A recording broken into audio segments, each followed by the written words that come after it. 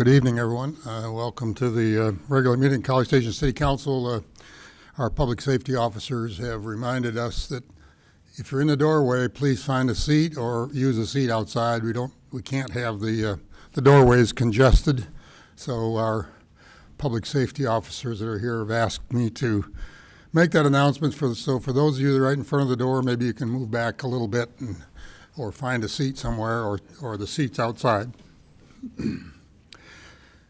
We have been in work in the executive session, and we have recessed that session because we still need to cover a couple items, and we'll do that after the regular meeting. So we're out here now to begin the regular meeting. This is the regular meeting of the City College Station City Council. It is September 25th. It's about 6:07, and we're back in regular session, so I will begin that process with the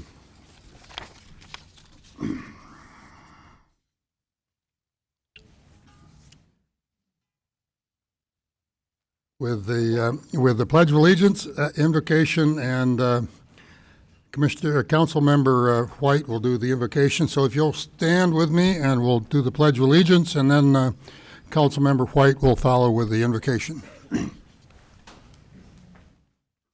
I pledge allegiance to the flag of the United States of America and to the republic which stands one nation under God, indivisible, with liberty and justice for all. Honor the Texas flag. I pledge allegiance to thee, Texas, one state, under God, indivisible. Please continue standing. Let us pray. For the invocation, please. Dear Heavenly Father, we gather tonight with hearts filled with gratitude, thankful for the countless blessings you have bestowed upon our community.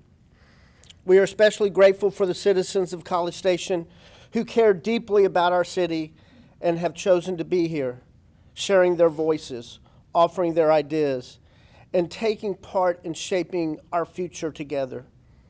Their involvement is a true reminder that a strong community is built when neighbors come together with a shared commitment to the greater good. Bless this council as we make decisions tonight. May we listen with open hearts, value the input of our residents, and always act with integrity and wisdom. Help us be mindful that we serve not only ourselves, but the community we represent. Grant us the strength to lead with honor, respect, and compassion for every member of our community. We thank you for the spirit of service and dedication that runs throughout our city, from our families and educators to our first responders, our volunteers, and business leaders. May this spirit continue to grow, and may we always strive to honor it in the work we do for this wonderful city. In your holy name we pray. Amen.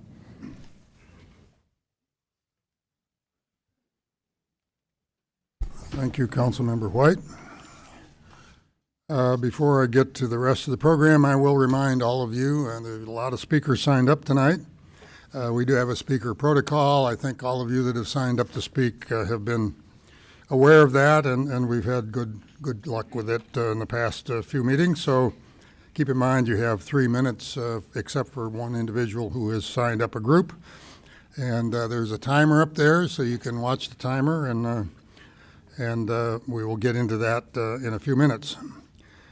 Before we move into the rest of the agenda, I do have 2 proclamations to present tonight. So I'm going to come down in front, and I'll ask Mr. Armstrong and the staff of Planning and Development Services and any P&Z members that are here to join us down front, and we'll start with that one.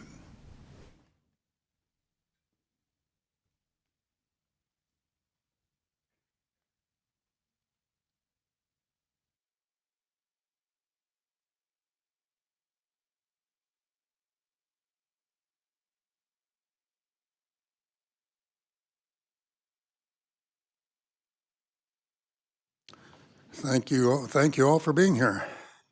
This is a special proclamation for Community Planning Month, and I will read the proclamation, and all of our staff members from Planning Development Service, not all of them, but many of them. I don't see any P&Z members here, but they're being, we got one. Okay, good. So I'm glad to see we got some here because this refers to them as well. Proclamation, Community Planning Month.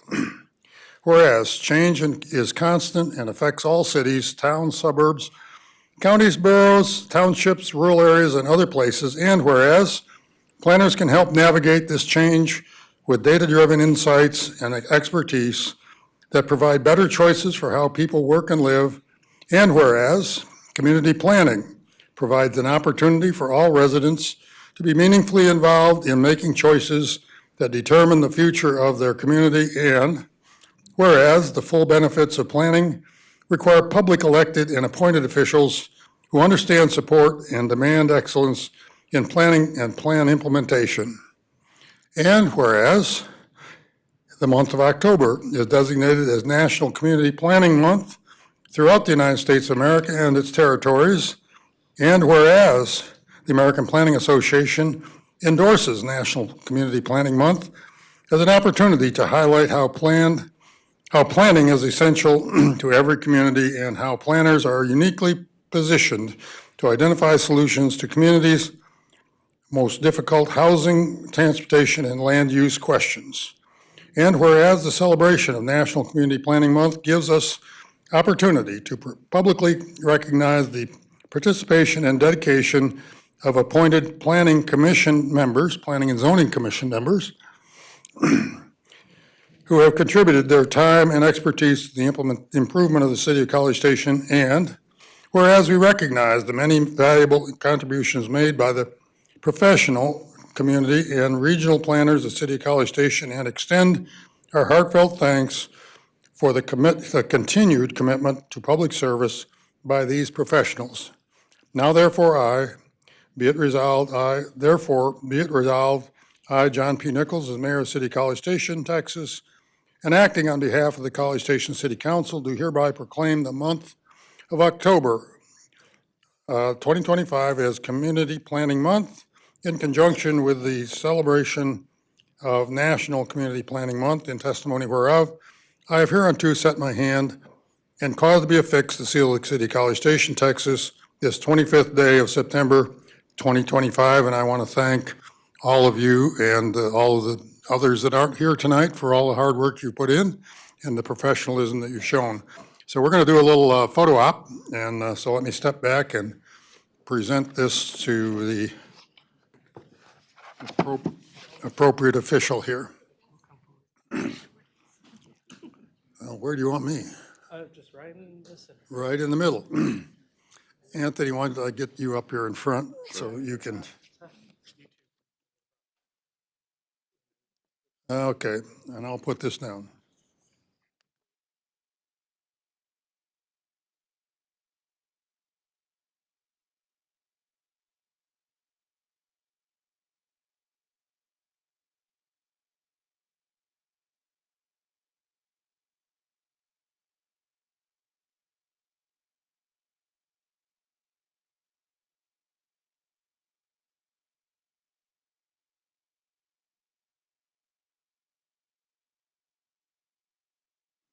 I have a second proclamation. If Taylor Carr and Mike Logan, are you here?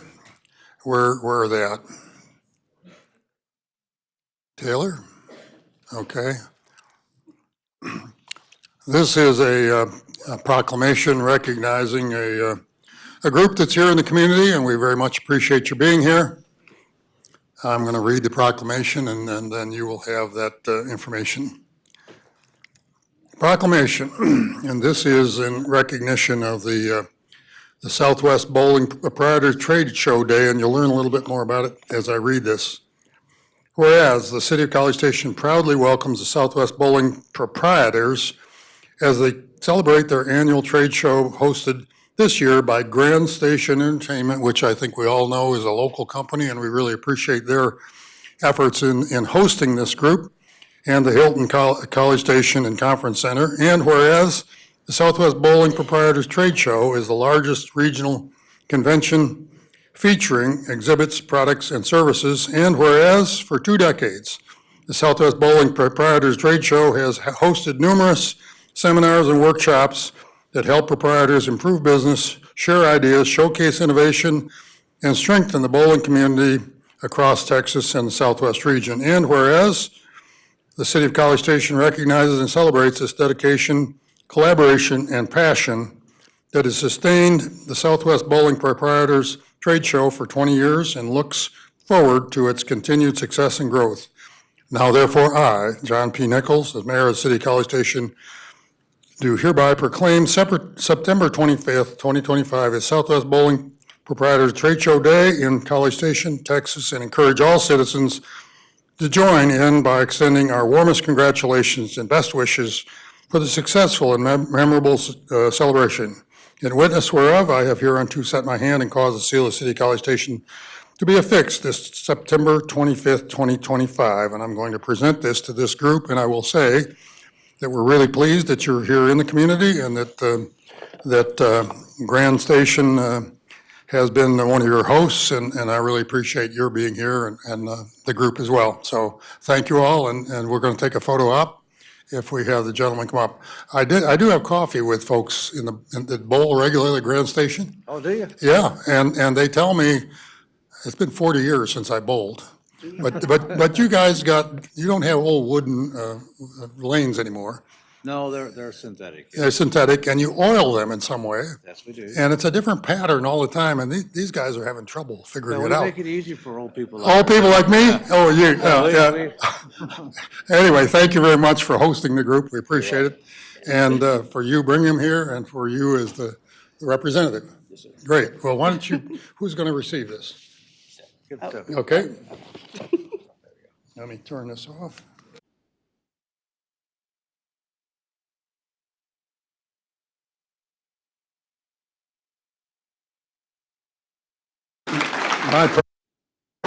My problem is keeping it out of the gutter. It wasn't what was on the surface. Thank you very much. Thank you, sir. Okay, I think we can now return to the rest of the agenda.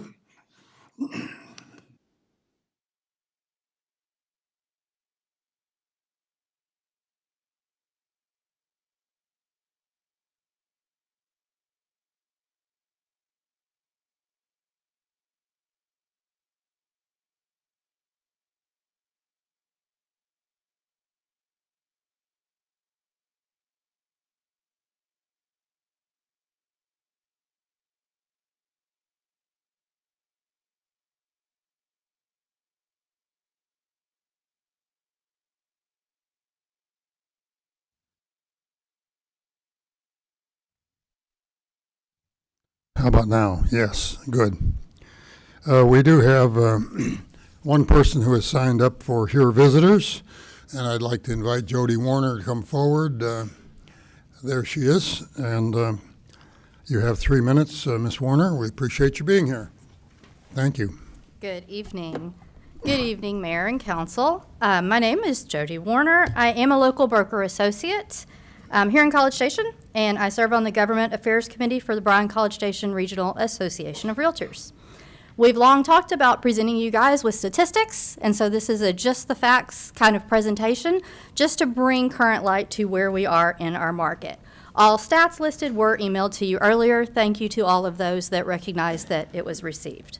For College Station, overall sales in August of 2025, median sales price was $356,750, which was a gain of 2.2% from same month last year. Closed sales were 135 homes, almost unchanged year over year. Active listings rose to 465, up 12.6%, and months of inventory is at 3.9, which is still a balanced market. Days on market are averaging 54. Since these comments are limited to 3 minutes, I chose to highlight 3 neighborhoods that I think are very different in our city. The first of which is Eastgate, one of our original neighborhoods.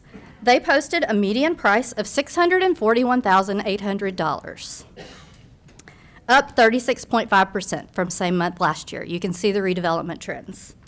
Edelweiss, built in the 90s and 2000s, showed a median of 355,000, which was up 53%. So you can see that the homes selling are changing year over year. Pebble Creek, our only golf course community, recorded a median of 657,500, which was down slightly 1.9% year over year. Comparisons with nearby geographic markets highlight affordability differences. Bryan's median price was $275,500, with more than half of the sales between $200 and $299. Snook median price was $294,800, with high inventory though at 13 months, and Navasota's median was at $232, with 8.3 months of inventory. In College Station, less than 10% of our sales were under $200,000.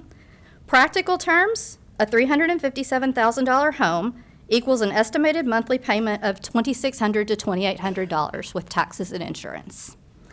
Nearby, Navasota's price of $232 is roughly $1,800 to $2,000 a month, and we all know the mileage difference. Key points are we're having a really hard time finding homes for first-time home buyers. Personally, I housed or provided the means to purchasing homes for several this year, and they did settle into other communities because of the fact that our price points just aren't there. Our only development that falls in that price point, other than significantly older homes, is Midtown, and Midtown does have the additional tax of $1 per 100,000. So, just your update. Thank you very much. I will note that you emailed that to the council members, correct? So we got the data that we received, and Mayor, yes, ma'am. may I ask one question? You can't debate or discuss. I just You have, may- I have a single question. a single question. A single Yes, I'll allow question. you a single question. How much inventory is left in Midtown? She said close to done. Okay, thank you. Okay. Now, we move to, let's see, the consent agenda. Thank you, Ms. Warner. Appreciate you bringing that to us on a periodic basis, a good update. And that data is available from the Realtors Association, I believe, and that's available typically, the public stuff, online. Thank you. Okay, we'll move to the consent agenda. Council members, there are items 7.1 through 7.6 on the consent agenda. Does anyone have one that they want to pull off for questions? 7-4. 7.4, how about anything else? Seeing none, 7.4, Michael DeHaven, if you're here. Presentation, discussion, possible action on the resolution selecting a depository bank regarding a bank depository contract and authorizing the mayor to enter the contract on behalf of the city. Mr. DeHaven. Michael DeHaven, Fiscal Services. Thank you, Michael. I guess I never really thought about it, but I'm really stunned that we do run, what, $40 million a month through our depository bank. Yeah.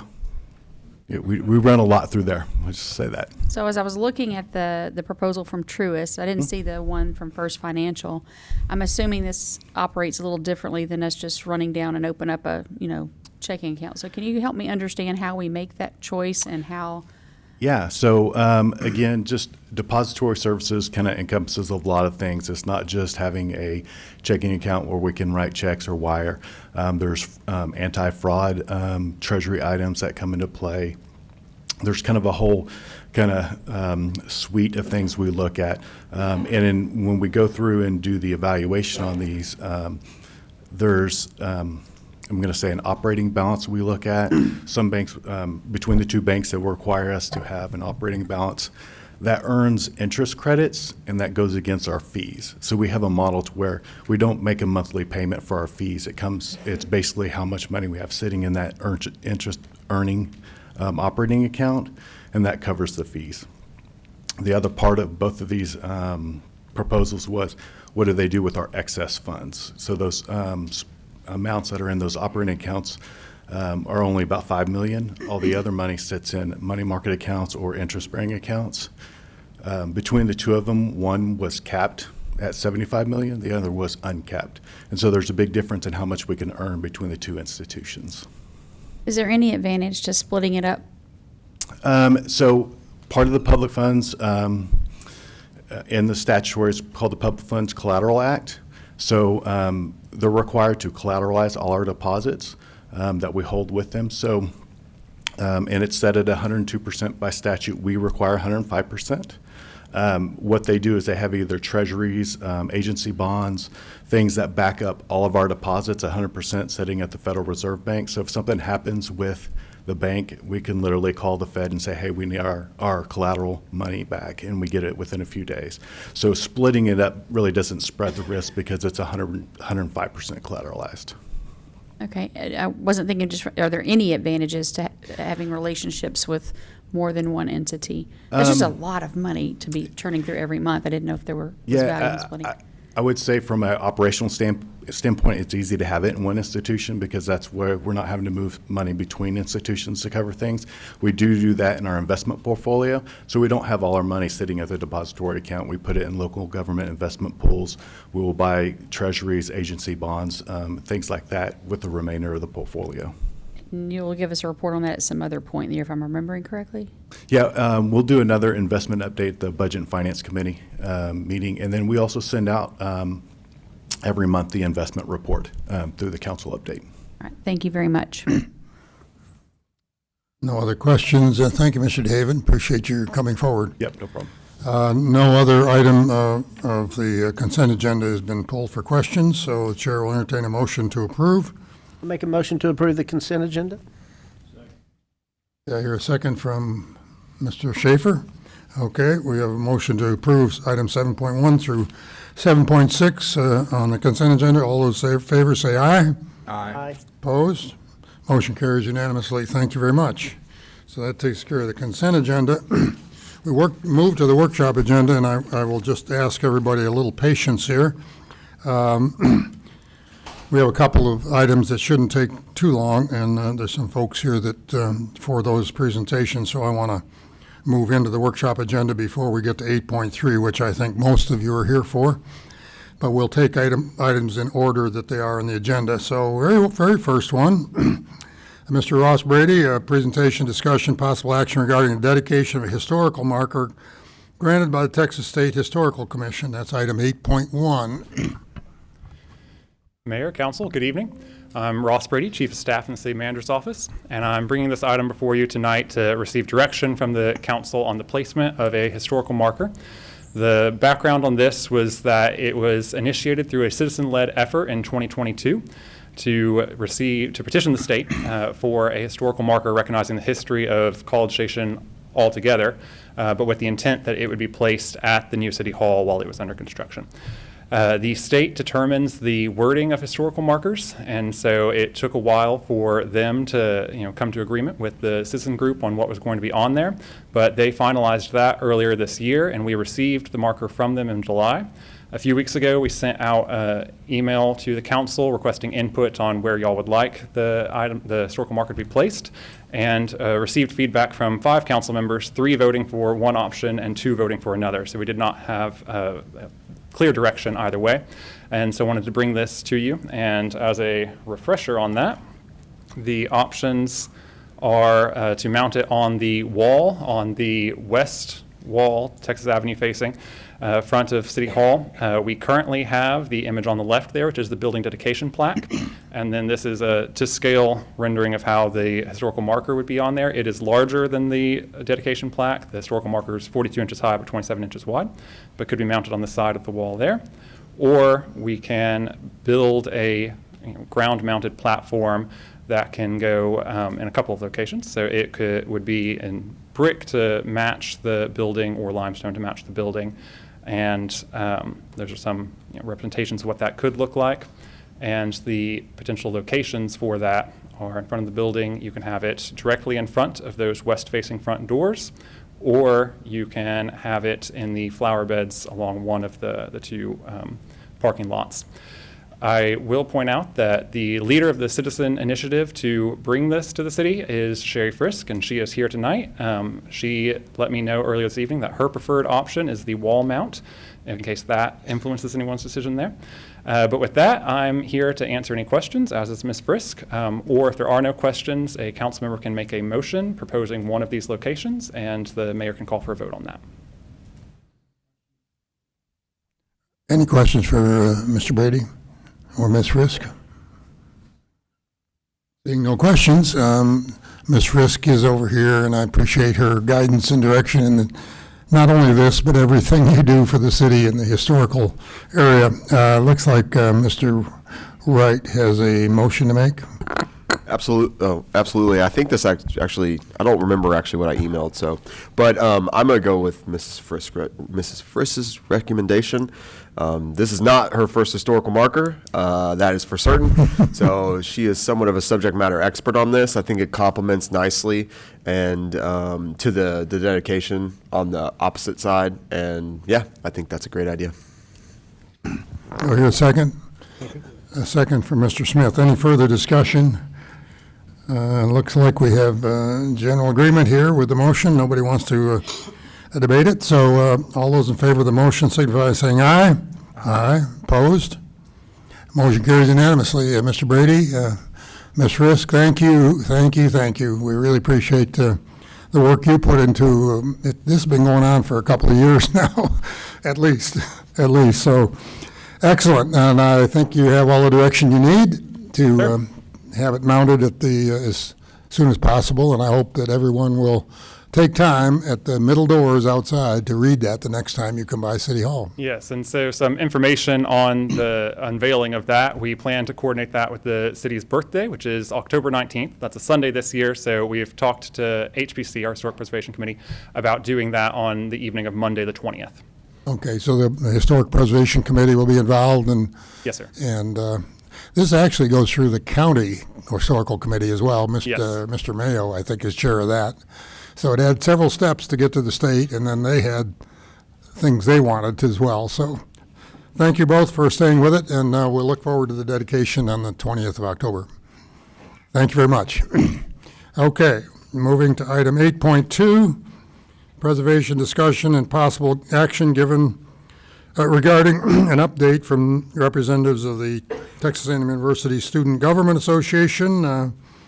Ross, I think you're going to make the brief introduction and then have the students introduce themselves and tell us what they're all about. Yes, sir. So responsibility that gives me a lot of enjoyment in my job is getting to work with our Texas A&M Student Government Association representatives.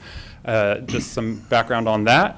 In 2022, as the city was moving towards the proposed bond election, we really wanted student voices and student input in the projects that we were going to put on the bond. And so we reached out to SGA, and through that initiated regular meetings with representatives from the Student Senate and the President's Executive Cabinet, and have really valued the input that they've had on some of the major decisions and issues the city's been working on over the years since then. Obviously the students have issues and priorities that they want to bring to you each year too, and so we try to have an opportunity at the beginning of each fall semester for the students to lay out those issues before the City Council. And so tonight we have Ainsley Broadwell, who is part of the President's Executive Cabinet, and I will turn it over to her to talk about her priorities. Welcome, Ms. Broadwell. We appreciate you being here and at future meetings as well. Yes, thank you both so much. So we're going to go over some of our priorities and kind of outline what SGA is. Kind of as Mr. Brady said, I am a part of the executive cabinet, which the president and vice president select. SGA also has a legislative side, which is the student senate, as well as a judicial. My title is Vice President of Municipal Affairs for College Station, so I have the joy of dealing with the city and all of the fun that comes with that. I'm sure you'll stay all evening, right? Yes, sir. So the executive cabinet exists to amplify the voice of students. We are a group of students driven by the RELIS core values, and we are here to represent students of today and for tomorrow. Now, I think this is at the front of everybody's mind, parking. I know it's a very fun topic, and we are actually doing a study with the Department of Student Services right now on how students feel about parking, particularly in the Southside neighborhood and the Eastgate neighborhood, kind of where those regulations will potentially be. We will have that data back in time for the September 30th public meeting, and I am excited to share that with everybody. We are committed to finding a solution that works for residents, serves the city, and also serves students as well. Goal number 2, community engagement. My heart lies in giving back. As I was on big event staff as well, I loved going out, serving the community, and I want to make that a bigger opportunity for students, get them more involved beyond just one day of the year. I've been working with the Department of Parks and Wildlife on different opportunities, lots of tree planting for Councilman White, and also doing some creek planning as well. So I've been sending out a newsletter every single month for opportunities for students to come out and just to draw them off campus and into the city so they can see all the wonderful services and events that y'all have to offer and to give back. Goal number 3, we would like to start planning Northgate and figuring out how we can work on making that more of a permanent area and how we can figure out the land development issues as well. So we will also be coming up with a land development plan to help students and the city find a solution to that. Again, I want to reiterate, student government is committed to working collaboratively with the city and with students. We want to find a solution that serves residents, the city, and students of today and for tomorrow. I thank you all for your time and consideration. Thank you, Ms. Broadwell. Any questions for her? You're going to be here at a regular, hopefully, and have opportunities to speak to us as you desire and schedule those with staff before we put the agenda together.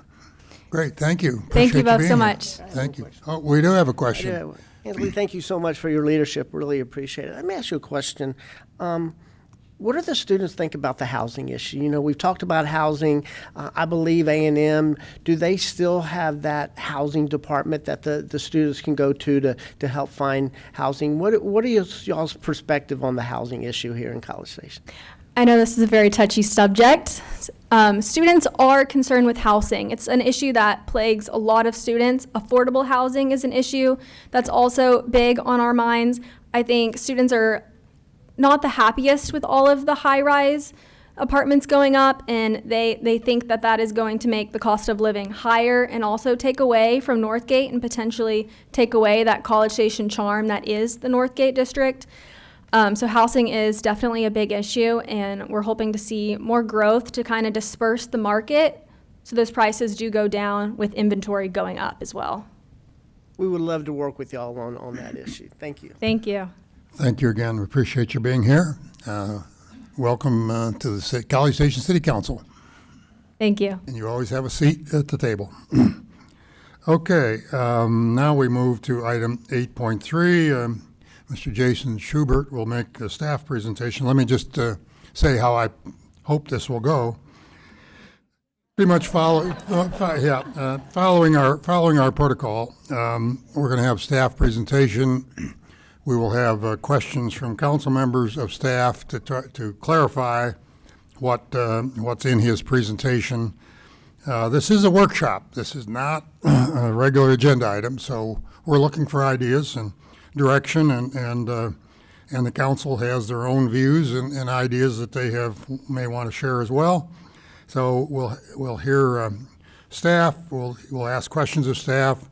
I've got about 40 people signed up to speak, so we'll go down through that list to hear the citizens, and then we'll have a discussion among ourselves. There may be some direction given to staff about what we want to see next. But there is not necessarily a requirement for a formal vote on this. So item 8.3, presentation discussion, possible action regarding Pebble Creek Parkway as designated on the College Station Thoroughfare Plan, and our thoroughfare transportation planner, Jason Schubert. The floor is yours. Thank you, Mayor and Council. Jason Schubert, Transportation Planning Administrator in Planning Development Services. This item is being brought before you at your request, as requested as a future agenda item. Pebble Creek Parkway is not a new conversation in our community. It has been a item of discussion of community interest for several years. But this is the first time that the council has discussed this item. There have been together as a group. There have been some conversations with the Comprehensive Plan Evaluation Committee, and that's included in the report that you'll hear later in the meeting. In my presentation, I'll cover some of the basics of transportation planning. I think it's good to have a starting foundation, some of the terms that we use, make sure they're on the same page, and then I'll present the background of what Pebble Creek Parkway, where it has come and how it's changed over the years, of what is or isn't planned for it. Obviously, when we talk about transportation in areas of neighborhoods, obviously there's a lot of interest and a lot of concern of what that may mean. Home is the largest investment that most folks make in their lives. It's where they live. It's where the surrounding area contributes or detracts from their quality of life. And so it is a serious discussion. This item, as far as talking about some of the principles, I will first read the goal in the transportation chapter, or integrated mobility chapter of the conference plan, which states, an innovative, safe, and well-connected multimodal mobility system serving all user types that is designed to support the surrounding land uses. So that's the simple goal of that chapter of the comprehensive plan. Obviously, when you have comprehensive plan, there's other components. So there's other goals that we also want to achieve. And so as we're implementing this goal and other goals, we want to make sure that there's some balance, that there's not one that adversely affects another desired goal. And obviously, when talking about land use and transportation, those are usually the big ticket items that we talk about most, about what type of uses are on private land and what is the transportation network to serve those. Public streets are obviously the network that serve our transportation needs in the community. And it provides us our access. It's how people get around. It's how commerce happens. It's how you get to work, to school, how you go to places to recreate. It's also not just in a vehicle only, whether a pedestrian, a bicycle, transit, or other forms of transportation that are emerging. It is something that is important and is a public good. It is also how the city provides public services. Sanitation service, emergency service are all on these public streets. And that's part of, they serve the backbone of that network. The thoroughfare plan, we'll start talking to a little bit more technical terms and make sure, because we'll talk about classifications here in a minute. But the thoroughfare plan is the major street plan for the city. And it's actually intended for the full build out of the city, not what's needed this year or next year, but as we see the city build out, what's the network needed at that time. There is a number of classifications I've listed here on the screen. The top 6 are actually thoroughfare classifications that you actually see on a thoroughfare plan. The bottom 2, the local residential street and alley, are not on the thoroughfare plan. Those actually occur as subdivisions are developed and the designer and the developer works out the network of the residential streets within that. And that's really, there's a lot of discretion, there's some framework our ordinances provide. But on the right here is kind of just a theoretical example, and of the dark lines being arterials, kind of the dashed lines being collectors, and then the hollow lines being the residential streets. So that's just an example of how a thoroughfare system works. You have the large streets, you have the collector streets, which provide access through and between more local areas, and then you have the residential streets that serve the specific properties and access themselves. So as I move forward, I have 4 more slides, and they're all maps. And so we'll just kind of discuss what those are. We'll start first where have we started, or where did we begin? So this map is the 1997 thoroughfare plan. The map is on the right, and I've taken the liberty to take this scanned image from this document and kind of create my own inset to blow it up here on the left side of the screen. So this shows a thoroughfare plan. You see the same classifications on there throughout. You actually see, as you look around the city, a lot of the thoroughfare plan that you see in today's edition is very similar to this. There are changes. Things do happen. Alignments shift. Classifications can change over time. But actually, a lot of what the thoroughfare plan is today was developed decades ago. And so that's one of the things with the transportation system, is that you have to kind of work with what you got. You can't just wipe this slate clean and start over and make this perfect ideal system. You have to work with what you got. That's a big factor. So here on the left side, what I'll show is that you'll see I added labels there in the area of William D. Fitch, Rock Prairie, Pebble Creek Parkway, and Lakeway, and Highway 6, just for better reference for everyone. You'll see at this time in 1997 that the area of Pebble Creek, kind of the northern part closer to Fitch, was in development. The lines that are colored lines that are solid were existing roads at the time, and the dashed lines were future. So as you see, that area Pebble Creek Parkway was on the thoroughfare plan, designated the orange line as a major collector. And we'll talk more about what that is. And then there's other lines of Parkview and Spearman. And you see dashed lines, actually, as the subdivision has grown, they followed that pattern, and that's kind of where that has come from. So this is in 97. The subdivisions, actually these collector roadways in about all areas of the city are actually built by the development. That's something that really they are needed as development occurs. Occasionally the city will step in and have a city project to do something really as development occurs. If there's some gap or some deficiency in the system, there may become a city capital project to do that. But and largely it's build out development on their timeline. And there's future phases of Pebble Creek that are still in the process of development right now.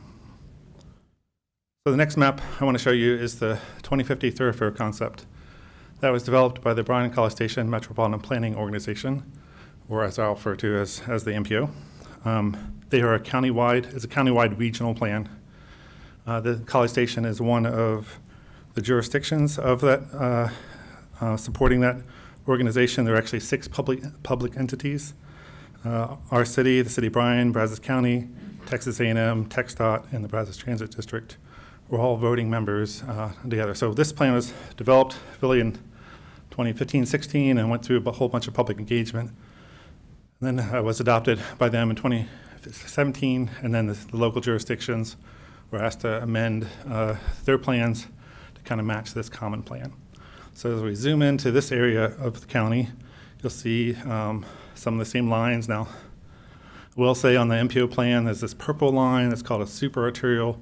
We haven't adopted that type of classification that created that one, but that's not here there. I just see that different color there. But you'll see Pebble Creek Parkway, which was an orange line, is now a green line. And that green line on the plan means minor arterial. So in 2017 is when the classification of Pebble Creek Parkway was changed from major collector to minor arterial. And So its status downgraded, like the size? it's upgraded in a sense, and I guess I can spend a little bit of time back to these street classifications. Obviously, from top to bottom is really from largest classification down to lowest. We have separated out major arterial now into 6-lane and 4-lane. We used to have lane designations on the remainder, but in 2021 we actually removed those. When you get down to that level, it actually is more of what's needed in that area. The city does not design just, this map says this lane, not a lane, so let's do that. It's actually as part of a capital project. We do a traffic study, see what traffic's there, what traffic's projected over the design of that roadway, usually a 20-year period into the future, and build that. So a minor arterial is minor arterial. It is, as I'll see later, it could be a 3 or 4-lane a roadway. A major collector could be 2 or 3. Usually it has a center turn lane. A lot of major collectors around town, I guess if you think of Victoria Avenue or Longmire or Deacon or Welsh, those are all major collectors. Emerald Parkway is another one. So anyway, that's just, sorry. Thank you for asking for that clarification. So the minor arterial classification was an upgrade or a larger roadway, and really the classification is really saying the function of the roadway. It doesn't necessarily dictate exactly what it is. And so I think part of the reason we're here and some of the issues that we've kind of got into is really this map. And from what I've seen from residents and different proposals is this map in the comprehensive plan that shows, if you can see, I put the label of Pebble Creek Parkway on there. 4-lane roads are shown here as green lines. And so this is a map in the city's adopted plan that says 4 lanes. So if I was a citizen, I would believe that's what the city intends to do, is in your adopted plan. This map was a holdover from the 2009 plan, which had this for kind of what I would say is illustrative reasons. And in 2017, when we updated the thoroughfare plan, we actually didn't touch this map and didn't change it. 2021 came along, we rewrote the plan, we updated all the maps, and like, okay, well, we'll update this one too. But there was no intention of, yes, Pebble Creek Parkway, thou shalt be 4 lanes. That wasn't actually part of the exercise in creating this map. If you look closer at this map, you'll find other roads that exist that aren't 4 lanes that are shown on this map as a green line. I'll give a couple examples. Warrior Road by Wellman Middle School, green line, not 4 lanes. Dartmouth Drive up near Harvey Road, on this map, 4 lanes, not 4 lanes. So this map was intended when it was created in 2009 with the consultant plan as just showing, hey, here's the hierarchy and here's some things.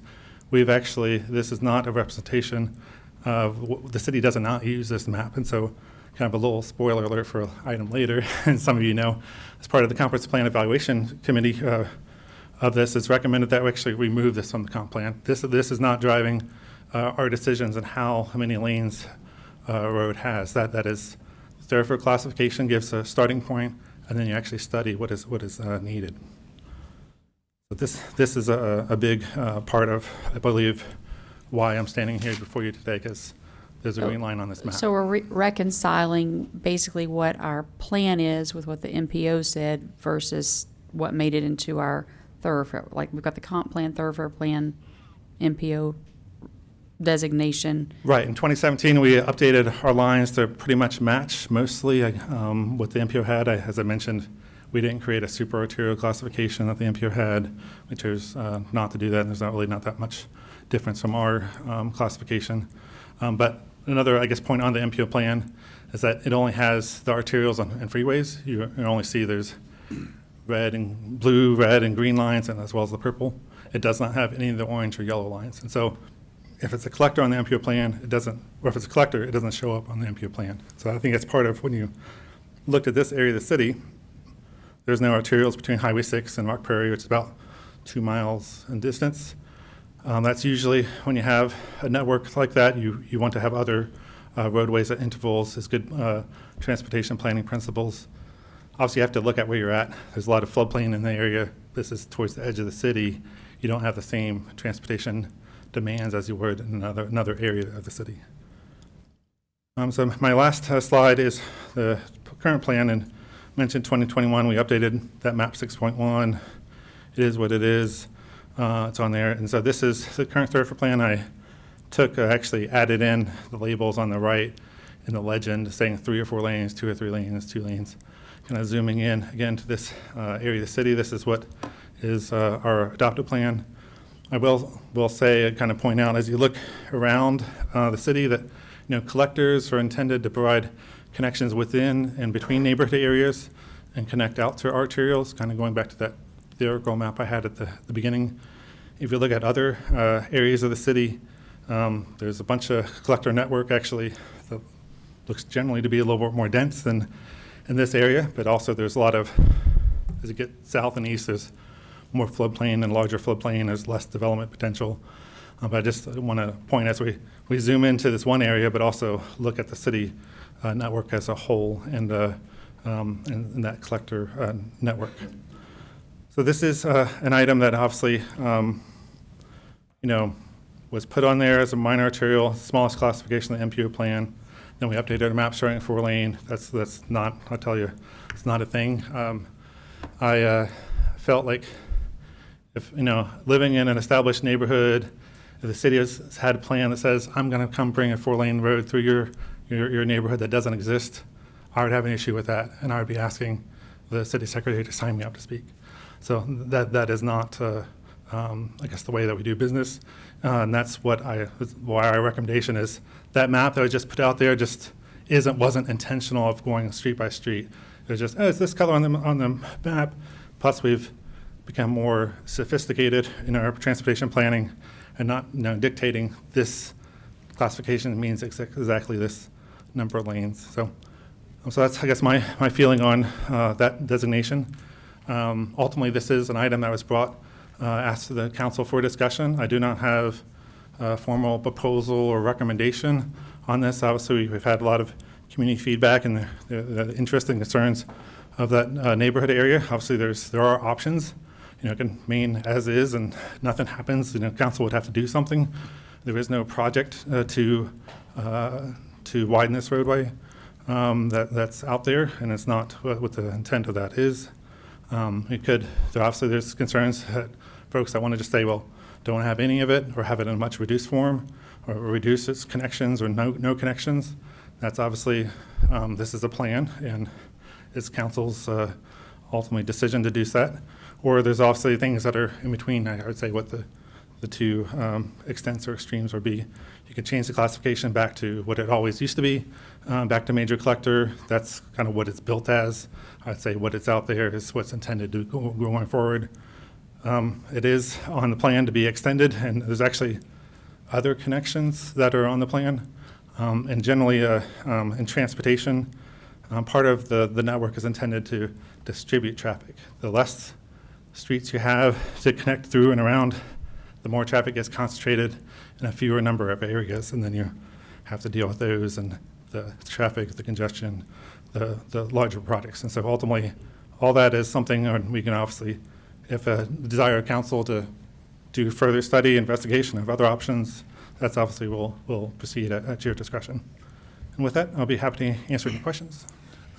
Could you, Mr. Schubert, just remind us the existing part of Pebble Creek Parkway was built with a certain width and consideration. I don't think it was ever striped because it was a residential street until the city extended the Lick Creek multi-use path trail and tried to figure out how to incorporate that along Pebble Creek Parkway. Could you remind us how that occurred? Because now we've got stripes on there that are protecting a bike lane. Yeah, the cross-section was developed and it started in the early 90s. And so it is kind of a unique cross-section for what it is, and really that's because the developer chose to utilize the utility corridor as a large median. And so they chose which you obviously couldn't build in that anyway, and there's pipelines and things. So they use that as the corridor, which lends to its design and kind of straight line there. But yeah, they created a large boulevard section, and since then, yeah, we've striped out a buffered bike lane. I believe it was the first buffered bike lane in College Station, where you not only have a bike lane area, but then you have the two stripes to kind of get additional separation. But yes, that was, I don't know from the early 90s why it was actually built that wide, but maybe others know. but ultimately, yeah, we have striped it, and it's a single lane in each direction. But when we wanted to build the multi-use path, we found that we could not build it separate down the middle of the median because the pipeline was there, and as I understood at the time, there was an objection to building a separate multi-use path. So we then decided we had to combine it with the sidewalk and put the bikes on the street. Is that? Well, yeah, Is that not correct so the on Lick Creek Trail, obviously from basically where it's actually built off-street is really east of Highway 6. It's, there's on-street stuff that goes west of Highway 6, but it comes over underneath William D. Fitch, over to Pebble Creek Parkway, and then the connection to the Lick Creek Park itself is down this section of Pebble Creek Parkway. Actually, that western side was actually dedicated as parkland to the city when that roadway was built. There is actually still, while there's the bike lanes in the street and sidewalks on each side, we actually do have in our bicycle pedestrian and greenways master plan to actually upgrade that sidewalk that's on that west side. It's shown still as a future path. And so it's been there as a sidewalk for a long time. It was built by development when they built that section of the street. But actually the plan, at least this time, still envisions that western sidewalk being upgraded and widened to a path width, which would be not located more into the park area, and kind of have better connection between the off-street park north and the Lick Creek Park to the south. But that street, the existing part of Pebble Creek Parkway is now operating as a one lane each way. Correct. On each side of the median, correct? Yes. Thank you. Other questions for staff? Mr. Smith? One question is, it's not so much street specific, it's more about the plan. The thoroughfare plan is, in the creation of a thoroughfare plan, is there a connection between the thoroughfare planning and neighborhood integrity? I mean, is there something, do they complement each other? Yeah, there is, I think going back to a previous point, is kind of a balance there. I guess it depends what definition of a neighborhood integrity is and what your desire is for the transportation plan. So the transportation plan, usually the way it's set up is we have whatever land uses are out there or assumed to be out there, and you provide a network to accommodate those. You actually, that's what the street usually follows what you plan on the land use side, which obviously is on private property, and the city doesn't control when subdivisions build or make, we don't do those investments. Those are all private investments, but we try to have a network that supports the plan. Now, there are, and I mentioned before about established neighborhood. Some neighborhoods are building out with 4-lane streets in them. Town Lake Drive in the Midtown area is a 4-lane road, and they don't have any on-street bike lanes. They actually put them on shared use paths on both sides. And that's how it's built. It's 30 miles an hour. It's actually a tight 4-lane street as far as those areas. Southern Point also has, Parkway Boulevard type design. So ultimately, the street design could matter. But again, when you're making a thoroughfare plan, you have a lot of existing conditions, and so you work with what you got. Our plan isn't, I guess, what's would be ideal or best, what have you, but we try to plan for what is the best we can do with what we got. I appreciate that. It seems to me that one of the purposes is there's a plan. And before the developer develops, before you buy the home, you can look at the plan and see this is what's coming. And so you avoid surprises. And that helps with, long-term security, because like I know I can move into this neighborhood and this is what is going to come. Yeah, and I think the surprises is when a new area is developing and you have this street system there and it's actually projected to go forward, but you don't know when that'll be. And so some examples of how we've changed our regulation is that Francis Drive, just north of City Hall here, is actually a minor collector on the thoroughfare plan. But as you go back here, there's residential driveways that are off of it. Yeah. And we've heard over the years, like when traffic is building up because an area is growing, like I don't like all this traffic on my street because I have driveway access to it. So our ordinance was updated like 15 years ago to basically say on collectors or thoroughfares, you actually don't get driveways to those, because we actually don't want to create the situation 10, 20 years from now when traffic is growing and that network that you have your house and your driveway to it. And so as you see Pebble Creek Parkway and many other collectors around town that are newer, in a sense of more recent decades, not from the mid 1900s, that there's not residential driveways to those, because it's intended for access or for mobility of vehicles. It's designed to actually allow thousands of vehicles of cars a day. That's its purpose. Okay, thank you. Questions, Mr. Wright? Yeah, just kind of a summation, I guess, just to make sure I'm kind of understanding everything correctly. I remember sitting through the last time this had come up. But so on the 2021 thoroughfare plan, it is categorized as a minor arterial, but really no plans to add a third lane currently at all. Anything where it exists now, it's fine.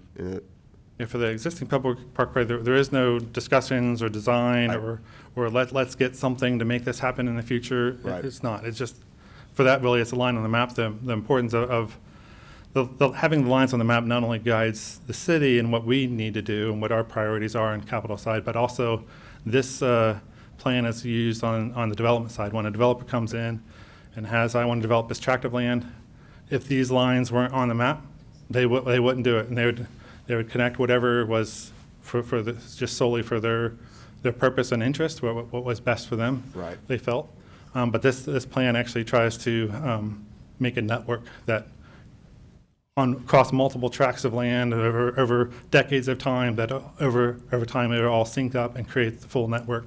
Right. When everything's done. Right. So that had been my understanding. So I was just kind of wanting to confirm with you that essentially, if we wanted to, we just change the color of that to what it currently is. But yeah, I mean, that's an option. It functions as the volume of what's expected for a major collector. Minor collectors are actually a smaller volume, and the volume that's out there now is not minor collector. When you look at it compared to, whether it's Spearman or St. Andrews, Right. those are smaller streets that have lower volumes. And so Pebble Creek Parkway is designed and functions as a major collector. Okay, so it essentially serves the function that it is. It's just, the difference is that it's a green line right now, and really, it is built and is currently serving as an orange line, more or less, is what you're saying. And we have 2 green lines in our plans. Right. Okay. Yeah. Thank you. Mr. White. Thank you, Mayor. Thank you, Jason, for the history. I have several questions. First of all, this is a plan, correct? This is a plan, and we can change the plan. Is that right?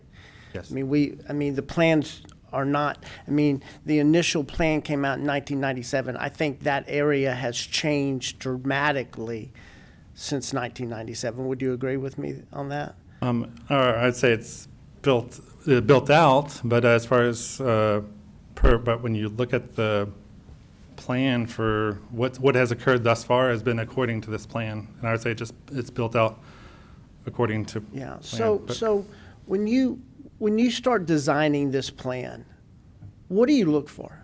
Do you look for safety? Do you look for connectivity through different areas? What is the basis that you look for whenever the planning team starts designing a thoroughfare plan?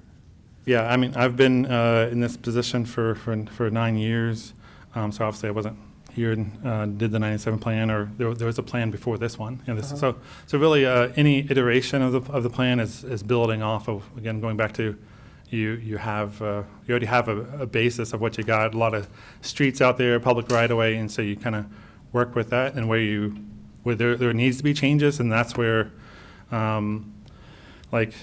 I guess more extreme example on changes, when we play in Northgate, we thought, 3 to 5 stories, and then there's 20 stories going on. So, but obviously that's directly adjacent to campus, and so the car isn't as important. You can walk and bike to your destination because you're really close. But so I would say the basis, going back to your question, the basis of the plan is that you start with what you got, and then we in 2009 developed what's called a travel demand model, which is kind of a traffic planning tool of this amount of you do all your traffic counts or assumptions, and you say, well, this area is going to be single family, this area is going to be multifamily, and through engineering studies and things, there's an assumed amount of traffic associated with that in future development, and you put all that on the roadway network and see how it performs, and you can make adjustments like this area needs. Actually, there's a problem over here, so do we make the road wider? Do we make another connection? And so those are all things. In some areas, there's not really good options to work with, and you just kind of got what you got. So Councilman Smith mentioned neighborhood integrity. So you don't look, when you develop a thoroughfare plan, you don't look at neighborhoods, you don't look at neighborhood integrity, you don't take any of that into consideration when you start developing. To me, it looks like you're putting a major. Are you asking a question or you're making a statement? I'm going to ask a question. So you're putting a major thoroughfare right into, to me, a well-established neighborhood. My question is, do you take into consideration quality of life? Do you take into consideration neighborhood integrity when you start planning these thoroughfares? And it has to be able to change. You have to be able to be flexible, right? A plan cannot stay the same year after year after year and go, what do you look for? Do you take into consideration other than traffic flow when you make these decisions? Well, as far as obviously the traffic flow impacts, and I gave an example of how our thoroughfares are designed differently now that we actually don't allow residential driveways to them, that were some of the thoroughfares that we have in the core of the city just were built out. So we actually changed how our ordinance requirements and how you had to set up your subdivision is now different.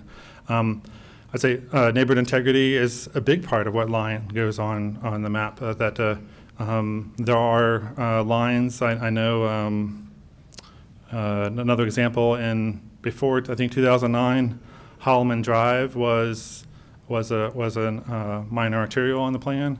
And, you know, at that time, minor arterial equals 4 lanes, and we're not there now. But to do Holloman Drive, 4 lanes for where it's at, you'd have to buy out a whole row of homes and the whole one side. And so there is you know, can you actually feasibly do that? Do you want to do that to yourselves? I mean, you don't bow to the travel demand model and say, oh, it says, you know, this road needs to be wider, so we're just going to do it because that's what the model says. And like, what does that do to our community? And what impact does it have on traffic?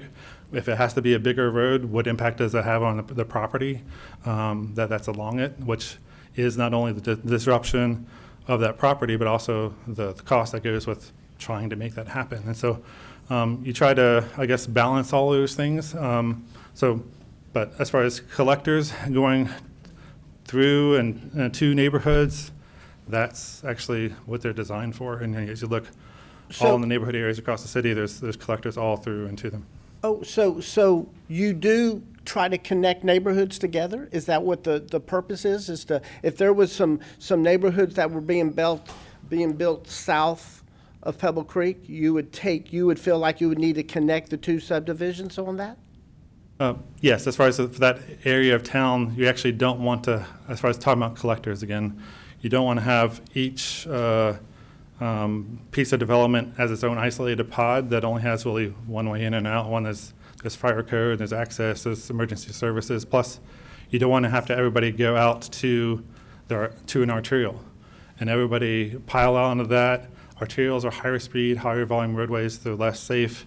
If you're going on local, shorter trips, the collector is the safer preferred option that people can go, and you don't want to, again, going back to you take things off the network, you consolidate that traffic to a fewer number of streets, and those streets have more traffic on them. So collectors distribute, and you're able to, you could, you know, an example of these dashed lines that are on the plan, if there's another way out, then I don't have to get on Fitch or wait in line to go visit my friend in Nantucket, or if there's a new commercial business off of Lakeway, there's alternate routes, and there's also redundancy in the system. If some incident does occur, or whether it's an accident or other emergency, there's multiple routes built into the system. Last question, Mayor. Could you design a thoroughfare plan if on this graphic that you have up right now, that you take out the dotted line for about a ½ an inch where that solid line is, and there, could you just end and build a thoroughfare plan with no extension there? And there's subdivisions to the south, and they just butt up right against each other, but they're not connected. Could you develop a thoroughfare plan if that was the case? Yes, I mean, the plan could be amended for that, and ultimately this plan in 97 and all the in 17 and 21, it's all through council action. So ultimately, if there's lines added or removed or colors changed, council has that final discretion. The city has in the past in other areas on the east side of Highway 6 removed connections off the plan, and now there are what is, I guess, probably best known. There's 3 different Appomattoxes. Whether you're in Wynwood or Raintree or Elmo Forest, there's 3 different Appomattox. Appomattox doesn't connect through, and that ultimately was decisions made over time. Now, other things were put in and altered, but ultimately that was the council at that time. It was a continuous line, and it was separated, and that was the discretion at council at the time, and ultimately it's what we got. So. Thank you so much. Ms. McElhaney? Thank you for the effort to clarify all of this. I'm going to reserve comment till after I hear from the Yeah, citizens. this is mainly for questions, and then we'll have the citizens. Mr. Yancey? Thank you, Mayor. Thank you, Mr. Schubert. I appreciate the presentation. I also feel like I hear some flexibility woven through it, and I, as one member of council, appreciate that very much. Last year, there were 27,000 rounds of golf played at Pebble Creek Golf Course. And there's 2 crossings for golf carts within several hundred yards of one another. As a traffic professional, you would agree with me, right, that those carts trying to cross 4 lanes would create an unsafe traffic condition, would you not? Yeah, more lanes across is bad. Now, there's treatments to that. In that area, it's currently just a 2-lane road. There is no center median or anything like that. So actually to do 4 lanes, if you really did that, which is, we're not really talking about, but is that you would actually have to widen the road, you have to buy some property, you'd probably put in a little median area, and so maybe you're still crossing 2 lanes at a time. But ultimately, I guess I would characterize those as generally as mid-block crossings, and so they are out there as they are, but we around the city, there's a different other mid-block crossings that have been added or upgraded, and so there's treatments that could be looked at to enhance safety through there. I just drove the corridor recently, and yeah, I recognize that there's one is marked as a crosswalk, just has a sign. The other one has not marked as a crosswalk, doesn't have, it just has like a golf. The village actually, when you're driving the corridor, if you're not familiar with that area, those crossings aren't really apparent. And golf, my understanding of traffic law is that golf carts actually function as a vehicle. You know, if you go to Port Aransas, actually they're all over the place, and they actually have like licenses or registrations. And so if you're on a street, it actually functions as a vehicle. But obviously in this case, we're talking about generally crossing a street. And so, but those, obviously a wider crossing or more traffic would be detrimental to that, but there's ways that could be designed to mitigate that. The 27,000 rounds plus the maintenance vehicles that constantly cross those 2 crossings day in and day out every day, you feel like there's a way to negotiate that safely? It's mid-block crossings have their own design issues, and we have those around town. That is something that you design for what that situation is. Now, going back to how this neighborhood or subdivision was developed, obviously, we as a city didn't lay out the course or how that worked out, but it was designed to have holes on both sides of that road, and I'm not sure why that was done, but so ideally you would not have any crossings, but you could accommodate those through enhanced mid-block crossings.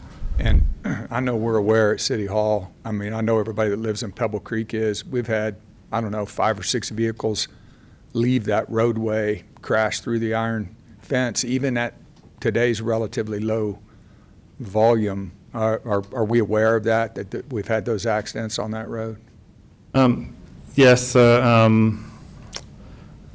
Yes, there's. I saw in some of the comments that were made that I had to replace my fence along there, and so yeah, that's common.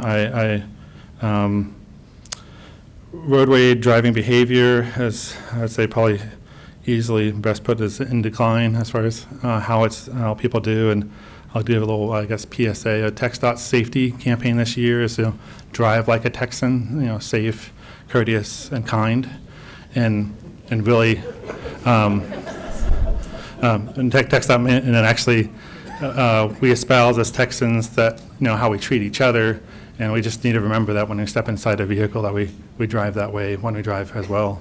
And it's been mentioned that there's no impetus to act right now, but there is a triggering event taking place right now, right? The property has changed hands and a developer's at the table, and the city and the taxpayer could ostensibly benefit from whatever it financially, from whatever it is we were going to do, if anything, in working with that developer as they build out that neighborhood that they're going to build out on formerly the Animate Habitat Tract. Is that correct?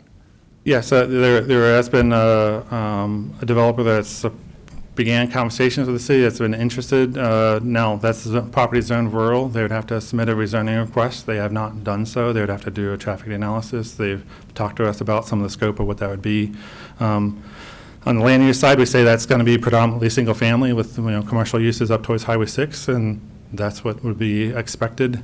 But again, it's built out just like Pebble Creek actually built its last section, within the last 10 years. Not the first sections, built 30 years ago or more, and so it built out over time. The development to the south is like many others that are along Highway 6 or have frontage to that. I think we would be oriented to Highway 6. They actually would have a thoroughfare that aligns with the grade separation and Nantucket Drive, and that's That's what that's their connection. I'm sure they would want to make up their own whole entrance. And so, yeah, the collector network would build out over time. But by the time you get through rezoning, platting, building phases over time, that's I can't foresee anything back here 5 years, 10 years maybe fast. It is, if anything does occur, even if they come in next week with a rezoning application, it's still a long time to build out that network because they don't. That was going to be my next question. We could basically, whatever we're going to do, if anything, we could work with the developer to ensure that until it was at the end of the build-out in 10, 12, 15 years, that treatment, whatever that treatment is ultimately decided upon, it wouldn't happen until then. Is that correct? That's in our authority to work with the developer in that regard. Well, yeah, as far as once they're, I guess, zoned, they receive the zoning, as long as they follow the development regulations that are in place, then they have the right to follow that. Well, some of those development regulations are, they have to do the traffic analysis. They have to. There's a water study, a drainage report. Sewer. That there's other infrastructure that needs to be provided. That all would need to be met. But I think if you're looking to have an influence on if a connection occurred or a timing to that, it would likely be the discretionary part with the rezoning, or through a change to the thoroughfare plan. And we're working on traffic calming techniques and traffic management techniques like roundabouts on Victoria, for example, where it's obviously too long and straight a shot of a road. My in-laws have a fence that backs up to it, and they've had 2 vehicles crash through it in the last 6 months. So these long straightaways, even when they're only 2 lanes, 1 lane each direction, they can be problematic and when traffic volumes get up in the neighborhoods, correct? Yes, yeah, it's. And so one fallback position might be, if the decision was it can't be left a dead end forever, and I don't know that I adopt that policy, but one fallback position could be that we have a roundabout at the current natural end of Pebble Creek Parkway, and instead of coming out of that roundabout and shooting straight like we were going to do without a roundabout, you auger off to the left and you go to Rock Prairie, you auger off to the right and go to Lakeway, and mitigate and achieve some traffic calming that way. Might that be one approach that we could use? Yeah, roundabouts are, we are, I guess, developing more and more of them, and that's actually, when you look at roadways, and intersections are a lot of times the limiting factor of capacity in the network. They're also where the most accidents occur and conflict points are. So roundabout is a solution that is actually more efficient and more safe. And so they do have a bigger footprint than usually like a standard intersection, although if you're talking about signalization, they're actually similar on the front end and actually cheaper long-term to maintain than a signal. So we are moving in that direction. Now, whether or not roundabout that location or actually there's probably other corridors that we would be well to make more roundabouts is a long-term solution, but yes, that is an option on the table. And too. Lakeway is probably, that's going to be the business end as far as traffic goes, right? It's already busier than the Parkway is, and it's kind of a backage road to the highway. This developer is going to be putting in some commercial mixed use down there. If we wanted to focus on something now that was going to mitigate and or handle traffic better, wouldn't our focus best be on Lakeway? Well, yeah, Lakeway is, I won't stay in the past, we could go to the camera. Lakeway is also on the plan. It's the existing orange line that's there. This map isn't dashed or solid, but yeah, it's on there, and it serves those properties, which is highly commercial, some higher density type things, but it's about a quarter mile away from Highway 6. Kind of does serve as a backage road, and it's I would say it's not. This is, to me, it's not. This is not I guess a one or other. This is the both. Lakeway and Pebble Creek Parkway are at least a half mile apart. They would serve different purposes, have different connections. Fire station number 5 is near the Fitch Pebble Creek Parkway area. Emergency services coming through, looping over the Lakeway and back to the back of this track to make it a much longer response time. So it's a I should say, they both serve their purpose. So it's, Lakeway, yeah, is also on the plan, and it has that benefit. And it's in our power tonight, is it not, to designate the Parkway as a minor collector?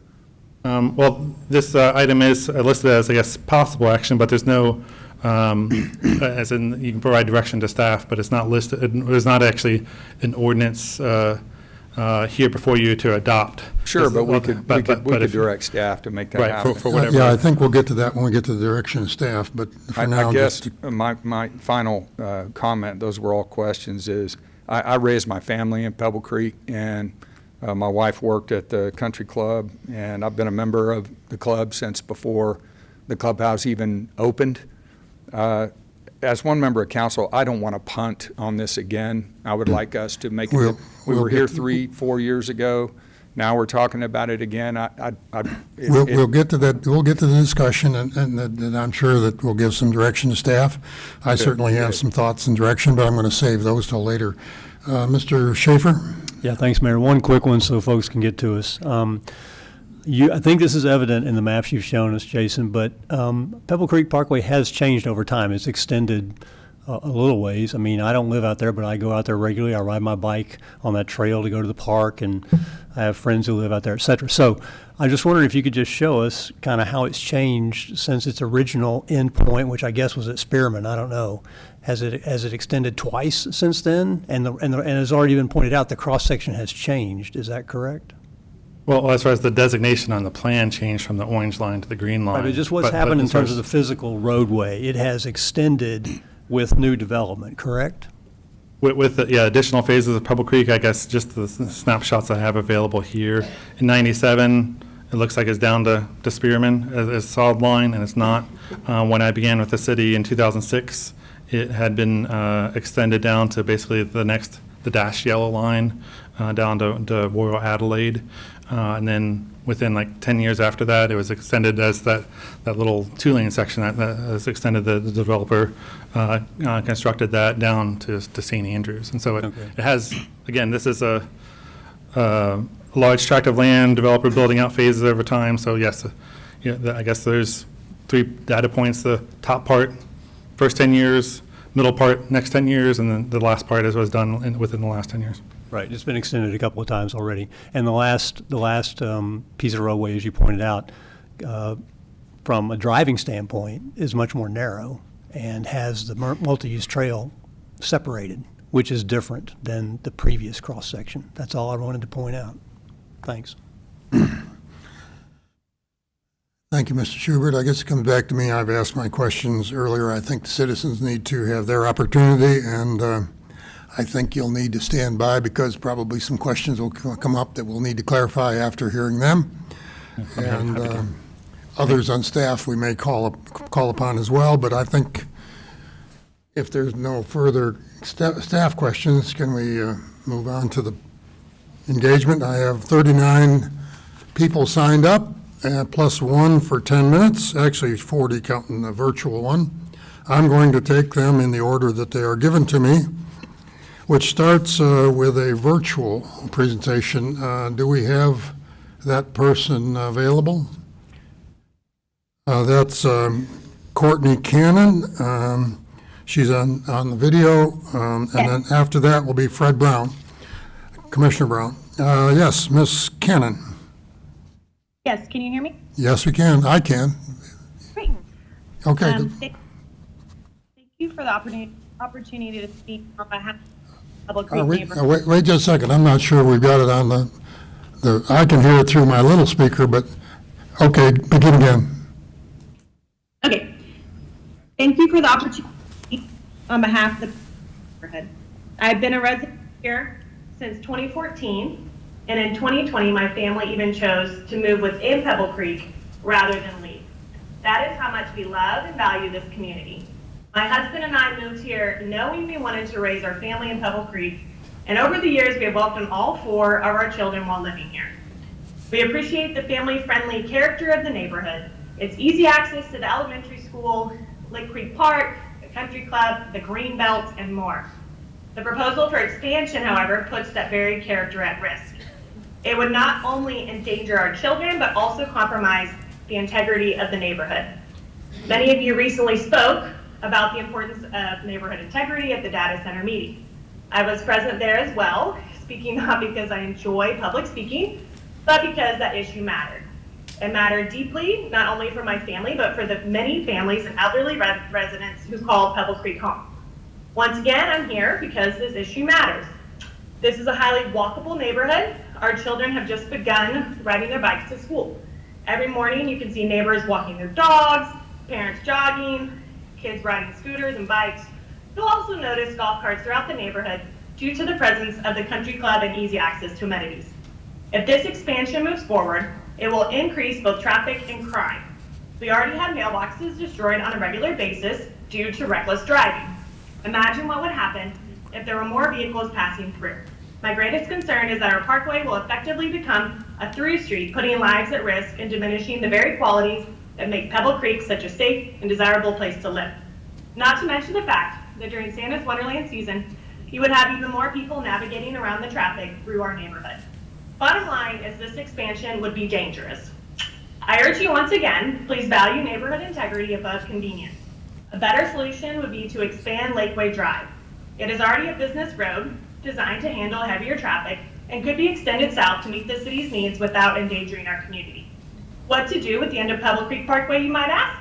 Imagine a beautiful green space area with picnic tables opening up to a parking lot for access to Lick Creek Park. Now, wouldn't that be an addition everyone could enjoy? Thank you again for your time and for listening to the voices of the people you serve. Thank you. Thank you, Ms. Cannon. Mr. Fred Brown, Commissioner Fred Brown, is he here? There he is. Welcome. I see you're the next on the list, be followed by Tom Jackson. Thank you, Mayor, council members. I know y'all are in a difficult place. You come in here, you spend your time, you make decisions that are good, you make decisions that are tough. Let me tell you something. When I was 27 years old, which was a long time ago, I was on this council. I was on this council for 9 years. In fact, Ms. McElhaney, I served with your mom. And for 8 years, I was mayor pro tem, and I served under one of the greatest mayors that College Station ever had, and that was Larry Ringer. And when I came on board with him, he told me, he said, you need to live by 2 rules. Rule number 1 is you always take care of your constituents. Rule number 2, you take care of your city. If something is in question, then revert back to rule number 1, take care of your constituents. I remember when there was a lot of pressure on us at that time to move Appomattox all the way down to Harvey Road. And people came out in not a group like this, but a large group for that time. And that's why Appomattox at this time doesn't run all the way to Harvey Road, because we all reverted back to rule number 1. Let's take care of your constituents. I was on the council when, does anybody know who Bill Fitch was? Does anybody know who Young Brothers Construction was? The city of College Station owned all the property where Pebble Creek is. And the Fitches and Young owned Lick Creek Park. And we did a trade. That's how Pebble Creek got started. So I know that you've got a tough decision to make. All I'm asking you is to revert back to rule number 1. Take care of the people that you represent. I'm not here on behalf of the Commissioner's Court. I'm just here as the Commissioner for Precinct 3, and I appreciate your time very much. Thank you, sir. Tom Jackson, and be followed by Mr. This will go faster if we allow people to proceed. Tom Jackson will be followed by Kerry Roper, who will have a 10-minute slot because they've got several people with them. So, Mr. Jackson, yes. Welcome. Thank you. Am I limited to 3 minutes? Okay, I'm going to hit it then. A little bit about myself. I'm a planner by trade. I've got a master's degree in it, but I'm also a real estate appraiser, and I was a real estate appraiser for a very long time. And I was a professor at Texas A&M, and I was the head of the real estate program called the LEAR program, or used to be. Now it's the MRE program. It's one of the top programs in the United States. And within that program, I taught real estate appraisal. It's a great profession, and that's what I've done for most of mine. And when I was doing that, I got into doing a lot of litigation. And most of the litigation involved property value diminution, from contamination, from noise, from light, just a whole bunch of things. I've testified over 100 times throughout the country. And I'm not saying this is going to wind up in a litigation, but that made me sensitive to the effects that things that we do, that the effects they have on property values. I've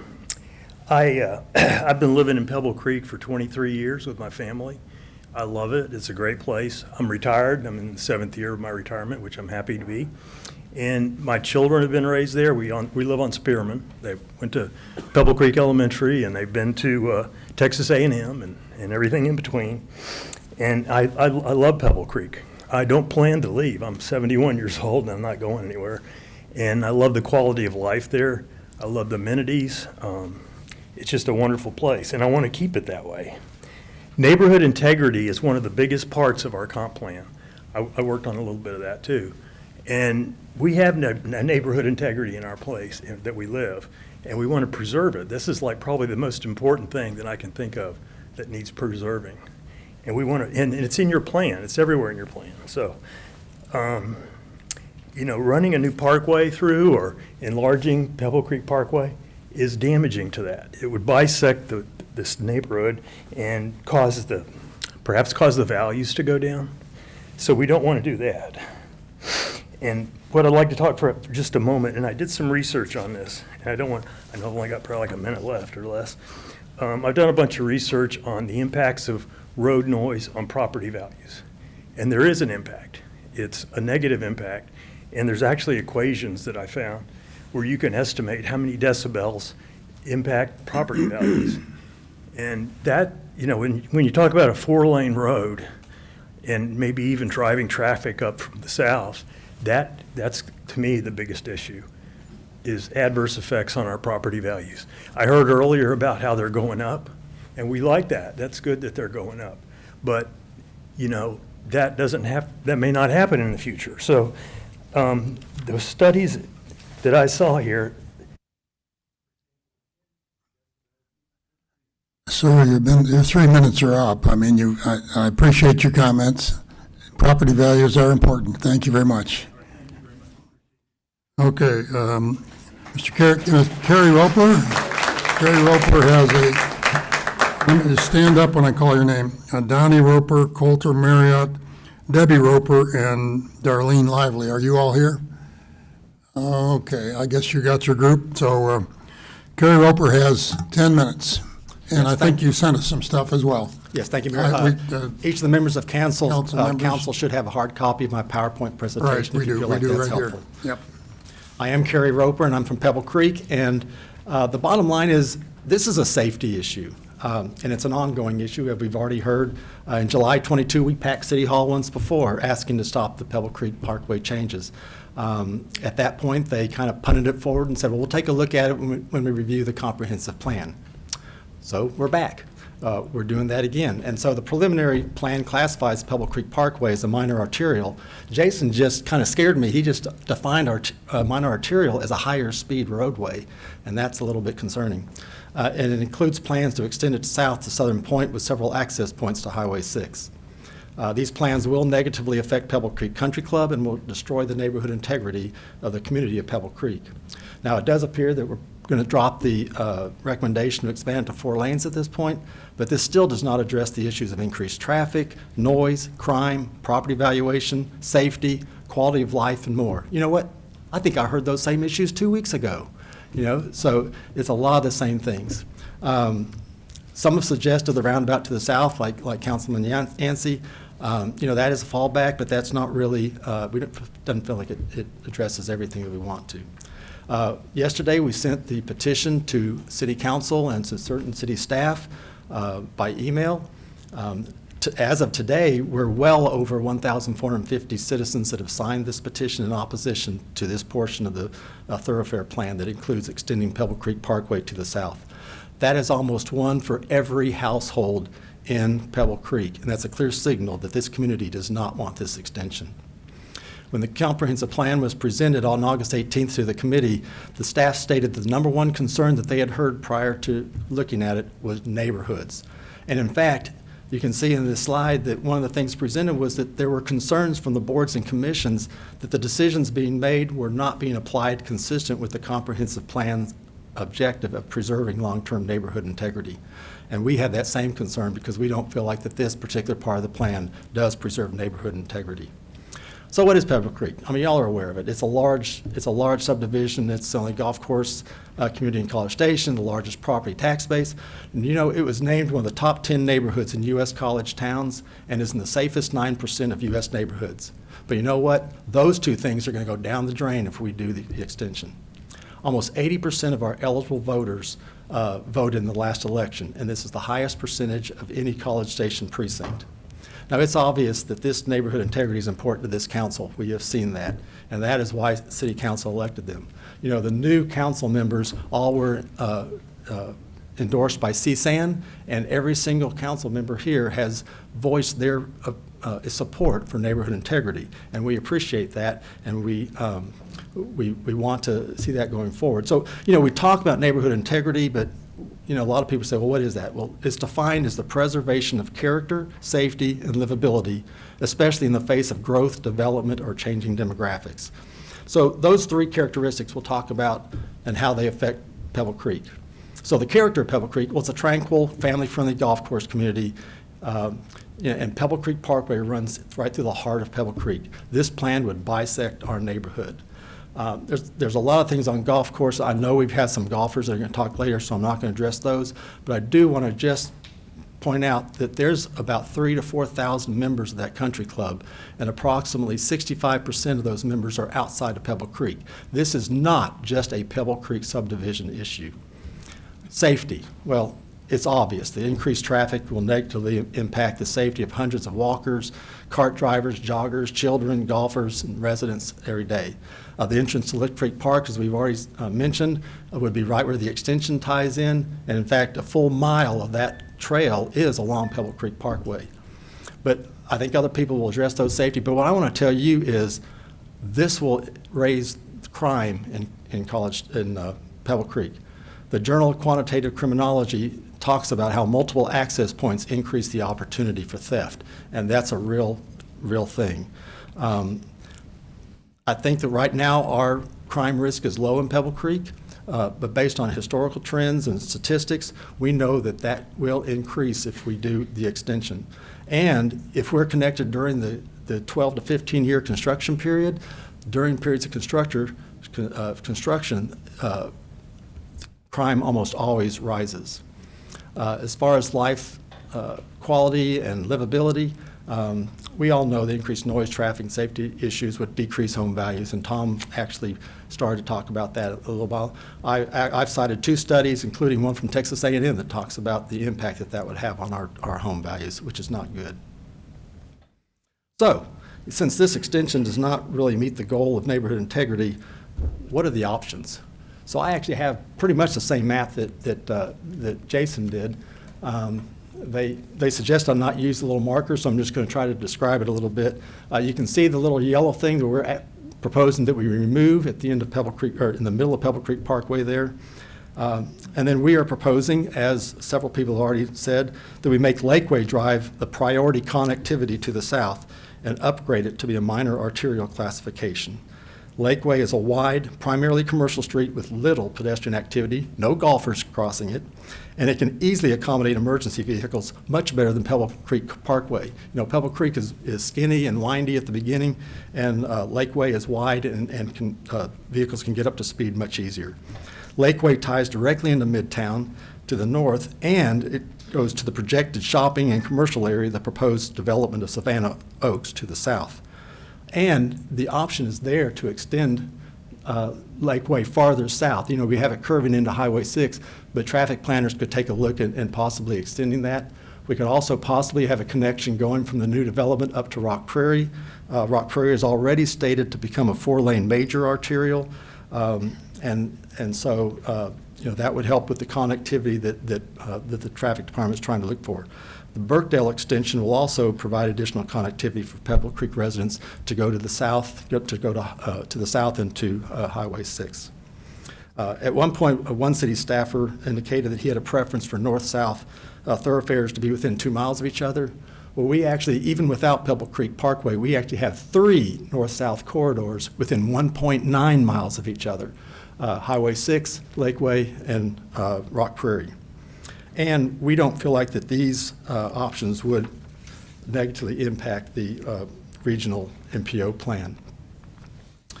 Now, we are really excited about the new development to the south, Savannah Oaks. The developer of the property, we've met with him several times, and he actually states that he doesn't think his future residents would use the extension of Pebble Creek Parkway and that wouldn't really want them. His original plans did not include the connection, and it was added only after the city required it. The shopping and commercial part of the development would be on the west portion of the property, and this is exactly where Lakeway ties in through the thoroughfare plan. That's where you want your traffic going, right to the commercial, to the restaurants and the stores and the other commercial things. Other issues that have been raised are ecological and recreational impacts on Lick Creek Park, some utility issues. I'm not going to speak to those, but I just wanted you to be aware that that is the case. So, several media outlets have done news stories discussing our residents' continued fight against splitting out our neighborhood and golf course, including KBTX and our ABC affiliates, both of who are here tonight, I noticed. But during one news story on August 11th, Jason Schubert stated, "Ultimately, it's the community's plan. It can be changed." Well, the developer of Savannah Oaks isn't pushing for it and doesn't think his future residents will want it. The residents of Southern Point don't really want it. Pebble Creek residents don't want it. So if Jason is correct, and it truly is the community's plan, we don't want it. Let's change it. I'm convinced,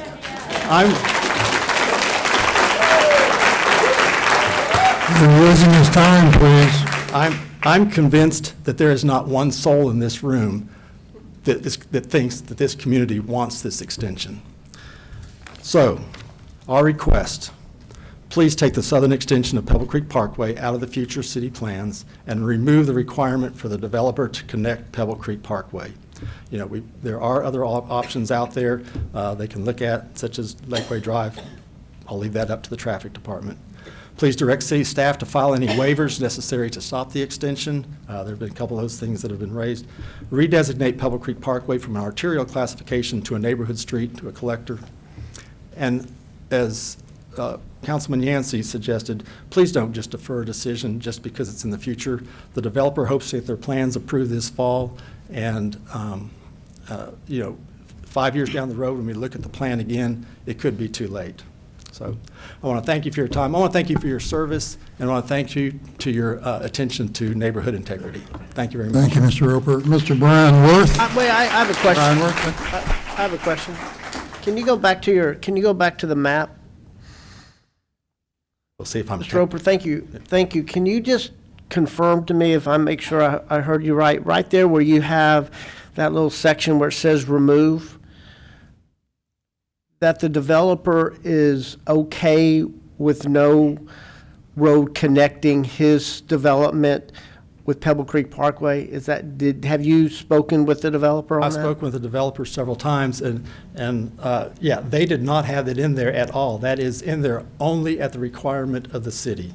And if the developer, if that does stay in there, it's the developer's responsibility to build that road. It will be his cost in order to do that. That's a question for staff.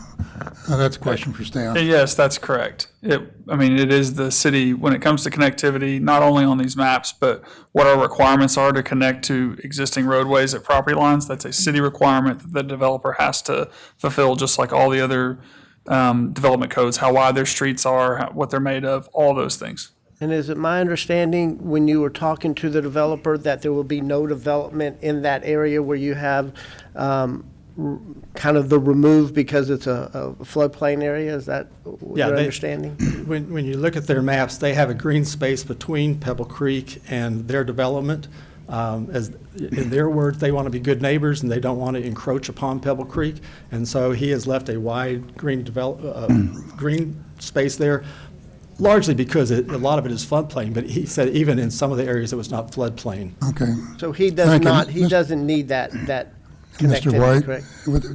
we can have those discussions later, and you can call them back if you'd like to. I want to get through with the rest of the citizens. Thank you very much, Mr. Roper. Appreciate your being here and making a presentation. I did call Brian Worth. Brian Worth will be followed by Stephen Crichton, and then Lloyd Davis. Mr. Worth. Brian Worth.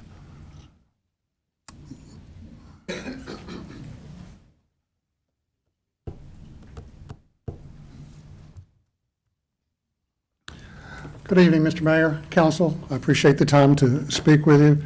I think the previous presentation took most of my points that I was going to make off the table by expressing them in a much more succinct way than I was probably able to. But there are a few points that I would like to continue to make on this.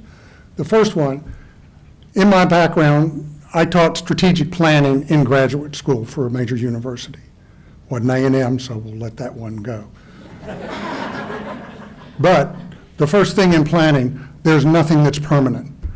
And I think that the original assumption in the plan in 1990, when Pebble Creek was initially started and the plan was put together, to have that go through the main center of it was a thought, looked good on paper. We got 30 years to deal with that, we'll deal with it down the road. Well, we're down the road now. We're here. We need to make that decision about that. The second point that I would like to make, to reiterate what the previous speaker talked about, was the use of Lakeway as a pass-through, and with Rock Prairie going through and becoming a 4-lane road, there's access that can be made up to Rock Prairie so that the traffic, if it needs to go, to get to Fitch to go to 30, it goes that way and it doesn't get in the way of those areas in front of Pebble Creek and takes that traffic away from 6. And the people that are going up Lakeway, it also is a benefit from Midtown because that street goes right on through and they can continue to carry on to those businesses up there and then they don't have to travel on 6. One of the things that really wasn't talked about other than in general terms was the traffic. With 1,900 homes in Pebble Creek and counting, South Point has 2,000 single-family lots that are going to be built and 16 acres that is going to be multifamily. The other piece of property, 616119, that we've been talking about, is much larger, 12,000 acres plus. So there's another 2,000, 3,000 homes in that possible area. You put those together, just adding 2 cars per house, there's 10,000 more cars there. That traffic increase with the traffic, with the builders being able to move their contractors down that road is a nightmare. And the last point that I would like to make is the one that Councilman Yancey made. We need to address this now. We're down the road and we need to make a decision. Thank you. Thank you, sir. Stephen Crichton, be followed by Lloyd Davis.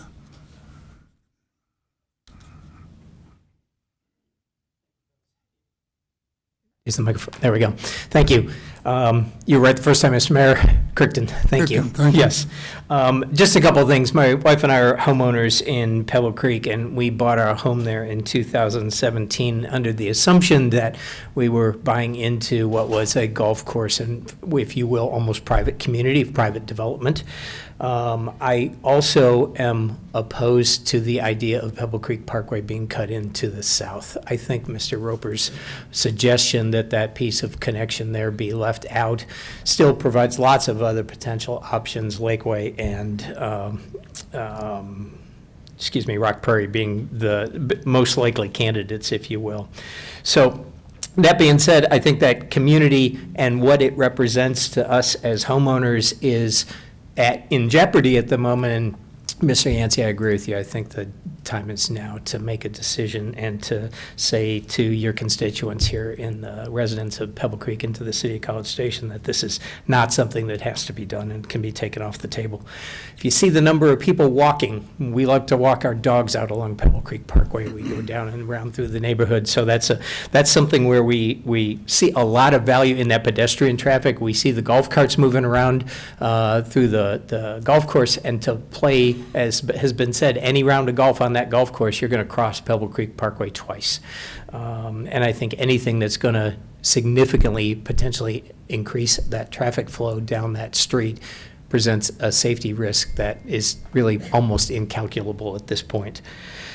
Do not oppose development in College Station. I don't oppose things being done. I do not oppose, nor does my wife oppose, development and the expansion of College Station and the good things that members of this council and the city have brought to us, and we value those things and we value those developments. So please don't ever think that this is about trying to limit a developer someplace along the way, because clearly not our intent. We think the alternatives that exist to use Rock Prairie and Lakeway, with Lakeway already being largely a commercial throughway and commercial businesses and not residential, present great options. And not having talked to them, I think if you talk to the folks that own and operate those businesses down there, their tenants, their customers, and their delivery personnel would be in favor of Lakeway becoming a better used, larger, more direct thoroughfare to access north to south. And I cannot possibly imagine what that neighborhood could look like when Santa's Wonderland is going on. I just can't fathom what that traffic from Highway 6 would do to that neighborhood. The tens of thousands of cars looking for a way around the traffic jams on Highway 6. You just gave them an option. Thank you. Thank you, sir. Mr. Lloyd Davis will be followed by Robin Workman. Mr. Davis, welcome. Thank you. Representing College Station Association of Neighborhoods again, and for the second time in as many meetings, College Station is opposing an issue that has the potential for unintended consequences on the neighborhood for the same reason as last time, the lack of transparency. Changing this shortened up so we can make a couple points that haven't been made since others have, but one of the things that I want to point out is that the council, the city, has committed in writing to transparency and communication with the neighborhoods. If you refer to the 2025 budget, bottom of page 13, it reads, "The city will continue to plan with neighborhood residents to address concerns. The city will continue to support and partner with neighborhood associations to proactively address their priorities and interests." These commitments were not made. Remove the extensions north and south unless and until these commitments have been fulfilled and all options explored. Meet with the people of Pebble Creek. Listen to their comments back and forth so that you can understand their perspectives and they can understand your perspective as well. Removing these extensions until a resolution is met costs nothing. Leaving the extension in the comprehensive plan costs the city and its leaders the respect and trust of the citizens. Two things that haven't been met tonight. If you connect to the new subdivision, the construction traffic, forgetting the additional road traffic that might ultimately stabilize years from now. In the meantime, you're talking 50 to 70,000 loads of construction material traveling up and down Pebble Creek. 50,000 in, 50,000 right back out. Cement trucks, roof trucks, everything, workers, all kinds. The load will be unbearable and unsafe. The gap that I think Councilman White was actually referring to first with the dotted line or something earlier, and then Mr. Roper mentioned in his, is an important key to stopping the traffic from using Pebble Creek Parkway as a cut-through. Secondly, the mayor's referred to safety, and I have one final thought. If the new subdivision cannot be served safely via Lakeway, then how do you propose to serve Southern Point without a new fire station? And if a new fire station is requisite to serve both the new neighborhood and Southern Point, why do you need to cut through Pebble Creek? The answer is you don't. Please think about this and plan long-term. Finished with 9 seconds. Thank you, sir. Robin Workman, be followed by Adam Kolosinski. Ms. Workman, welcome. Thank you. Thank you, Mayor. Thank you, council people. We appreciate it. We do appreciate your time to listen to us. You've heard a lot of the same things. I have the same concerns.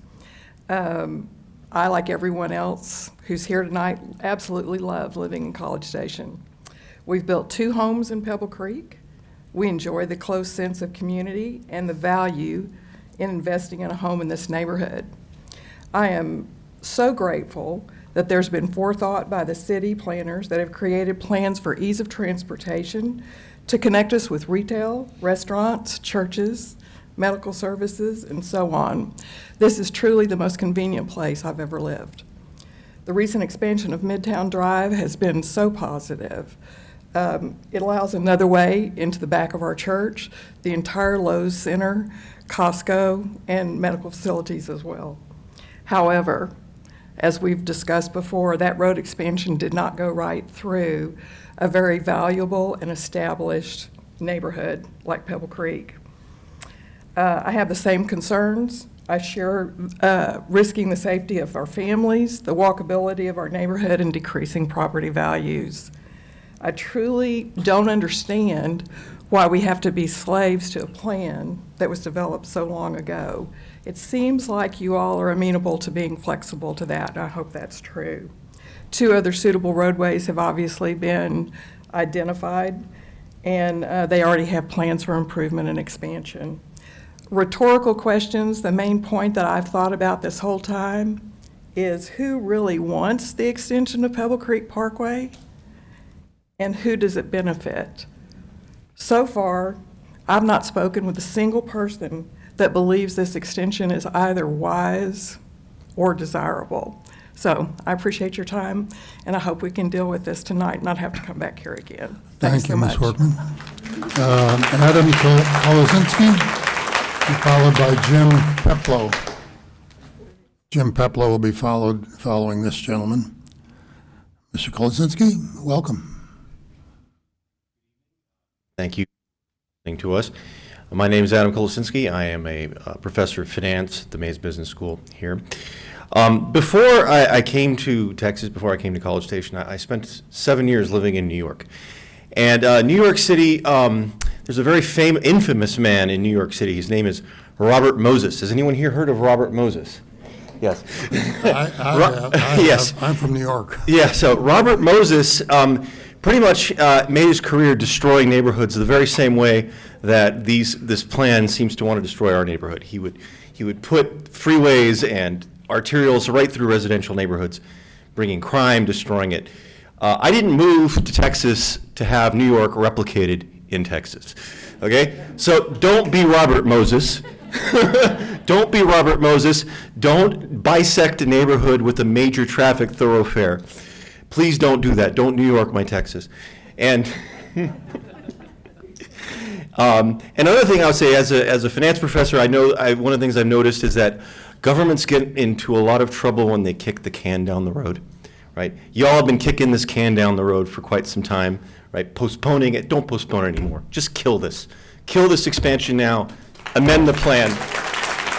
And don't be Robert Moses. Thank you, sir.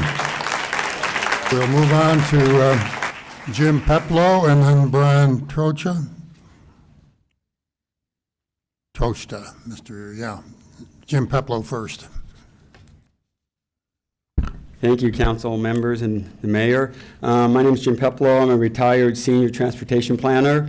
Moved to Texas 3.5 years ago, chose Pebble Creek because we love the area, the neighborhood, and so that's where we decided to settle when we came to Texas. Most of the points I was going to say have already been said. We moved the extension. I love the thought about Santa's Wonderland, because when that gets backed up, people look for a shortcut, and nobody takes a shortcut and drive slowly through it. You take a shortcut to get there quicker, so that people are going to be speeding when they come through that shortcut. And during Santa's Wonderland time, they will definitely be going through there. It was interesting, when David White was talking, we're outside, and it kept cutting out, so we didn't hear half the stuff you were saying. We wanted to hear it all. It was great stuff, but just to let you know, people outside couldn't hear half of what you were discussing. I love the quote, "Neighborhood integrity is a major consideration." And so if that's the major consideration, it should be taken, and this plan should not go through. Also, I don't know what you're going to decide to do later tonight, but the 4 lanes, because it sounds like the 4 lanes is off the table, but it absolutely needs to be removed from any plan, so it can't come back in the future.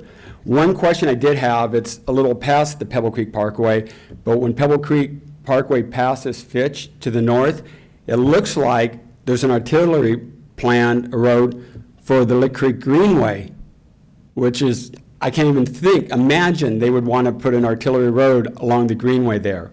So that's something that was really concerning when I was studying these plans. So that's something I'd like to make sure was addressed, and the Greenway isn't taken away to put an artillery road there. So anyway, I think that's all I have to say. All right. Thank you. Well, thank you very much. You've reinforced some other comments that we've heard, and I appreciate that too. Mr. Bradley Trochta? Is that good? It's close. It's Close. Well, you can correct me, please. Oh, you're good. You're good. If you say T, I'll Trochta. answer. Well, I appreciate y'all allowing me to be here to speak tonight. Had a whole spiel planned and kind of went sideways because we've had so many good speakers before me. But I'm first and foremost up here as a husband and father. I wanted to live in. I didn't want to live in Pebble Creek when we first moved here. I wanted to have space, and my wife convinced me, let's go to Pebble Creek. We moved there with no children. And since then, we've gone from no children to 3 children.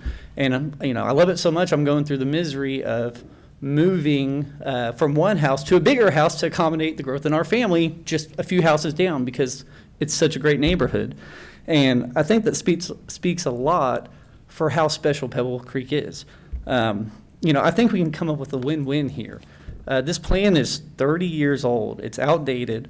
Most of the staff and council have no involvement with the original plan that was made in 1997. And I think the decision needs to be made now, and we can make a better decision than the original plan. And it'll satisfy the desires of the city, public safety, and the neighborhood all together.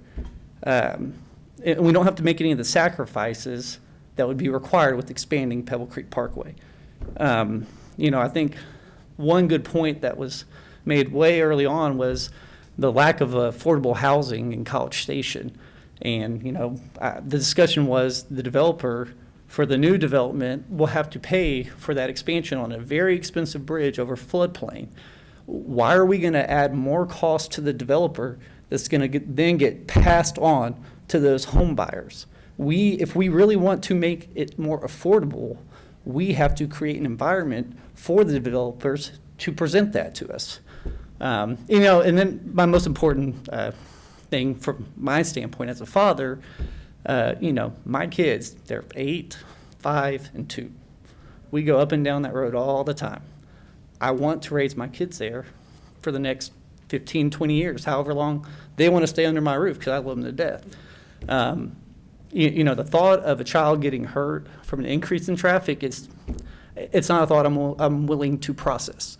And no one in the community wants this. So there's no constituent of support for this. The developer doesn't want this.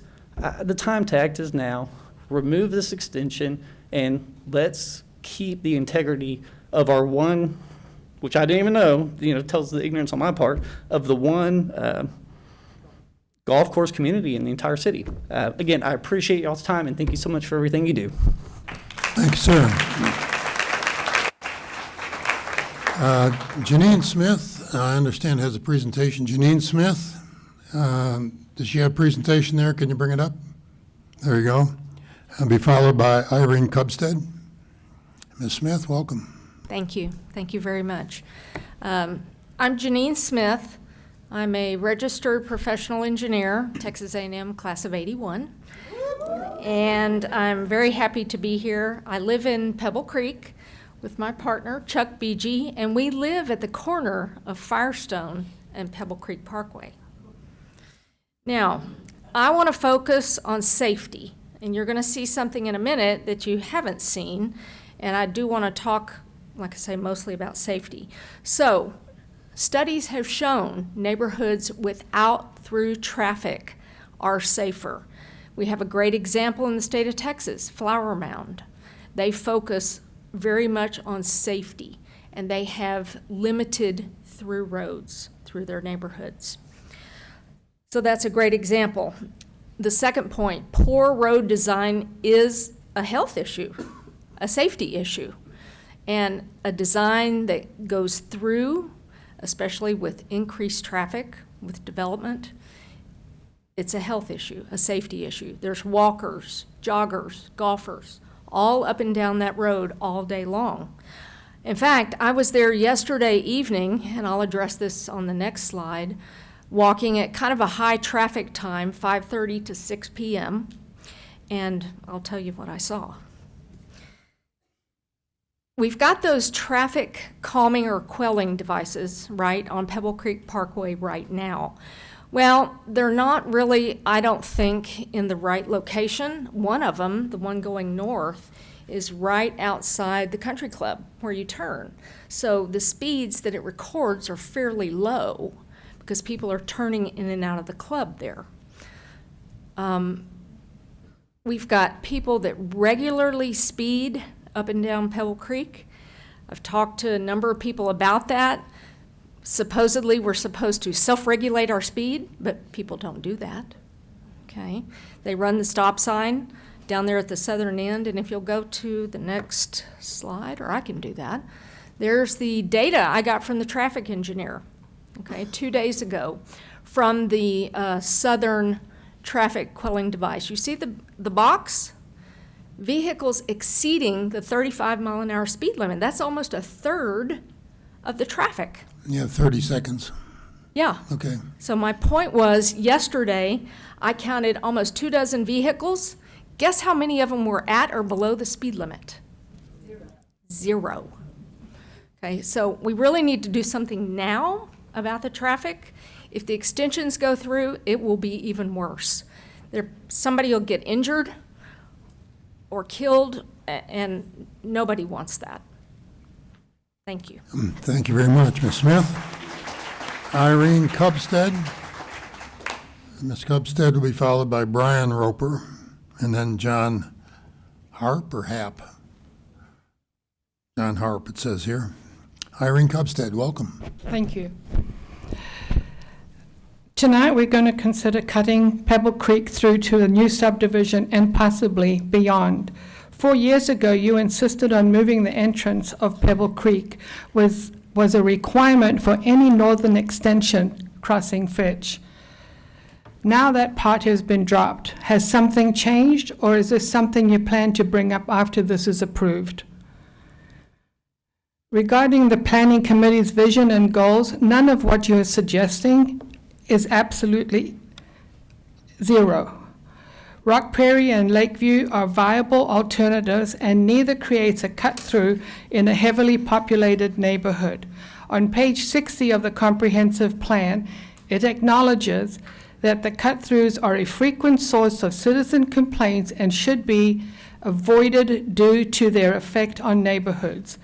Looking at the plan without also understanding the issues and citizens' concerns highlighted in the plan is using the information that fits your narrative without considering the impact of the residents. Mayor Nichols stated to me in an email the importance of public safety, response time, and efficiency is always high on my agenda.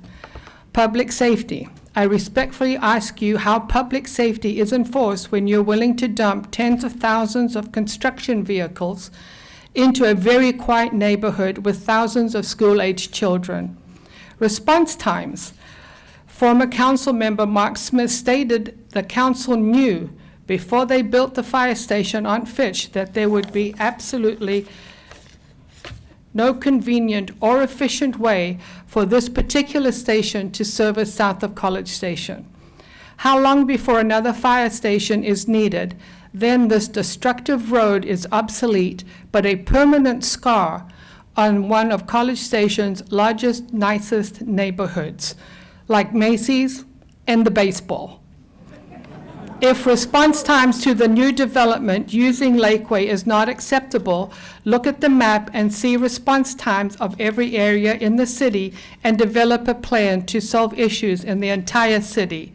The fire chief has that information, which is available to you, and we would also like to see it. Southern Point contains 2,000 homes. The new subdivision, another 2,500 homes, making this cut through both temporary and ineffective.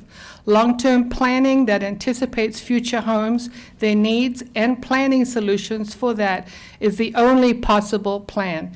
This cut-through is not carefully considered nor well-planned. We need to have input on future plans. We fully appreciate College Station needs more homes, and we fully support that. Thank you very much, Ms. Kupstad. Mr. Brian Roper. Brian Roper will be followed by John Harp. Howdy, this is my first time. I think it's John Excited. Happ, if I'm not correct. So, thank y'all for your time. I know after last session, 2 weeks ago, and this one, y'all probably need new chairs, and so we'll get to that. But I'm here to talk about just appeal to the heart of it. So, my grandparents moved to Pebble Creek in the late 90s when it was in its infancy, and then my dad's parents moved a few years after. So when I was in college, I had two Pebble Creek residencies to hop back and forth to. So I ate well, and it was a lot of fun. And so having said that, they lived their whole life in Pebble Creek from the early 2000s until they passed recently. And on top of that, my parents now live in Pebble Creek, as well as my in-laws, my in-law grandparents. So all that being said, it's a multi-generational neighborhood, and we have some people that had more birthdays than I have that live there, and some people that have less birthdays than I that live there. And I have a 2-year-old son at home, and then we have a daughter coming this Christmas, and we come into Pebble Creek almost every day. And we love to go and ride on the trails and ride our bikes and walk and run. And I just fear with this thoroughfare, it would change, as people have said, the integrity. But also, we are currently in Castlegate, and Castlegate is a great neighborhood. But I will say, we have a speeding problem, and we have a lot of traffic issues in Castlegate currently. And I would hate to see Pebble Creek start trending towards what we're seeing in Castlegate. And nothing against Castlegate, we love there. Now we are saving our pennies to move to Pebble Creek. We just couldn't quite afford it yet, but that is the long-range goal. I will say, if this thoroughfare goes through, that plan may change for us, and I just wonder how many other people would also start to think, you know what, Pebble Creek's not as attractive as it once was. So everything else has been said. I don't need to regurgitate anything. Just wanted to say thank y'all for listening. Y'all, your service, it means a lot to me and to my wife, and we just thank y'all so much. Thank you, Mr. Roper. If I'm not mistaken, I see John Happ standing up, even though it's printed Harp on my list here, but I know Mr. Happ, so it's got to be, given that he's walking forward, he knows he signed up. I'll correct this typo. Mayor, Council, my name's John Happ. I reside in College Station at Pebble Creek and have for 30 years. The argument for keeping Pebble Creek Parkway extended is because it's on the strategic plan. And it's 4 lanes already. Why is it 4 lanes? It's 4 lanes because Mr. Young, in order to develop that, had a power line that went right through the middle of this development. And the only way he could use that was to put road on either side of it, and that's why we have 4 lanes right now. I served on P&Z, and one of the proudest things that happened while I was on P&Z was planning the Golden Triangle. And that's the area between 6, Pebble Creek Park, or not Pebble Creek, but Fitch and Rock Prairie. And that's what we knew then was going to be pretty much in the center of town. We didn't know then that there were going to be 4 major developments on Fitch. And we didn't think that the city limits were going to go much past, it wasn't even to Nantucket yet. You could drive through A&M, east and west and north and south. This has all changed. And we need to look at what is most important thing about College Station. Serving on P&Z and City Council, if I heard it once, I heard it 1,000 times. The most wonderful thing about the city of College Station, and I even heard it from the mayor a number of times, is neighborhood integrity. And putting a 4-lane road, a thoroughfare through the middle of this beautiful neighborhood and divide a golf course that's already, as has been said tonight, dangerous, is something that I don't think needs to be done. I've spoke to council before about where we get our revenue from in this city, and it certainly isn't from land property, it's from commercial business. And I think if you really want to focus on how to develop the city, you ought to be looking at Rock Prairie and what we can do with Rock Prairie and how much revenue we can bring by putting a thoroughfare, major arterial through Rock Prairie all the way south. And we can grow that direction without having to worry about disrupting neighborhood integrity. Thank you, Mayor. Thank you, Mr. Happ. Anna Lou Busboom will be followed by Tom Taylor.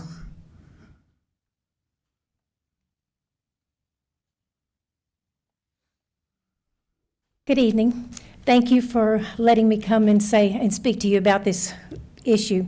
First of all, let me say that I'm excited about the growth that's happening in College Station. I am all for new developments and new places. I celebrated when Costco opened so close to my house, and how many of us wait in line to get into the new restaurants in the area? We all enjoy all of these things. However, I would hope that the city planners would try to consider the residents in affected neighborhoods more instead of looking at everything on paper. Everyone stresses their support of neighborhood integrity, but when it gets down to the end of it, I don't see how extending Pebble Creek Parkway to the south entices the integrity of our neighborhood at all. Pebble Creek thrives because of the safety and tranquility of our neighborhood, which offers the country club atmosphere. Pebble Creek is the largest community in College Station. It's the only golf course community in College Station. People live there because of the lifestyle. It's an established community of almost 1,500 households where everyone takes responsibility seriously of maintaining the beauty of our homes and surroundings. Even though the community is 30 years old, I would challenge anybody to find any street in that community that's not pristine and taken care of. We have a very strong HOA that keeps us informed and engaged. Pebble Creek Parkway is the very heart of our community, and it's used daily by hundreds and hundreds of walkers, joggers, bicycles, and golf carts. Any additional funneling of traffic will cause safety issues of all the pedestrian traffic in our neighborhood. An extension of Pebble Creek Parkway to the south would threaten the integrity and overall character of our entire neighborhood. This extension would also hinder the use of the entrance to Lick Creek Park that is accessed at the end of the parkway. Many people drive into our community and park along Royal, Adelaide, and Pebble Creek Parkway on the south end trying to go to Lick Creek Park, and they would lose that. In conclusion, I ask that you support a waiver to allow the redesignation of Pebble Creek Parkway on the future plans from a thoroughfare to a minor collector, and remove any plans from your for Pebble Creek Parkway extending to the south. As long as this stays on your plans and it marks it green and it marks it extended, you know that as well as I do, when there are turnovers and everything, it's going to keep popping up again and again and again. We would love to work with you on a better solution for this issue. We feel that the alternatives that would be real positive would be Lakeway. If you look at the map, Lakeway actually goes further south than Pebble Creek Parkway extends at this time. So we don't see why that couldn't be a very viable use. Thank you for your consideration. Thank you very much. Mr. Tom Taylor. Tom Taylor will be followed by Elaine Meadows, who also has a presentation. Mr. Taylor, welcome. Good evening. You know, the fear anytime you do these is to be at the end of the line in making your presentation. So Oh, you're only halfway through, Tom. I know. I've been, you know, back there. I had this great 3-minute presentation, and I've been back there madly striking out everything that I don't repeat. So I really want to value your time, but I do have a little different perspective, I think. My name is Tom Taylor. I live in Pebble Creek. But I've lived in College Station most of my life. I grew up over in what is now the historic district on the south side of the campus. I got to thinking about it. I'm nearly as old as the city of College Station. Not quite. So I've seen it from its early days, for sure. My wife Linda and I lived near South Knoll Elementary School for 20 years. Then we moved out to Southwood Valley, where we lived another 20 years. And then we moved from there to Pebble Creek. We moved because the neighborhood had aged and the environment had changed in both of those cases. So we moved in 2010, 15 years ago. As has already been said, Pebble Creek is about 30 years old. You would think that the neighborhood would change due to its age like all the other neighborhoods I've lived in. That has obviously not been the case. There are many great neighborhoods in College Station, all kinds of neighborhoods. We are the only neighborhood that surrounds a country club with all the amenities that go with that. I'm not going to go through so much the safety things that have already been said. It is a very quiet and safe neighborhood that's truly a desirable place to live. It is a golf court community, and we can only imagine how that would be impacted should Pebble Creek Parkway be extended. Most of the people in this room probably did move there because of the environment. This reality is that it's all about neighborhood integrity. And so I just encourage you to consider how you might feel if you lived in a house that backed up to Pebble Creek Parkway, because that's the way many of us feel. You can allow this to be extended, make it less safe, more noisy, and a less desirable place to live, thus impacting neighborhood integrity. I encourage you to remove the extension of Pebble Creek Parkway from the thoroughfare plan. Thank you for your service. Thank you, Mr. Taylor. Elaine Meadows. Elaine Meadows will be followed by Nancy Hefner. I think Ms. Meadows got a presentation here. Hello, I'm Elaine Meadows. I have moved to Pebble Creek 7 years ago from the Woodlands, and I specifically wanted to live in Pebble Creek because it's a golf course community. And it is the only golf course community in College Station. I don't think a lot of people realize how important this golf course itself is to the city of College Station, because you think of it as a private golf course and it's the members there. But we have so much community involvement at that golf course. We are very heavily invested in hosting charity tournaments from a lot of entities in College Station. We have it used by 3 local high schools for their practice and for their tournaments. And for an example, in this past week, we had the Bubba Moore charity tournament on Saturday. We had the Chamber of Commerce there on Monday.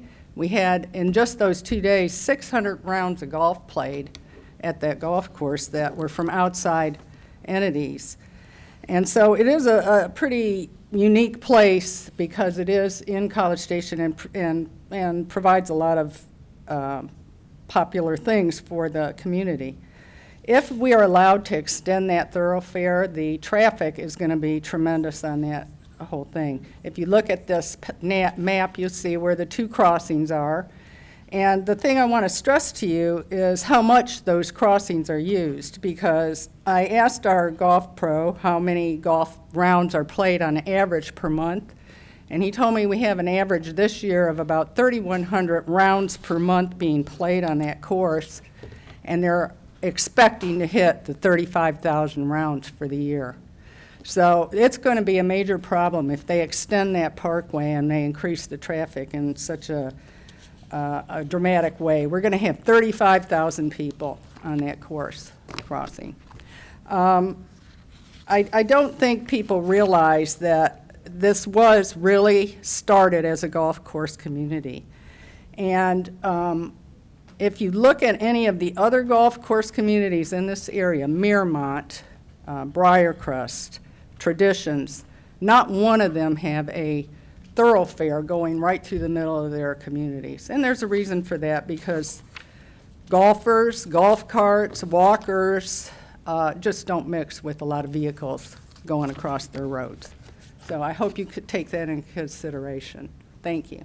Thank you very much, Ms. Meadows. Nancy Hefner will be followed by Tom Zachary.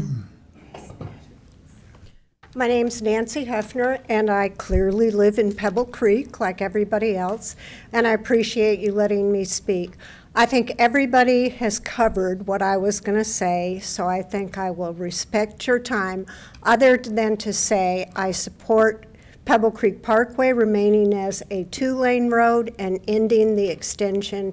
And I agree with the other multiple people who think you ought to decide on this so we don't have to keep coming back and revisiting this issue again. So I appreciate your time. Thank you very much.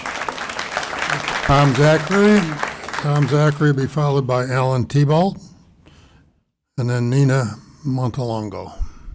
Hello, my name is Tom Zachary, and I live in Pebble Creek. I thought when I was coming up with these ideas that, these will be original, and every one of them have been hashed over many, many times. But I would like to address the noise issue that would be go on forever with the construction trucks, and then the high traffic following that, and then the home values. They will be affected, especially the people whose property back up to these to this proposal. When they bought, they had no idea of the noise and the traffic and all of that they would endure. Now, a new owner, as these people sell or their heirs sell, they'll have to contend with that, and they'll give it a second thought before they buy, thus affecting the prices of the homes.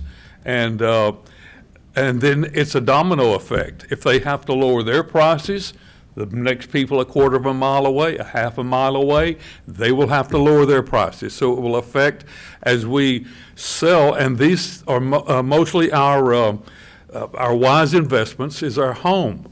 And then whether we sell it or our heirs sell it, that's going to be an effect.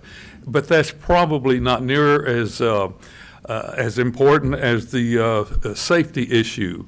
With all of the what has been mentioned, the joggers, the bicyclists, the golf carts, all of these things, that's a safety issue, and that would never go away. And so those are the things that that were on my mind. So I would propose that this proposal go away. Thank you. Thank you, Mr. Zachary. Alan Tebow, followed by Nina Montalongo.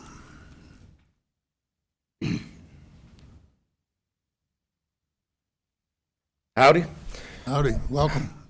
Mayor and City Council, pleased to be here. Thank you. Aaron Tebow. I moved here a year ago from North Texas, up in the Jewel. I was in the Tribute at the Colony. And I don't know if you know that neighborhood, but it terminates in the dead end at the golf course, at the clubs. And those property values always increase. And our neighborhood always got the opportunity to be a neighborhood. Nobody came in there who didn't belong there. Safety was wonderful, and we didn't want to move. And in fact, I commuted, took the professorship and directorship at A&M at the beginning of last year. I was commuting for 6 months. I couldn't convince a family there was somewhere to live here. And as a minor miracle, we found Pebble Creek. And it's got all the same classy aspects that the Tribute had. And when I tell people about it, they're amazed to find out that we have something like that here in College Station. I would hate to lose that. Now, thank you to those of you who responded to my email. I was asking about the trails, because we got out on there just about every day. And but I looked at the plan, and I see that for Mid-Park, there's a manufacturing facility intended to go in down where the parking area is off the trail, close to 6. I don't know if you've taken a look at what the zoning is that's intended to be over there. It seems like there's really going to be a plan here to degrade the quality of that walking trail area and the outdoor nature of the space that we have.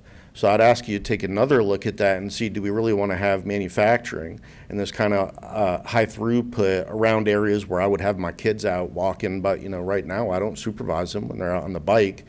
So between the possibility of expanding Pebble Creek and also these other manufacturing and other retail and zoned areas around the trail, I'm kind of worried about what the future of that whole thing looks like.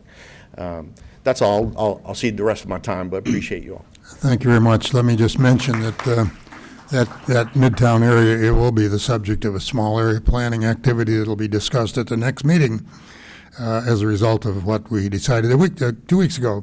Nina, I have a sister, Nina, and I have a mother whose name was Nina. And they distinguished themselves. So we'll find out. Miss Montalongo, how do you pronounce your first name? It's Nina. Nina, thank you. Good evening, Mayor and council members. My name is Nina Montalongo, and I'm a broker associate with Century 21 locally. But today I stand before you as a real estate professional, a property owner, and a parent deeply concerned about the expansion and extension of Pebble Creek Parkway. I do understand the need for infrastructure development, but this project specifically poses significant risks to Pebble Creek safety, property values, as well as the ecological integrity of neighboring Lick Creek Park. It's also worth noting I was raised in Pebble Creek, and I was raised by an engineer that made a living as a professional witness of auto accident reconstruction. For over 30 years, Pebble Creek has served as College Station's only community built around a golf course and country club. The neighborhood is also home to an elementary school. Any extension would increase traffic volume and speed, thus making the streets far more dangerous for children walking or biking to school, as well as the golfers. Research indicates that increased traffic flow through residential areas can lead to higher crime rates. A study by the Texas Municipal League found that neighborhoods with through traffic experienced increased criminal activity due to easier access and escape routes for offenders. Regarding property values, studies have shown that properties located near high-traffic roads experience a decline in value. A report by the Texas A&M Transportation Institute highlighted that homes near major roads see property value reductions of 10% due to noise, pollution, and safety concerns.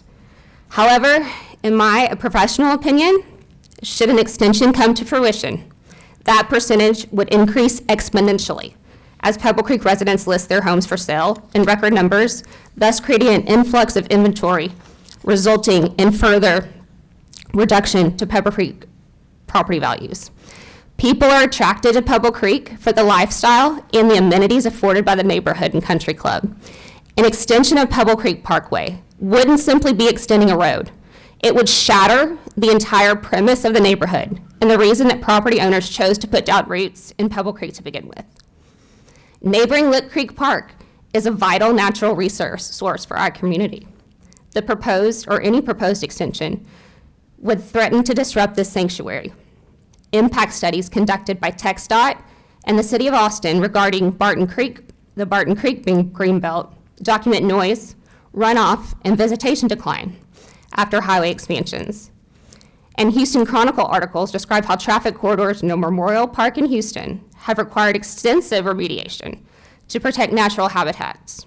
While College Station does not usually experience the levels of traffic that Houston and Austin do, it's clear that an increased traffic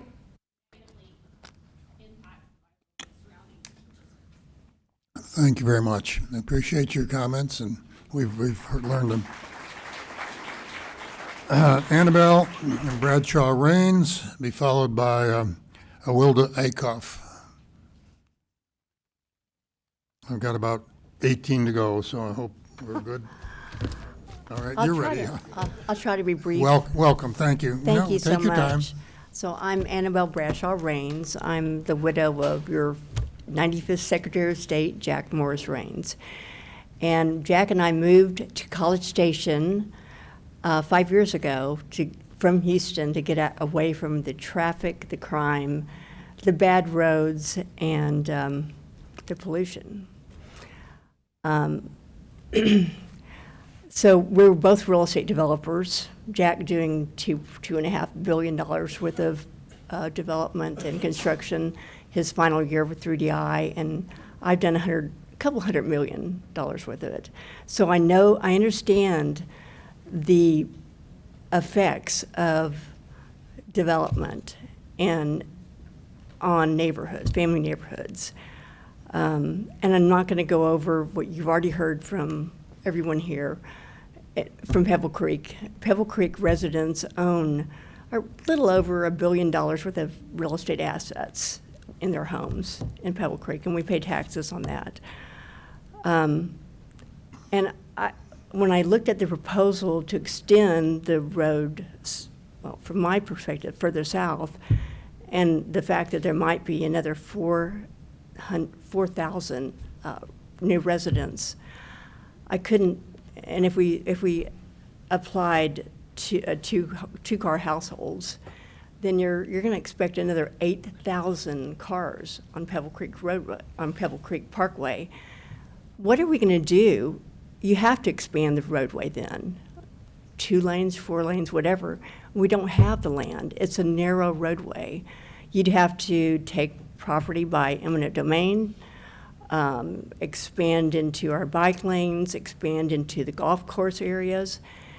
I think it's a bad idea since we have great alternatives. And so I'm imploring you to consider those alternatives. I think it's the right thing to do for the neighborhood so that we can maintain our quality of life that we have there. And I thank you for your time. Thank you very much, Ms. Rains. Awilda Acuff will be followed by Carolyn Hopgood.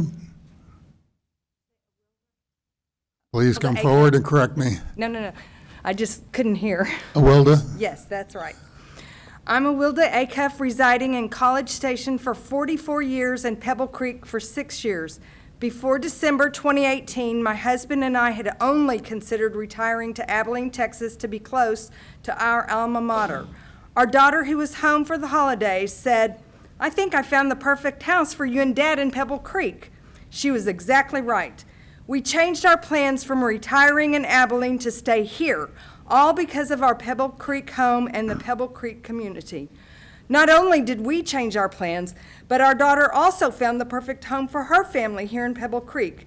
We love our beautiful entrance, the beauty of the parkway, not to mention the wildlife, but much more important are the people. Because we live there and we know, we gladly and constantly slow down and watch for children, golfers, their carts, the walkers, the bikers, the joggers, dog walkers, and even entire families. Every school day, school buses can be seen on the parkway, and I am very concerned about the safety of all the children who should always be considered as accidents waiting to happen, especially when they are around a school bus distracted by their cell phones. In the early 70s, I was in junior high.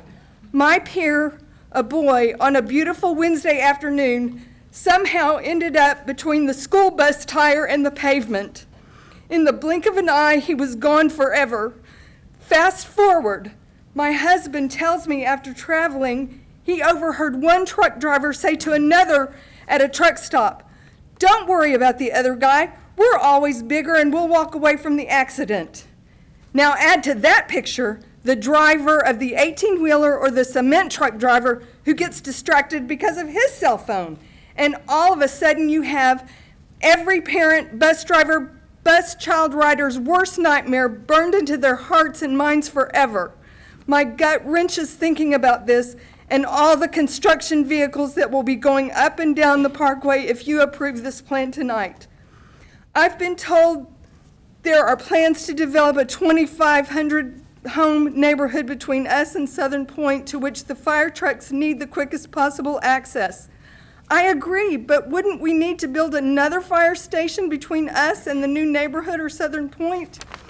There are many logistical details that would need to be figured out before a final decision is made, but after all that's been said tonight, can we just please kill this plan before one of our kids or somebody else gets killed?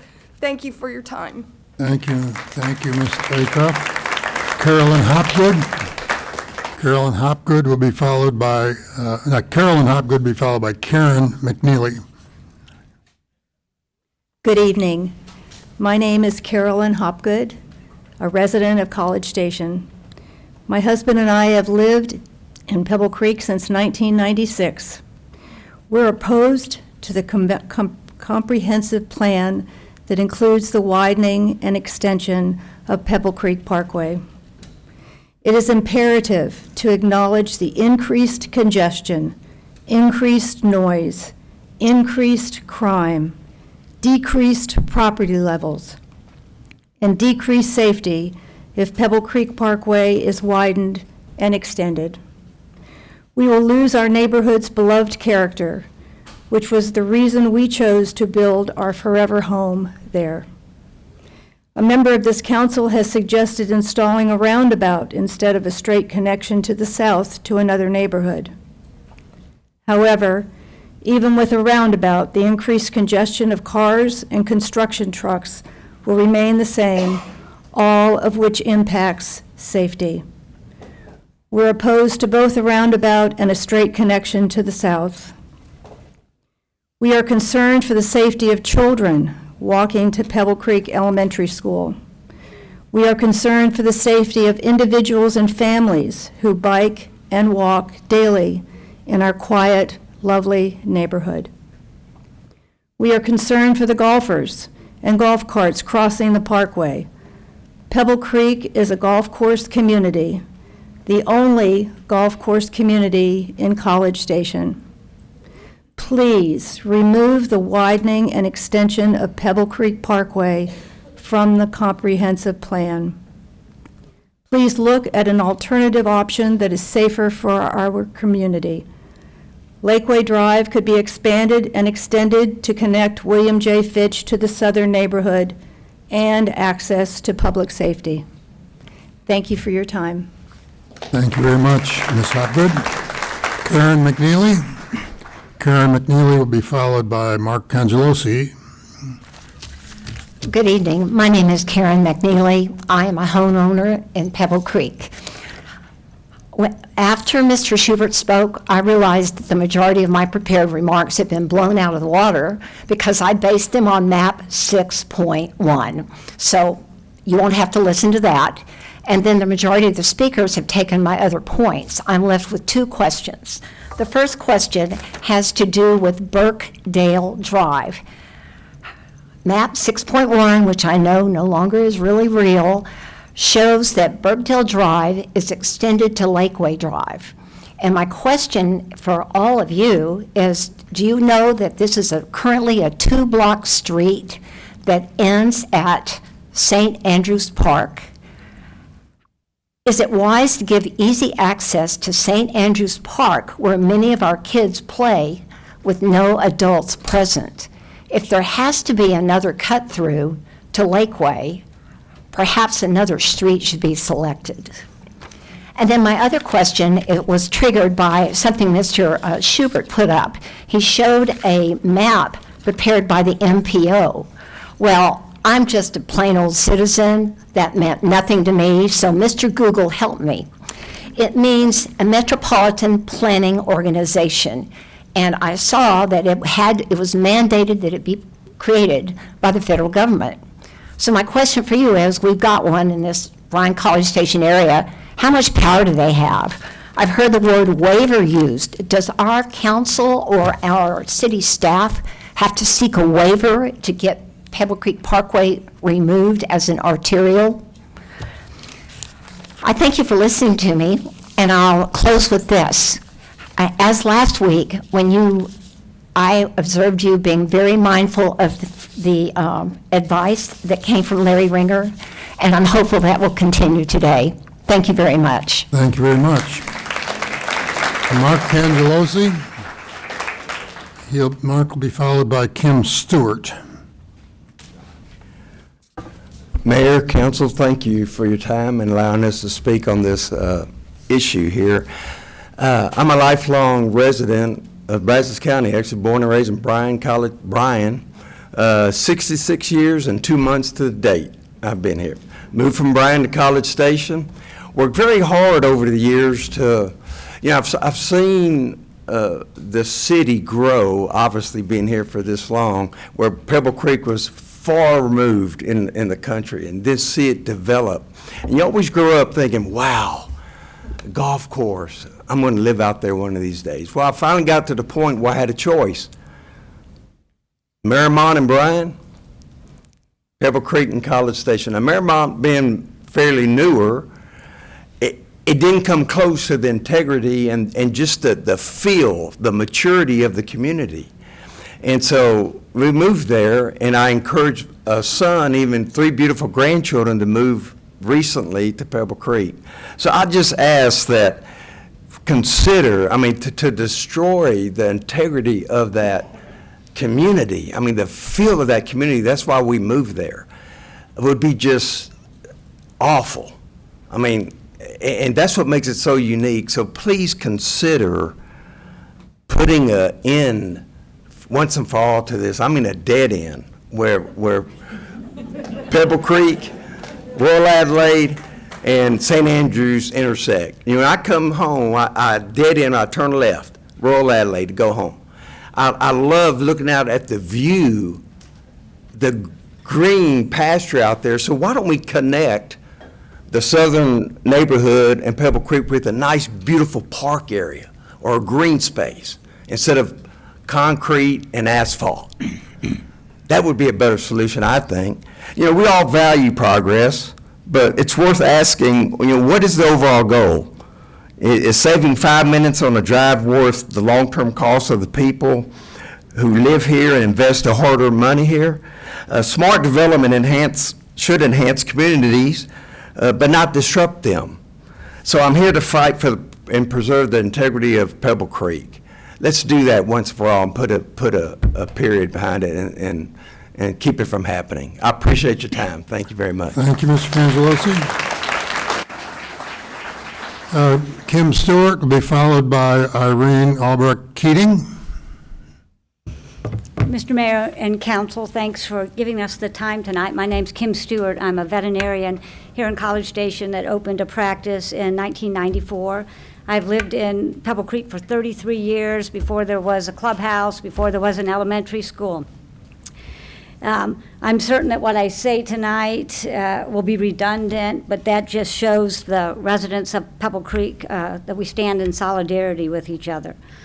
What attracted my husband and myself to the neighborhood was the plan for the neighborhood school and a golf course community. There's no other neighborhood of its kind in the city of College Station. Having the privilege to live in a neighborhood where your children can ride their bikes or walk to their elementary school is priceless. Many of these children cross the parkway every morning and every evening, 5 days a week.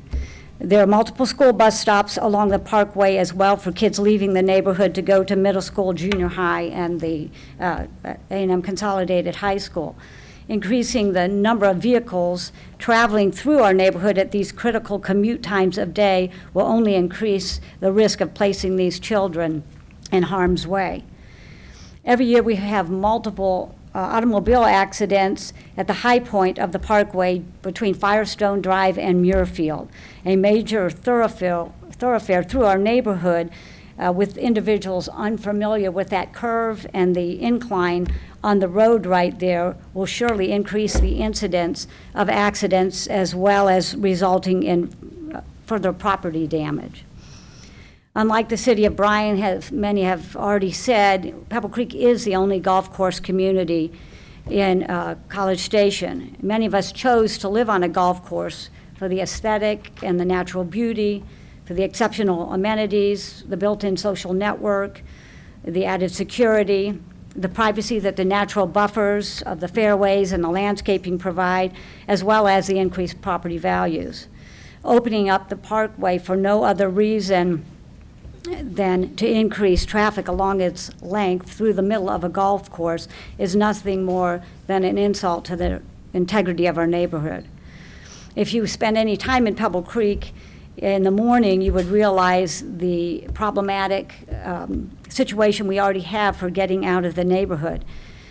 Diverting 2 additional neighborhoods through the parkway will only serve to increase the traffic exponentially, not to mention the wear and tear on the roadway itself that the increased traffic would create. Myself and my husband vote no concerning the extension of the Pebble Creek Parkway. Thank you. Thank you. Irene Albrecht Keating, be followed by Ken Grace. Good evening, Mayor and City Council. Thank you for the opportunity to speak tonight.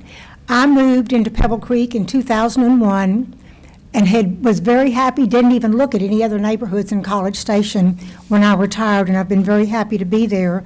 I've enjoyed living in this community because I've always felt safe and comfortable walking and having opportunities to know my neighbors. I think that's very, very important that our neighborhood has. I oppose the extension of Pebble Creek Parkway. The thing that I can't understand, the Pebble Creek Parkway speed limit is 35 miles an hour, and I cannot understand why anyone would want to have it extended and drive through Pebble Creek at 35 miles an hour to get to William D. Fitch or somewhere else. So I don't think that would be good at all. My daughter and her husband 2 years ago moved from Austin to College Station and bought a house in Pebble Creek also, and it's a wonderful neighborhood, and I appreciate you all listening and giving us the time to share. Thank you so much. Thank you very much. Ken Grace. Ken Grace will be followed by Philip Mattern.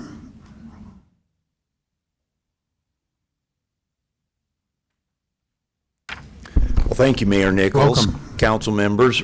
Thanks so much for giving us the opportunity to come here this evening and express our thoughts to you.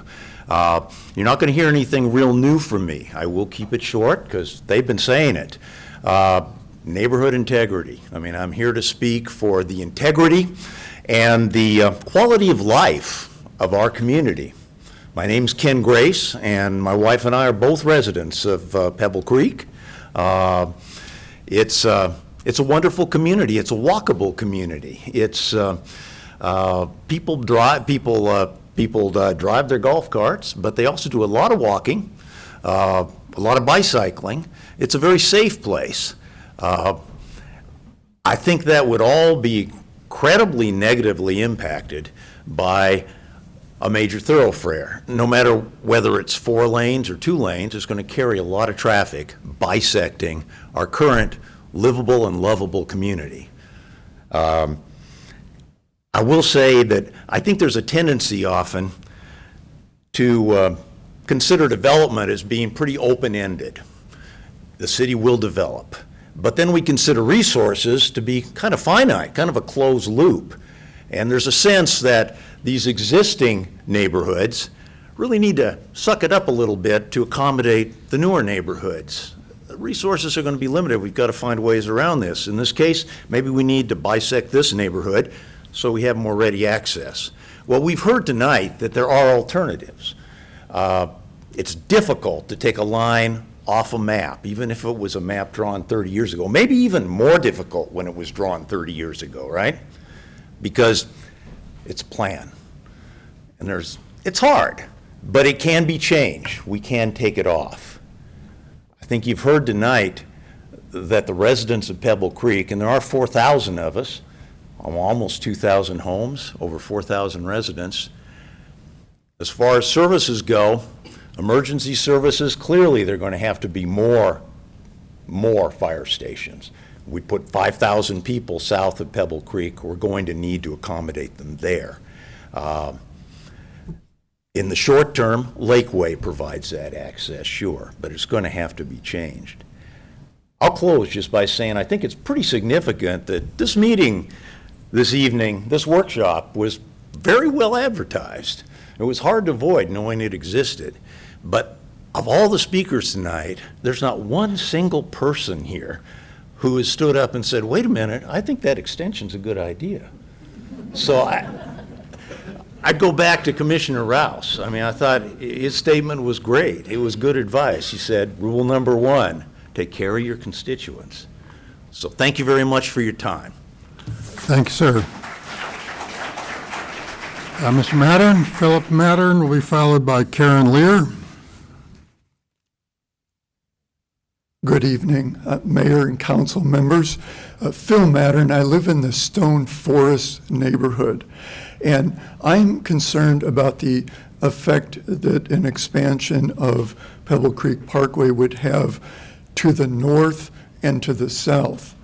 I walk on the Lick Creek Greenway Trail at least twice a week.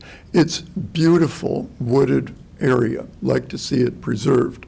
I also walk in the Lick Creek Park to the south at least once a week.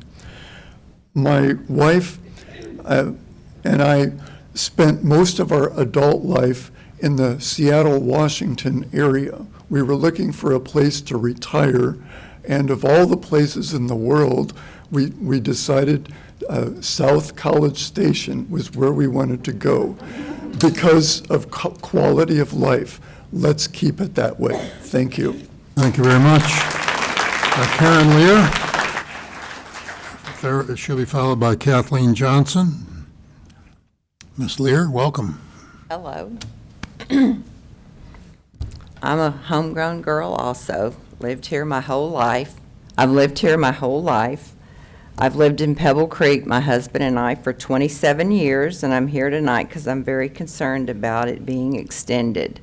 I've loved living in Pebble Creek. My daughter grew up there. She had friends. I'm concerned for kids that ride and walk to school, going across a 4-lane road, being able to go to your neighbor's house and play with my daughter and her friends came back and forth. That's a concern with the 4-lane road going through there. We're the only country club and school in our town, and you've got to preserve that. And that's my fear, that that would be destroyed, and so would the safety of our kids would be.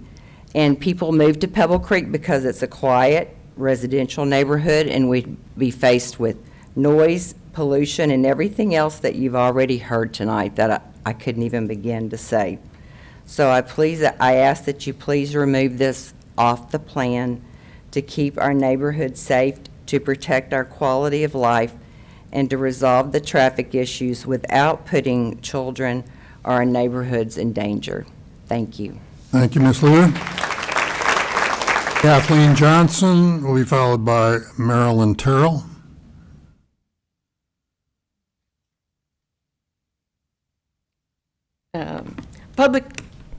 Public speaking can be challenging for some of us, but I felt compelled to come and do so, as it's my mother's birthday, and I wanted to honor her straightforward zeal and overcome my own nervousness by speaking up as she did when facing issues, an issue like the one that brings us here this evening, the widening and expansion of Pebble Creek Parkway. I noticed as I was preparing that part of College Station's mission statement states, and I quote, "to promote and advance the community's quality of life.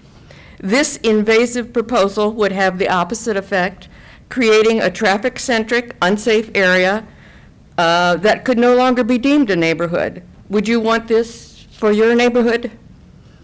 I note that in completing the comment form for speaking tonight, that it asks speakers to identify their College Station neighborhood. Don't let that identity become, of Pebble Creek, become the one with the Detroit River running through it.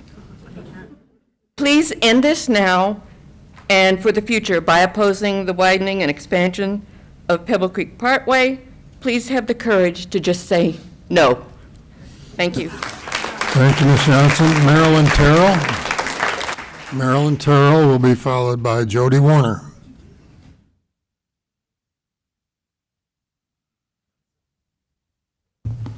Welcome. Welcome. Thank you. Thank you for allowing me to speak. And I'm usually not a speaker, but I felt very strongly about this issue tonight, so I have courage to try to do this.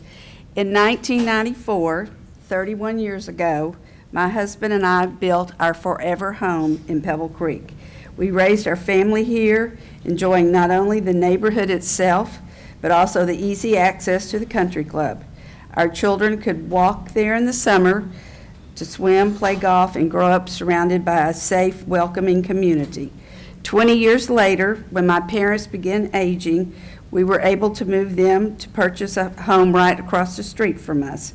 That gave us the gift of being close by to support them and to share countless family gatherings, all within the same neighborhood.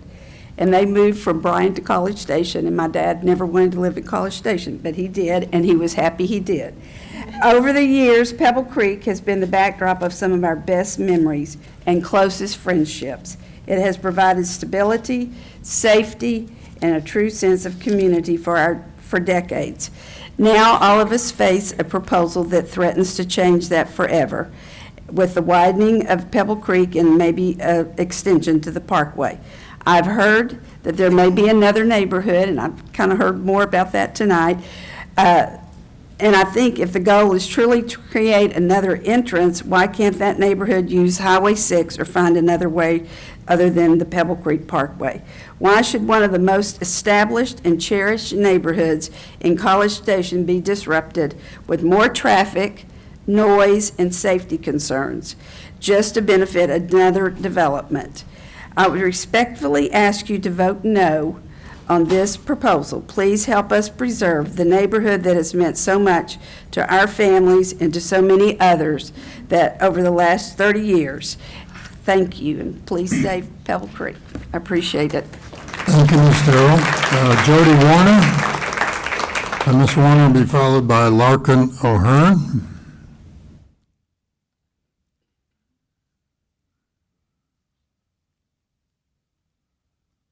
Howdy again. First off, I want to say I'm not sure which member of council cited the need for more citizen engagement this year, but the last two meetings, you nailed it. That said, I'm a Pebble Creek resident. I've spoken to that before. This is my third neighborhood in College Station. Pebble Creek is one of the most pedestrian-friendly neighborhoods that we have.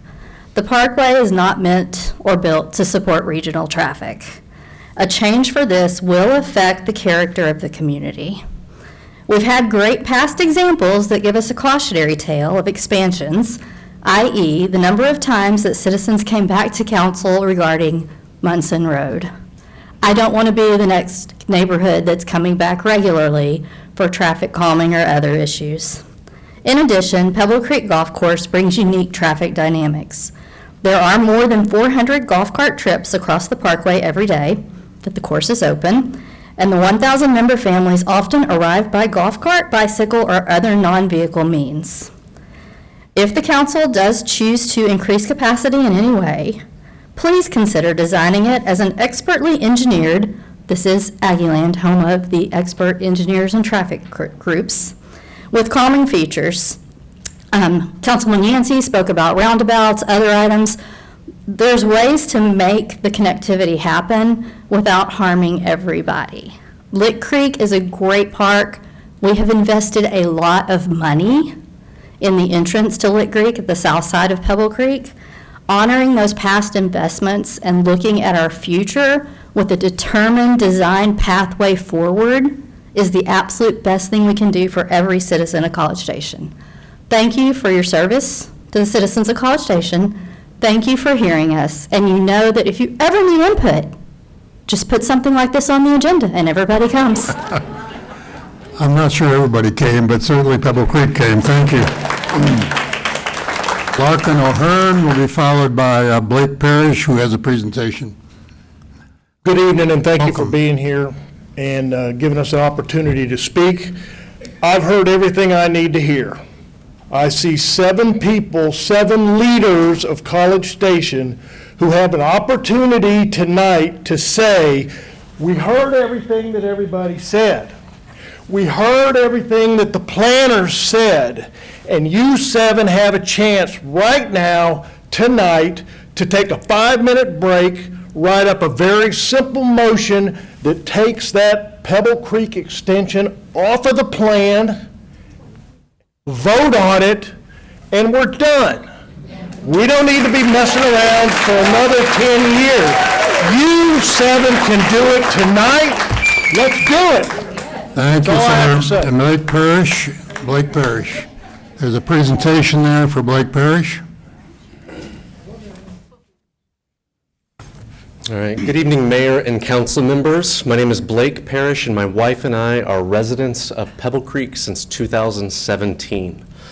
I share with you this picture because last night I took my younger 2 kids to Veterans Park for their soccer practice. And my oldest son, who is 11, he mowed the front lawn. Then he took to getting that fishing cart together. So he sawed those PVC pipes into different pieces.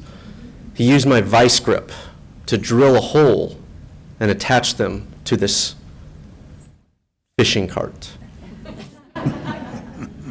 And so he's got a strong desire to be more and more independent and ride his bike and carry his fishing cart out to the ponds in Pebble Creek. My fear is that if we have this extension, he's not going to have that same freedom and liberty that I had as a kid growing up, being able to ride my bike around. I fear it would just be unsafe, and I would need to protect him from that extra traffic. So my ask of you is to stop this plan now. Let's take it off the docket. No more extension, please. Thank you. Thank you, sir. Howard Main. There we go. He'll be followed by Jeffrey Hughes.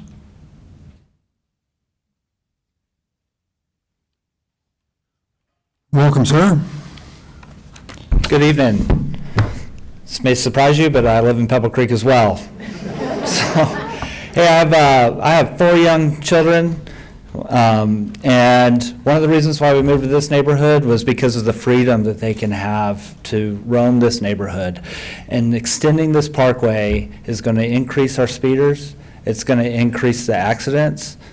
I've seen rollovers. I've seen auto peds, and we're gonna make that worse. And just as it's been pointed out over and over, no one really seems to be for this. The developer I happen to know, and he has told me, hey, the only reason why we're doing it is because the city is forcing us to, right? They're neutral on the stance of do they need it or not. He's okay with not having it. None of the residents here want it. Why are we doing this?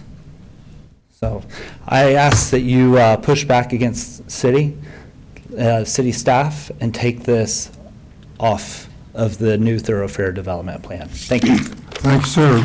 Jeffrey Hughes. Jeffrey Hughes will be followed by Brett Cook, who is the last one we're looking for. Mr. Hughes, welcome. Thank you, sir.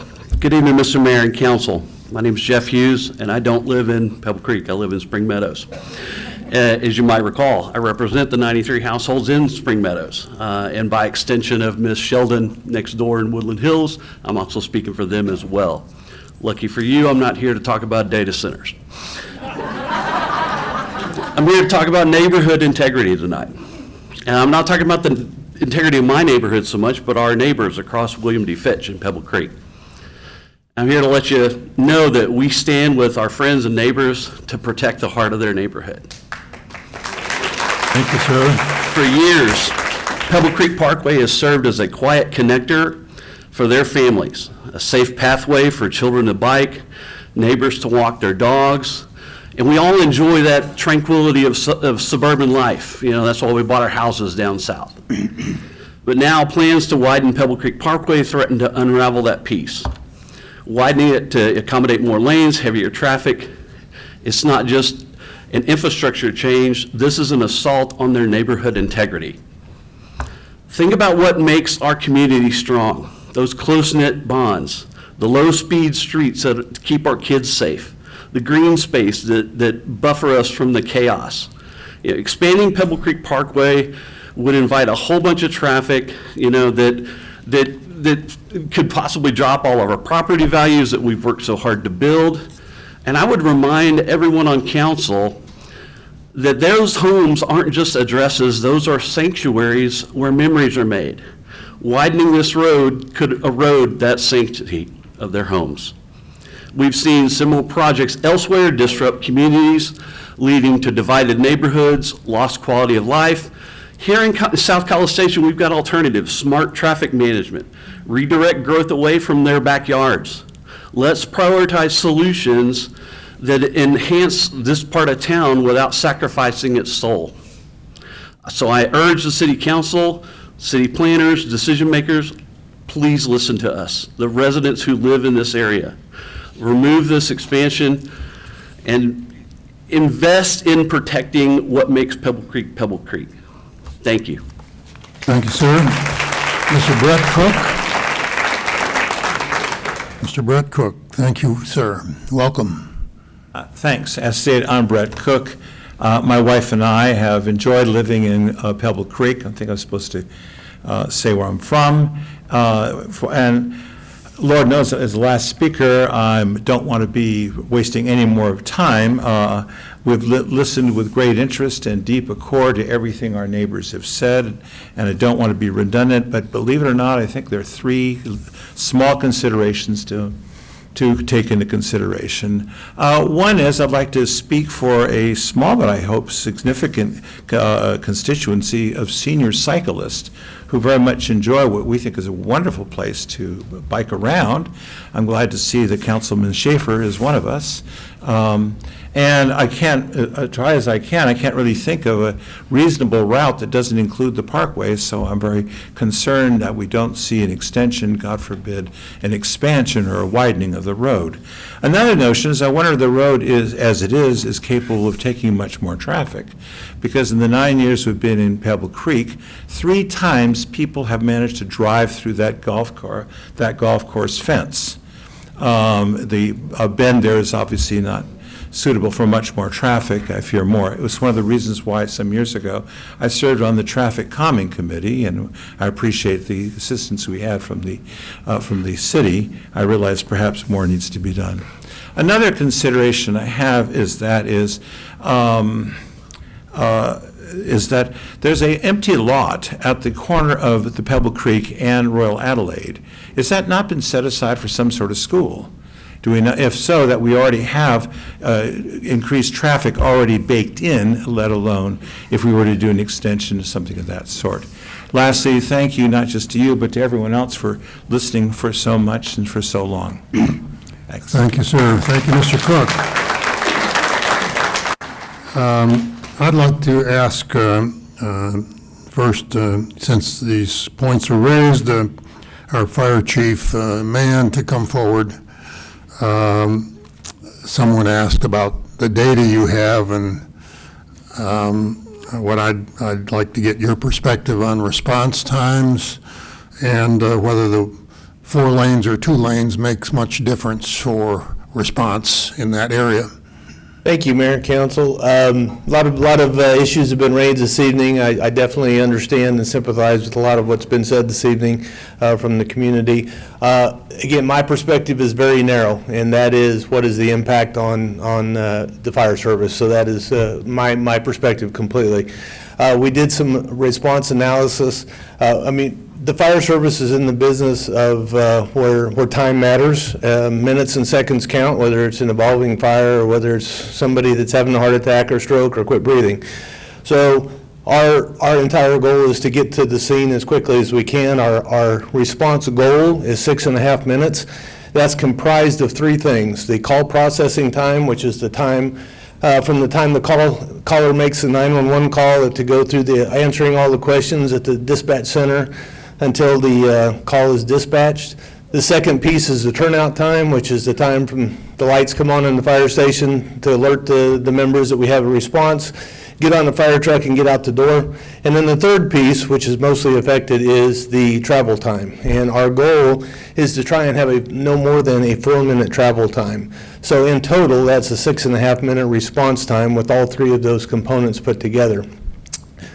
So the travel time is obviously the one that is most impacted here, and it is a direct correlation to the amount of road miles that we have to cover to get to an emergency and the traffic conditions and the roads that we have to cover. So when we did some response analysis with our GIS personnel, and they looked at if that road existed and if that Pebble Creek Parkway expansion took place and if it did not, and what the difference would be. Most impacted would be the areas that are future development, the areas that will be developed, the areas of what we call the northwest southern point. Those areas would be impacted by as much as 3 minutes. So from Station 5, if that road were to exist, we would have a little under a 5-minute, about a 4-minute travel time, 4 to 5 minutes. If they have to go out and around to that same area without that road existing, it could be as much as 8 minutes. So we're talking about 3 minutes. As that graph moved down to more of the central portion of, say, Southern Point, the time difference was about a minute, because now you're going through the neighborhood versus coming around, and by the time you got kind of to the southern portion of Southern Point, there was very little difference. So at the most, we're looking at a 3-minute response time to difference in an area of that is yet to be developed. That being said, I will tell you and assure the community that whether that road exists or not, we're going to be there on the worst day, and we will get there as quickly as we possibly can. What is the cost of the new fire station that we're now building, total all in? All in, about $18 million with the station that we're building. That's the upfront cost for the development of the fire station, the purchase of the fire trucks. The real cost is the ongoing cost. I believe it's about $2.5 million a year to staff that station. Is the cost of the construction cost, the capital cost, is that funded by debt? Yes, it is. It is, okay, thank you. Any other questions for Chief Mann? Yes, I do. Yes, sir. Please. Chief, thank you for that analysis. It's an important part of this equation. Did you take into account if Lakeway was completed and it didn't dead end where it dead ends? I don't believe, I believe that the analysis they did was coming around on Highway 6, so not using Lakeway. So I'm no traffic engineer, and I'm certainly not a licensed firefighter, but I did drive that to the end of both roads, Pebble Creek and Lakeway, and I mean, there's essentially no difference. So were the city to find a way, maybe putting the landowner where Lakeway currently dead ends and developing that roadway, and I've put those two, the landowner and the developer, together, and those discussions are ongoing. And if we focused our efforts on Lakeway instead of Pebble Creek Parkway, might that change the analysis that you've given us tonight? I believe that anything that we could do to shorten the distance between point A and point B would definitely impact Thank you, the time. Chief. Did you have a question, Mr. White? Exactly what my question was. No, any questions? You were talking about Southern Point. I think some of the discussion is regarding the development in between. In between, correct. And obviously the front end of that, the west end of it, closest to Highway 6, you could get to either way.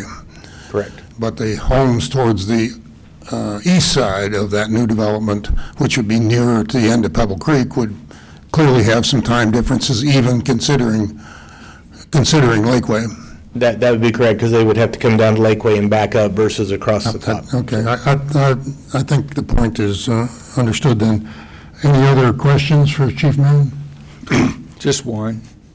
Just Yes. one. It's been mentioned, I believe, by staff here tonight that we're talking about Pebble Creek Parkway, not, if we were to make that decision, that we're years out from when this developer would have worked their way up to that end of the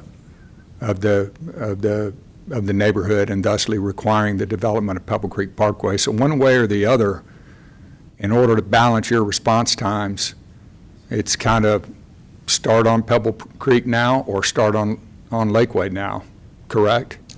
Wherever those houses are, yes, whichever one is closest would. And the ones that are closest to Lakeway, which would also be where the commercial mixed use would be, Sure. Those catch fire too, right, Chief? Absolutely, and Lakeway, we would be able to get to those. Great deal. Thank you, sir. Thank you, Mayor.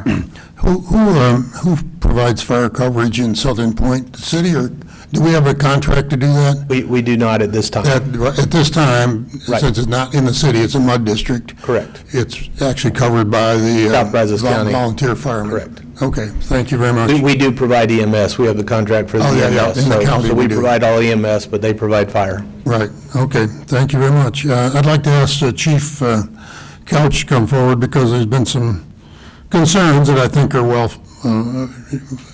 certainly well ingrained in the community, that opening up neighborhoods tends to make it easier and more access, more people can come in, and you have greater crime. I live in a very open neighborhood in the older part of College Station. I understand that what those concerns are. I don't see it in my street, but that could be a problem. What is your perspective on that?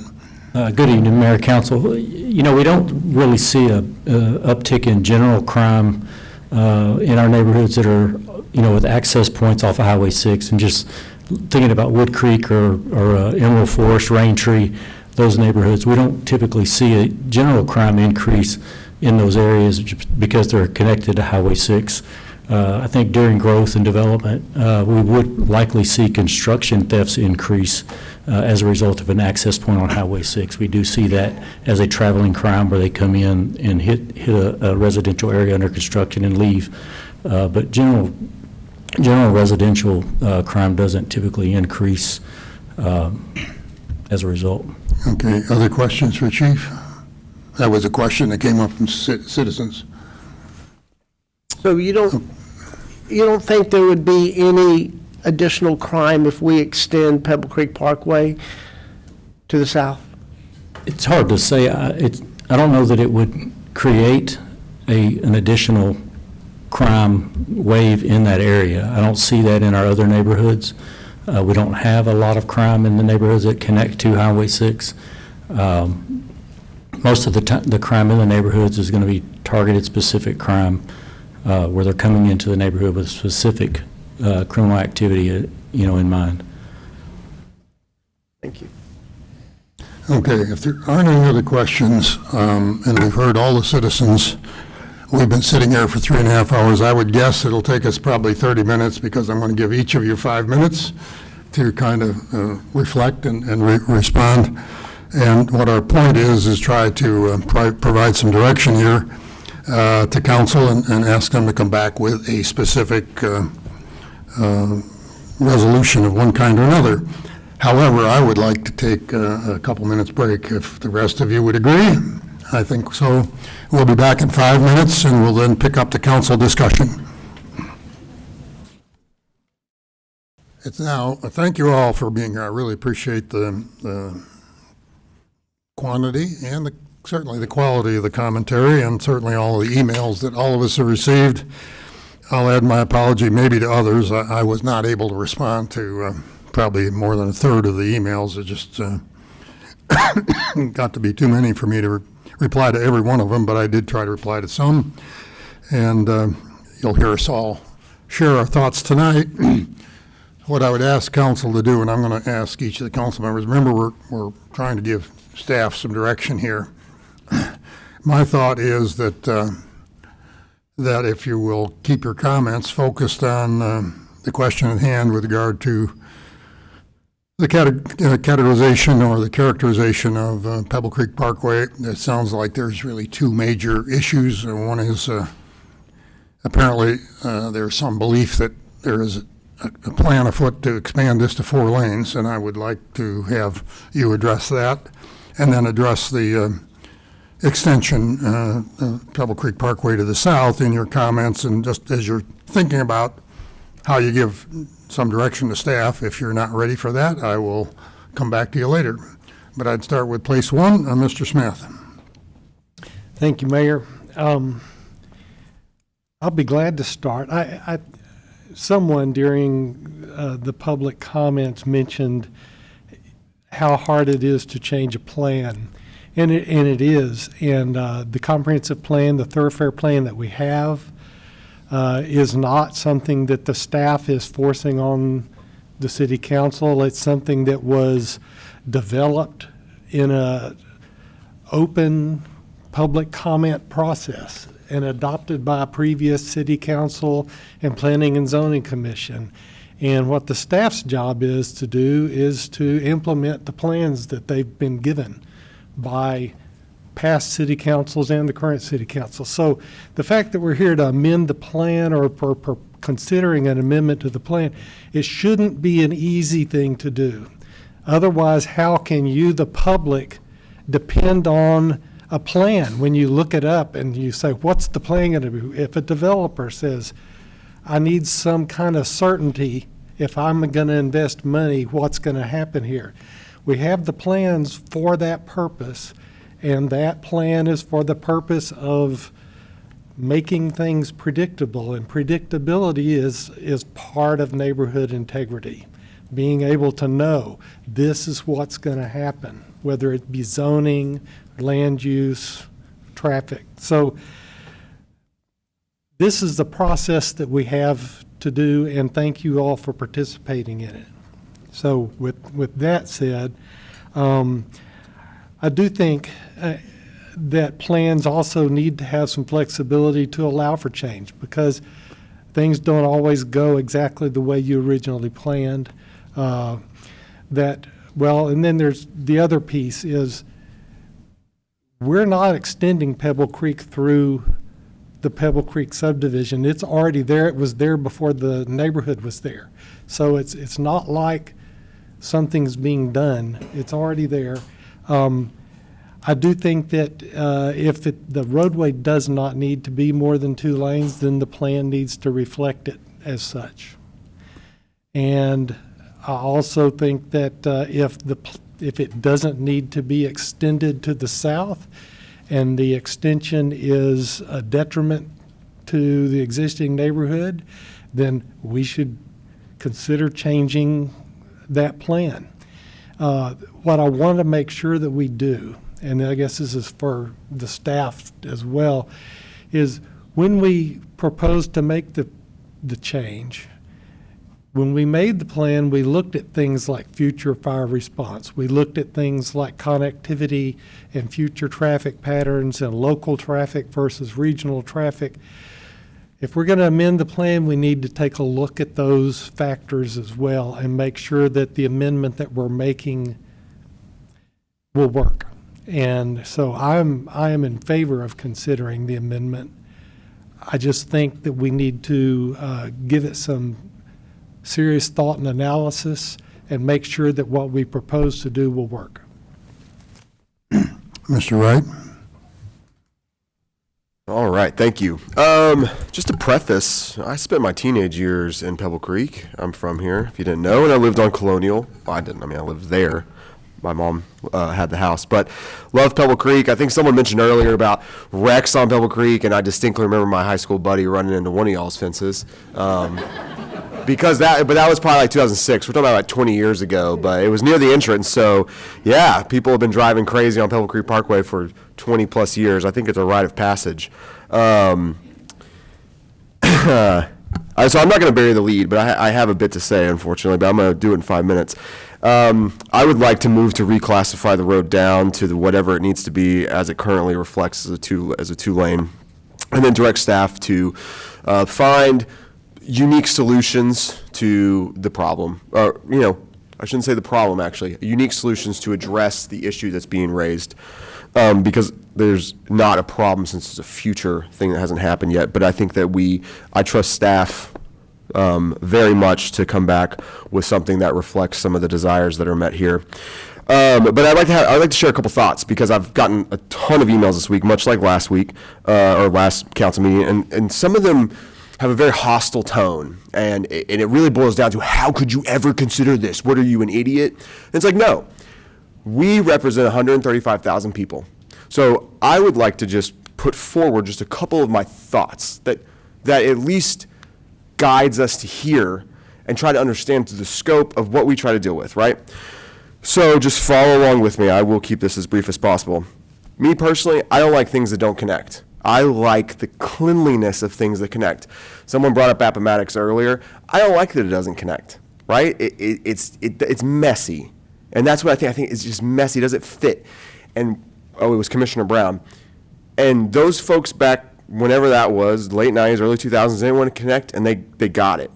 But do the people that live there now in any of those 3 disparate neighborhoods, are they happy that Appomattox doesn't connect? I don't know. But I have to consider that. I have to think about that. Is this a decision for today, or is this a decision for the future? How many folks here have driven from on Graham, taking Victoria all the way to Welborn? Because I know I do all the time. And I'm sure plenty of you do, right? That is a very convenient cut through. That goes through 3, 4, 5 different neighborhoods. And I still see kids walking to school every day, waiting alone at street corners for buses, families, people fishing, people taking their golf carts fishing, and everything's all right. So when I think about this connection, I think to myself, is this the right decision? Because I see Victoria works. So is this a decision for today or for the future? As I said, I am in favor of asking staff to do something differently here. But these should all be taken into account, because you have to think about the entire city. And with respect to one neighborhood, I think I said the exact same thing last meeting. It's a lot more, it's a whole city here. So I try to understand and chew on it from all angles, and that's how we should. And I want to reiterate again, like I did last time, everything that comes forward is council directed, whether or not it was this council or not. It is not staff.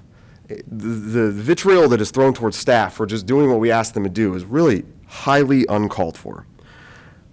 Ultimately, I don't like disrupting neighborhoods. I ran on neighborhood integrity. I said at the Pebble Creek debate that I would not be in favor of anything that the neighborhood is not in favor of. That is still true today, and that's where my vote lies. But please, consider all of the options that we are all trying to consider as we try our best to represent a growing, dynamic city of over 100,000 people.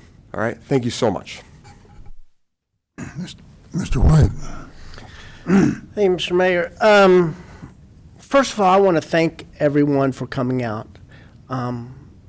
We appreciate it. I think I can talk for my fellow council members that we truly appreciate it. I talked to a constituent this week, and I believe we've had more citizen engagement this year than we've had in a long, long time. And that's what it's all about. That's exactly what we're here for, is to listen to you, to share the vision of this city with you. This is your city, this is our city. So I also take to heart that we need to make a decision tonight. We need to walk out of this chamber with a decision made on the extension and the expansion of Pebble Creek Parkway. And I have every intention of making that happen this evening. One of the documents that we have as council that leads us in a lot of our decisions is our strategic plan. And if everybody had looked at our strategic plan, the 4th initiative of that plan is neighborhood integrity. Now, we can all talk about what neighborhood integrity is to each of us, but I can tell you, y'all have defined it very, very well tonight. I am 100% in support of what your desire is for Pebble Creek Parkway. I will fully support and ask staff to immediately stop the expansion on Pebble Creek Parkway to the south, and and widening of Pebble Creek Parkway to a 4-lane highway. Thank you, Mr. White. Ms. McElhaney. So I want to say thank you for several reasons. First of all, this whole last 3.5 hours has really brought up some memories. My first experience with Pebble Creek was in, I believe, 1996. And I had a roommate that loved to walk, but she insisted on driving all the way out to Pebble Creek to go for a walk. And we lived, right by campus. But she assured me there were some cute boys that lived out there, so I agreed. No, but we would go out there, a couple times a week just to walk from the clubhouse down to where it dead ends. And we, at that time, was very shocked that there was ever going to be any reason to expand that because we were in the middle of nowhere. And my husband's parents lived in Pebble Creek when we met. That's where I first had Lynn's very famous spanked chocolate chip cookies. You can ask me about that later. But what you speak of is something that is exactly what I ran onto, is neighborhood integrity. I live in Eastgate, and later tonight we're going to unravel about 3 years of hard planning by staff and planning and zoning and this council trying to protect some of our older neighborhoods. And we are going to be working to come up with new ways to ensure that those neighborhoods continue to exist in some semblance of how they have for a very long time. I think we have an opportunity right now to protect your neighborhood so it is not dealing with the challenges that you guys have identified as being what makes your place special. And I think that that's something that we need to very much protect. One of the reasons that I think the data center initiative moved forward, as more than one person on this council had vocalized that, if that data center goes there, there's absolutely no question there will never be an extension to the north of Pebble Creek Parkway. And so that however misguided it may have been, and we made the right decision to not move forward with that, but that was one of the considerations. I do want to apologize. I, like Mayor, was not able to respond. I didn't even get to a third of you guys this week because I feel like each email deserves an individual response. And just there were a lot of you that had something to say. And I thank you for being respectful tonight. It's hard sitting up here as citizen volunteers and listening. I really appreciate you bringing your views forward in a very respectful manner. We hear you. Mr. Yancey, do you have any thoughts? Thank you, Mayor. I'm sure you do. As we all do, and it'll come to me eventually. I've been blown away at the expertise.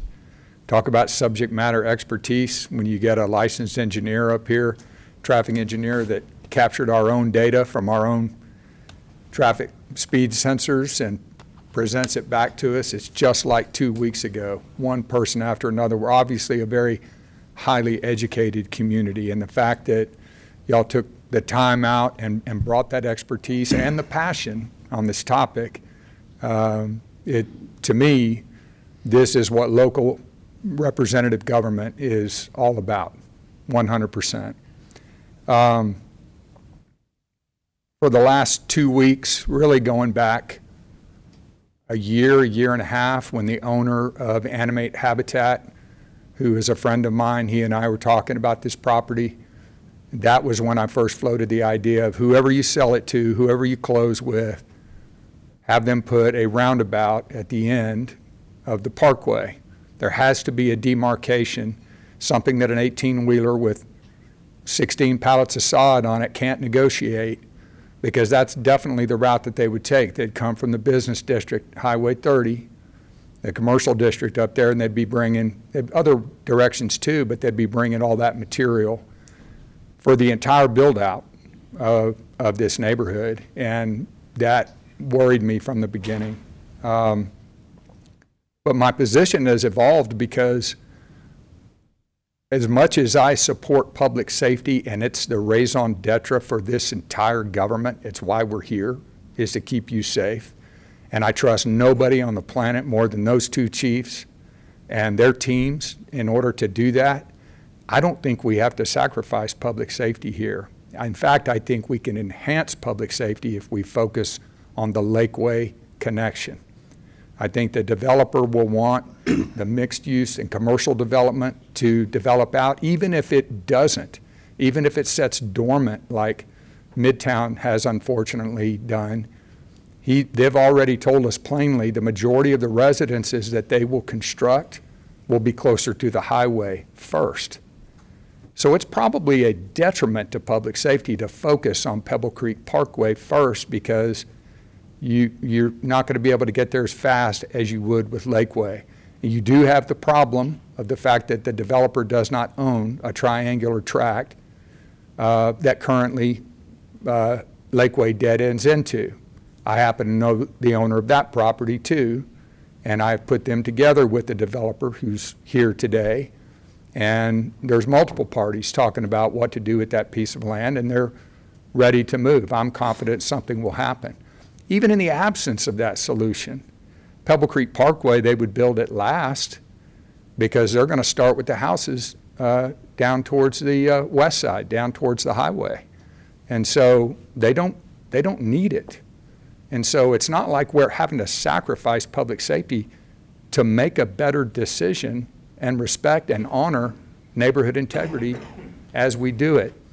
I'm with Councilman White 100%. I think we need to resolve this minimally on the 4-lane expansion tonight. But I'd also like to see us make a concerted effort to turn our focus to Lakeway and turn it away from an extension of Pebble Creek Parkway. Cannot promise that one day the matter of the extension might not come up again. You just can't from a public safety perspective. That's the hard truth. Planners, public safety people, they do not like dead ends forever. They don't. And I knew it was going to be a tall order about the extension. But I don't think we have to look at it for years on the extension piece. And I think we can kill the 4-lane expansion tonight. Thank you very much. Thank you, Mayor. Thank you. Thank you, Mr. Yancey. Mr. Schaefer? Thanks, Mayor. I'm on board with my fellow council members. I would like to start, I think it's very appropriate for us to thank you all. They've all done it. I'll do the same thing. I do appreciate tonight the civility that you all brought to your comments. That's very helpful. It is sometimes hard as one of your fellow citizens who does this voluntarily to be here and sometimes feel really under the gun, like maybe people don't like us too much and we've really done a bunch of things wrong. And so I want you to know we're trying. We do listen to you. We do want to do the right thing. And thank you for keeping your comments civil. The emails, yeah, same thing for me. I think I might have said something to a few of you like, thanks for your input, but I definitely didn't get to everybody. I want you to know I did open every email. I tried to look at it, but we did get a ton once again. That's a good thing. That's a good thing, but it's just, it sometimes makes me feel guilty if I can't, respond. Anyway, I'm definitely with others. I want to take, I think tonight we can certainly take the 4 lanes off. I think we've heard that time and time again. And I would be supportive of that. I'm supportive of creative solutions to not extend it. I don't know exactly what that means, but I hear what you're saying about that, and I think it's been well addressed by others. There are, and I don't want to be, sometimes there are solutions out there that don't always involve constant car traffic. There are trail solutions for connections of some kind to get people back and forth on whether they're walking, riding, micro transport today. There are all sorts of ways that people can connect between places without using cars. And in some cases, emergency access can be granted without using full-time car access as well. So I don't know if those are solutions that might help to, in the future, to connect things to keep the safety level higher or not. But they might be looked at. We've talked about alternative routes tonight. I think alternative routes certainly seem feasible. We've heard Councilman Yancey talk about Lakeway quite a bit, and others have talked about Lakeway. I think that's certainly a possibility. I would want to think about these response times that we've heard about. We need to make sure those are taken care of. Also, Lakeway is closer to the elementary school, so I don't know, kind of what that means for the elementary school traffic to expand Lakeway, but I think it's at least something we need to think about there. So basically, I'm on board to make changes. I'm not sure about, what absolutely happens tonight, but I think we do need to make changes along the lines of what you all recommended. Well, I guess it's my turn. Let me first comment. I think Commissioner Brown probably is gone by now. 2 points I'd like to make on that. One, rule number one is vote with your constituents. Everyone up here is elected across the entire city, so with all due respect to all of you who came to speak to us tonight, and I know nobody from another neighborhood ever comes to speak about this, although I did get a couple of emails from other neighborhoods where, there were a few. Okay, there were a few. Then they were nearby neighborhoods. But I think my point is I understand exactly what you said. Why isn't anybody else here to speak? The other point on Mr. Brown's comments was, they let Appomattox go with a lot of gaps in it. Partly that was the function of the way the city ordinances worked then with respect to when you had to plat a phase, and I served 6 years, some of it with Councilman Schaefer on P&Z, and I learned that the reason for that was that we had some regulations then that allowed the developer just to not plat that last piece of land that would require them to build a bridge. Mr. Brown wasn't here when we had a very heated, lengthy, several-year debate over the fact that there was no parallel road on the east side of Highway 6. There was no backage road, and I remember council members, I don't think I was on council at that time, but asking why isn't there another road parallel to Highway 6 at that time. Appomattox would have been that one, but by that time, the only people left to build those bridges was the city, and the city wasn't about to spend the money to make those connections, and by that time, the developments were developed, and nobody really cared, except for the fact that it came up periodically. And I must say it was a very lengthy discussion, particularly when Midtown Drive was being built, but then people were looking at further to the north along there. Fortunately, we do have Lakeway, and further south, we got some options. I want to comment on Rock Prairie East. Remember, that goes into the county in a floodplain about the point of Lick Creek Park entrance, or where I guess probably a wastewater treatment plant, and it exits from the city, so that's all county land out there. And it's in the floodplain.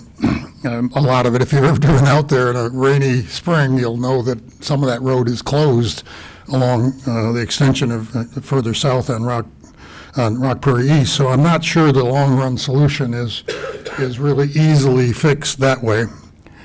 I do think that Lakeway is one of the keys, but I'm not certain since somebody mentioned, I can't remember what the name of the street. Jason, what's the name of the street out of Pebble Creek Parkway that's supposed to connect back to the frontage road from the southeast? Birkdale, that's it. Somebody asked why Birkdale was even there. Well, I can remember, and I think maybe on P&Z at the time, it was originally congressional. And somebody said, why in the world, and the people living on Congressional, we don't want that connection to Congressional.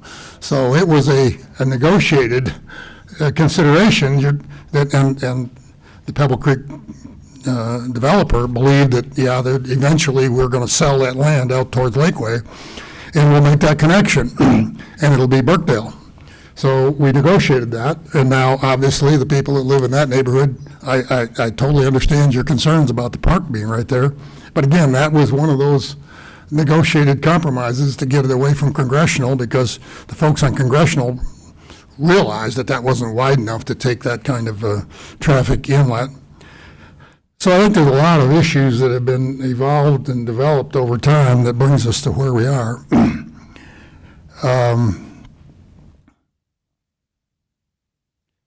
People have quoted me, and it's very true, that I have always talked about neighborhood integrity, and I think that is an important consideration. I do think the neighborhood integrity of the neighbors to the south ought to be considered too. Not one of them is here to speak. Several of you have quoted the developer. I doubt that the developer wants to get involved in this discussion. Probably the best thing for them to do is stay out of this discussion. But I would guess that the people that buy the homes back into the middle and the eastern part of that next development south might have a different view. And going back to Rule 1, I have to think about the larger issues of the city. Let me just cut this short, and I will say I'm amazed that people are concerned and even thinking about, but I now understand that we would widen the existing part of Pebble Creek to 4 lanes. I think that could be taken off the books. I think we should all agree that the direct staff to figure out how to do that, whether you got to change the designation of the street or what the mechanism is, but I would think we could, it sounds like we could all agree that there is no intent in this council to create a 4-lane connection or redo the existing part of Pebble Creek Parkway. We have worked over the last several years, and as a matter of fact, that's one of the reasons I asked Jason about it, that we finally have striped that street as one lane each way, and we've widened the bicycle lane, and that was an effort to extend the Pebble Creek multi-use path all the way to Lick Creek. I mean, the Lick Creek multi-use path all the way to Lick Creek Park. That was the only way we could get down there because the pipeline people or somebody wouldn't let us build a nice meandering 12-foot wide multi-use path right down that median, which was the original intent, but they wouldn't let us do it, so we've adapted what we could there. I don't think there's any reason to go back and try to force 4 lanes into that. I think that's a non-starter, and I understand that because it's green on a map, apparently people assumed that we had a plan to do that. I would hope that this council will all agree on that, and it sounded like everybody did. I don't want to come to the last point, and I may be a little bit more direct on my comments about the southward extension. I have been questioned on that repeatedly since I ran for mayor. I have tried to make my case repeatedly that we need to keep options open. And I think a connectivity to the south, if it's properly managed, and I heard Ms. Warner speak to that, and a couple of others here on the dais speak to that can be done in a way that maintains the traffic flow through there. You talk about all of how homes are going to be built in the next 2 subdivisions to the south. Both of them have major entrances, or will have major entrances, right onto Highway 6 South. So they're going to build in from that side, and they're going to build the entrances just like Southern Point has. So I would guess if you want to do your math, you probably won't see 10% of those cars come through there, except on occasion when they find they've got a friend over there in Pebble Creek that they want to visit, or they belong to the country club or whatever it might be. So I think if it's properly designed, you can mitigate most of that traffic impact of the extension to the south.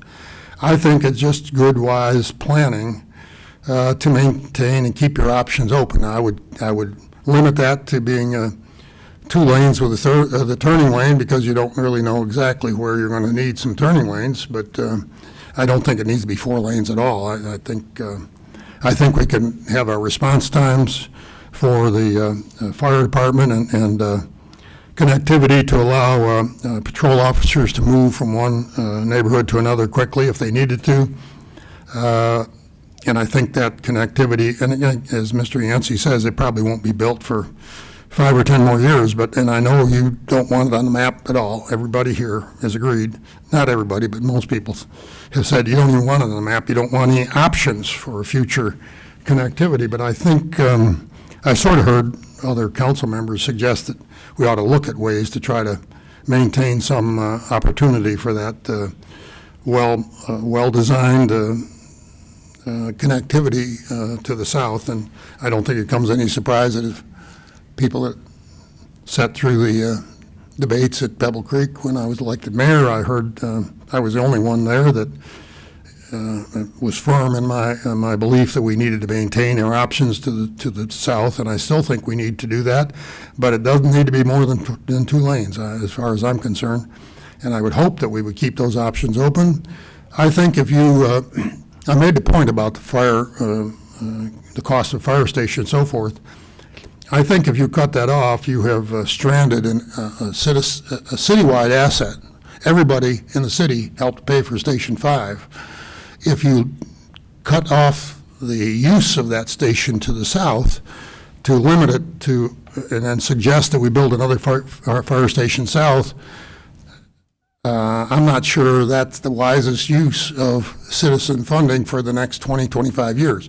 It may well be if Southern Point gets annexed into the city, which it is not, and the chief said it is not now covered by fire, but it is covered by EMT because we have a contract with the county.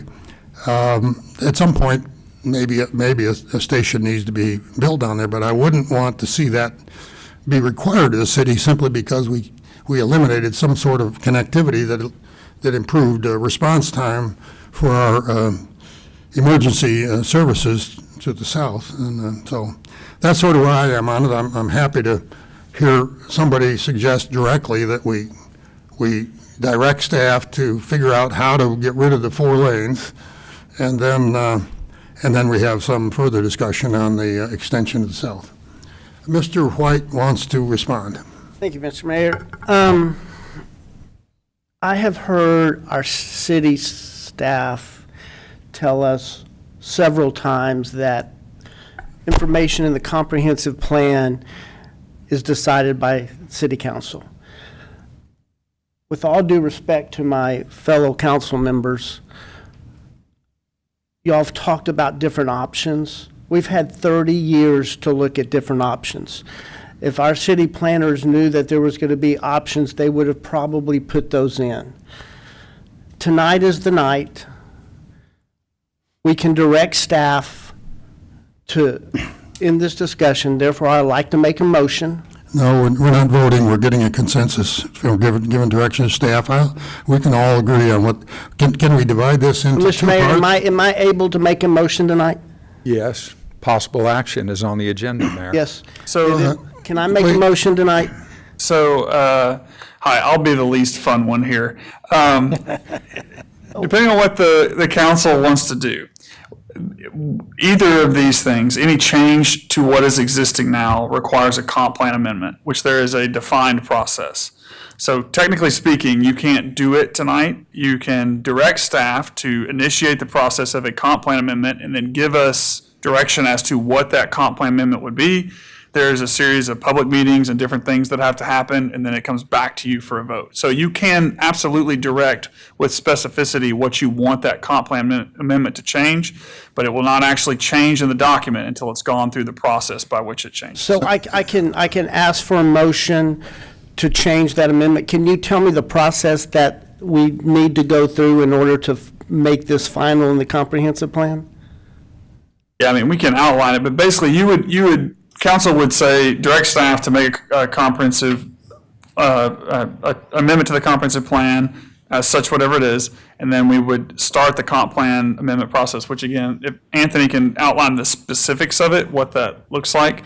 But again, it's a couple public meetings and different things you go through for any comp plan amendment. Well, Armstrong, it was my understanding that the comprehensive review plan allowed us to go through this process now and make a decision tonight on this. Is that correct? That is incorrect. So even the item later on tonight, 9.12, I believe that's the CPEC report. So that was 3 members of PNC, 3 members of council. There are various items within that report across the comp plan that are recommendations. But those recommendations still have to be acted on. So everything that you'll hear in that item later tonight, that is you're accepting that report and saying, yes, we agree with it. And that report says staff go out and do these things. When those things are to come back with comprehensive plan amendments. So with this item, like City Manager just said, you could direct staff to come back with a comp plan amendment or to proceed with a comp plan amendment at what the council desires, and we would go through that process. So there's a neighborhood meeting that's required for property owners in the surrounding area of what gets removed. There is then, it goes to the Bike Ped Greenways Board for their recommendation because it has multi-use paths and bike lanes on it, and then goes to the Planning and Zoning Commission, and then it comes back to City Council. So that would be the process. And the time frame for all that would be 30 days, 60 days? What's the time frame on that? So with the comprehensive plan amendment, the neighborhood meeting has to occur 30 days prior to the first P&Z meeting, and then you can have the BPG meeting in between that. The BPG meets once a month, so we'd probably be looking at, there's no October meeting, so November, we could probably bring that to BPG. You'd look at sometime mid-November then for that to go to P&Z, and they could come back to council that second or fourth, which would probably be the first in December because the fourth is typically Thanksgiving. So probably first week of, or meeting in December would be the likely timeline to get that to council, because it also, we have to post it in the newspaper, so there's posting requirements legally. It's a comp plan amendment, right? This is the community's plan. As was mentioned, this is the entire 135,000 body community. This is what they came up with years ago. It is difficult to change that, and it's meant to be difficult. And so any comp plan amendment can be enacted by council, staff, P&Z, or a property owner. And so you fall into that criteria. Obviously, as council, you can direct us to come back with that, but it still is the exact same process, no matter who you are. And if we made a change, started the process to make the change, future council could change it back, right? If there's some Correct. information that came up in 5 or 10 years, they could come back and revisit this issue and put the thoroughfare back in, correct? Yeah, and they would have to go through, from a comp plan perspective, Right. the exact The whole same process right, again. right. And I will say, I think it's been clarified, but there are no plans to expand anything right now. I mean, so there's not anything you have to like stop that's going on as far as a actual project. This is about the planning documents. Mr. Mayor, I would like to make a motion that we direct staff to cease the extension of Pebble Creek Parkway to the south. To what? To cease the extension, to stop the extension of Pebble Creek Parkway to the south and immediately begin the process of formalizing that in the comprehensive plan. And do you have anything to say about the 4 lanes? Well, that was going to be my second motion. I would like to deal with one at a time since Okay. it's 2 issues. So you want to, you want to direct staff? So I want to direct start the staff, process. put a motion in place to Okay, direct staff I- to begin the process of eliminating the extension of the South Pebble Creek Parkway. I'm not sure if I worded that right. I You know got what you. I'm talking I about. got you. Okay, Point of I clarification, need a Mayor. consensus. Is there others that wish to support that motion? Point of clarification, is my colleague referring to staff's pending work with the new owner and developer of the property? Or are you talking about forevermore? Well, I believe, and it is my understanding, that the new developer would support this amendment. I think they're agnostic on the topic and don't want to get involved, to be honest with you, but I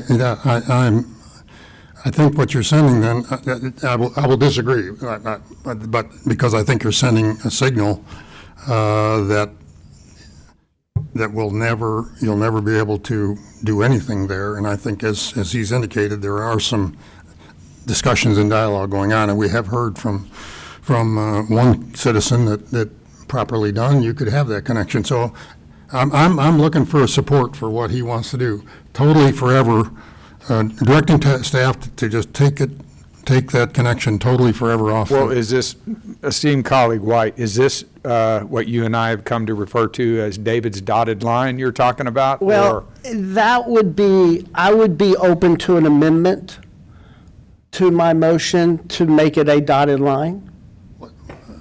What does that mean? Define a dotted line. What You does that don't have mean? a second yet, All right, so so- we need to amend it. So just to be clear, on the plan, it is a dotted line, but a dotted line just means like it would be built in the future.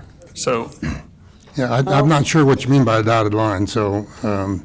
I think the question at hand is council directing us to bring a comp plan amendment that will sever it? And of course, we'd have to look at, what that means from an actual, but basically sever it at this point and go through the process with that? Or is there a question of it is not severed and then there are conditions based on the adjacent? The motion that I have on the floor is that we sever Right. And then that's what I'm trying to, who supports that forever? Given that a future council can make a comp plan amendment, I will second his motion. Can we have a conversation about that? Well, I don't know if that, is that a second to the motion? Yes. It's a direction. Okay. It's not going to be a Direction to motion. council. It's going to be direction. Can I And just- I want a consensus. 4 people will Yeah. will I would consensus. I was only going to add, or just maybe say it slightly differently. I would rather staff come back with options for us in terms of the extension, but tonight direct them to leave it at the 2-lane that it is. We're directly addressing the lane issue, and staff can come back with ideas for how to handle extension and connectivity, because there's no bulldozers moving right now. We don't want to rush.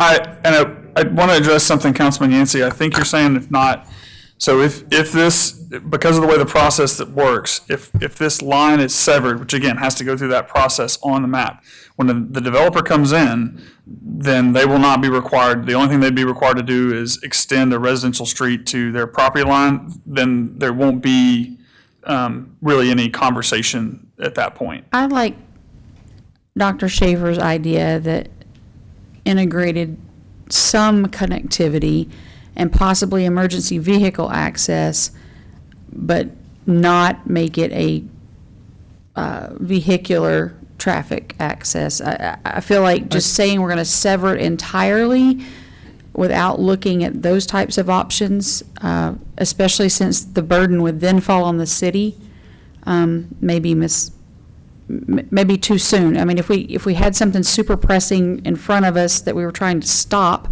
I would jump on board immediately. But I really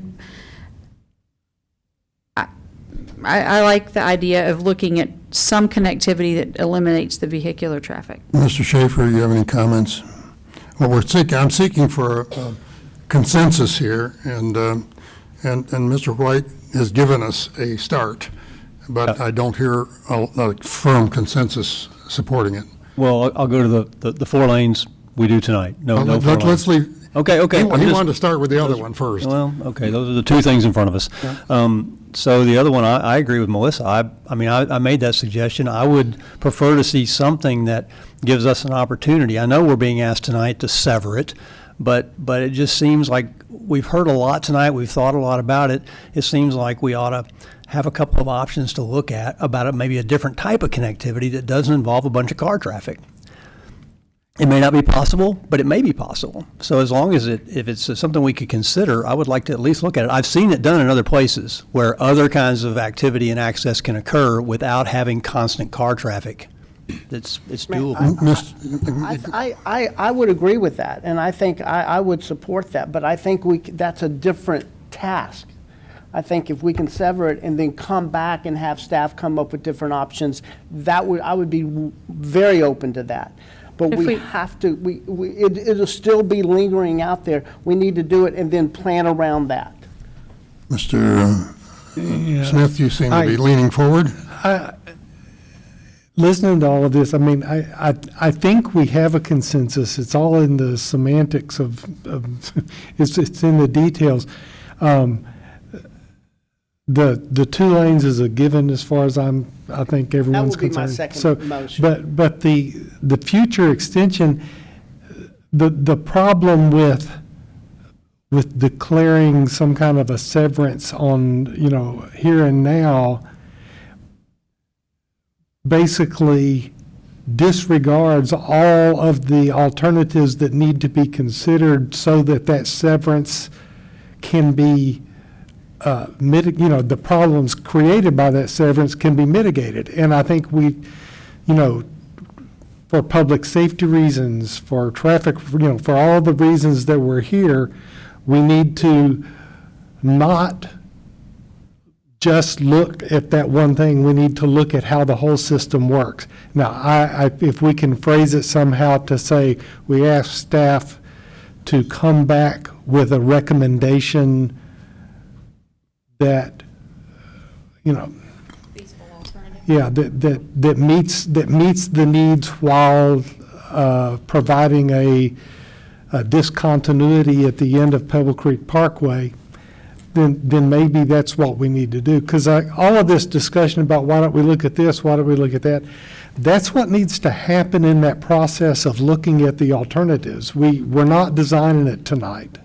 We just need to give staff direction.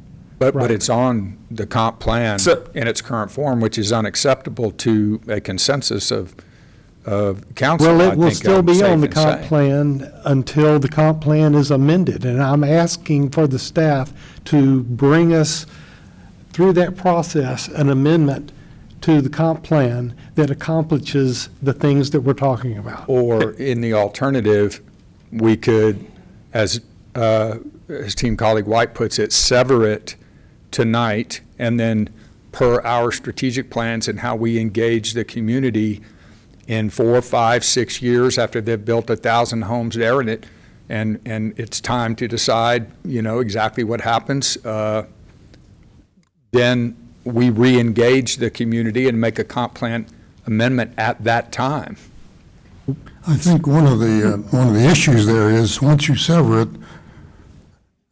the land is gone. I mean, I don't know what the developer plans to do under those high tension lines and the gas line, which run right down that backside of his property. They've got to consider that. I assume they'll come to the city with, hey, let's make this a park, which is what the Pebble Creek people did, or the Pebble Creek developer, when the city helped to develop that, and they accepted all of that land as parkland. So that's how they got their parkland done in Pebble Creek.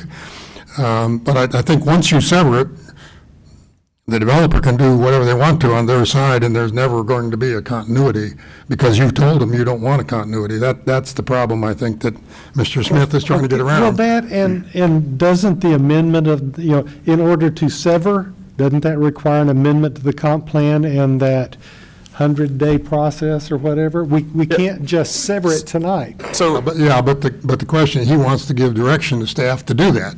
And that's it. And frankly, I don't think he's got a consensus to use the word sever. I don't think you got that consensus, at least not what I hear here. Well, that is still my position, and I think that's what our citizens want. That's what everybody came out here. They want it severed, and. I totally understand. I understand. I agree with you. Everybody in this room wants what you suggested. Correct. That doesn't mean that that's the best decision that this council should make for the long term of the city. And so we each got a view of that. Sure. And I'm just trying to work through here to see if your proposal to direct staff to come back with a total severance of Pebble Creek Parkway extension to south has the support of 3 more members of council. And I don't see the consensus here, because Mayor? Each of them want to have some kind of a flexibility. Yes, who has got? Let me try and I will just preface this. I'm not advising you which way or what to do on this. One, the roadway being not being 4 lanes, changing the classification is actually already in the recommendations that you're going to talk about later. You can do that now, but just so everybody knows, if there is something everybody in the room is on, everybody in the room's on that one. So if you kind of set that aside, and what I hear council talking about, to me, you kind of have 2 options from what you're talking about. Now, if it is severed, if it goes all the way through the issue you have is that then the developer's responsibility goes away, right? So it would be city funded. That's kind of the main piece.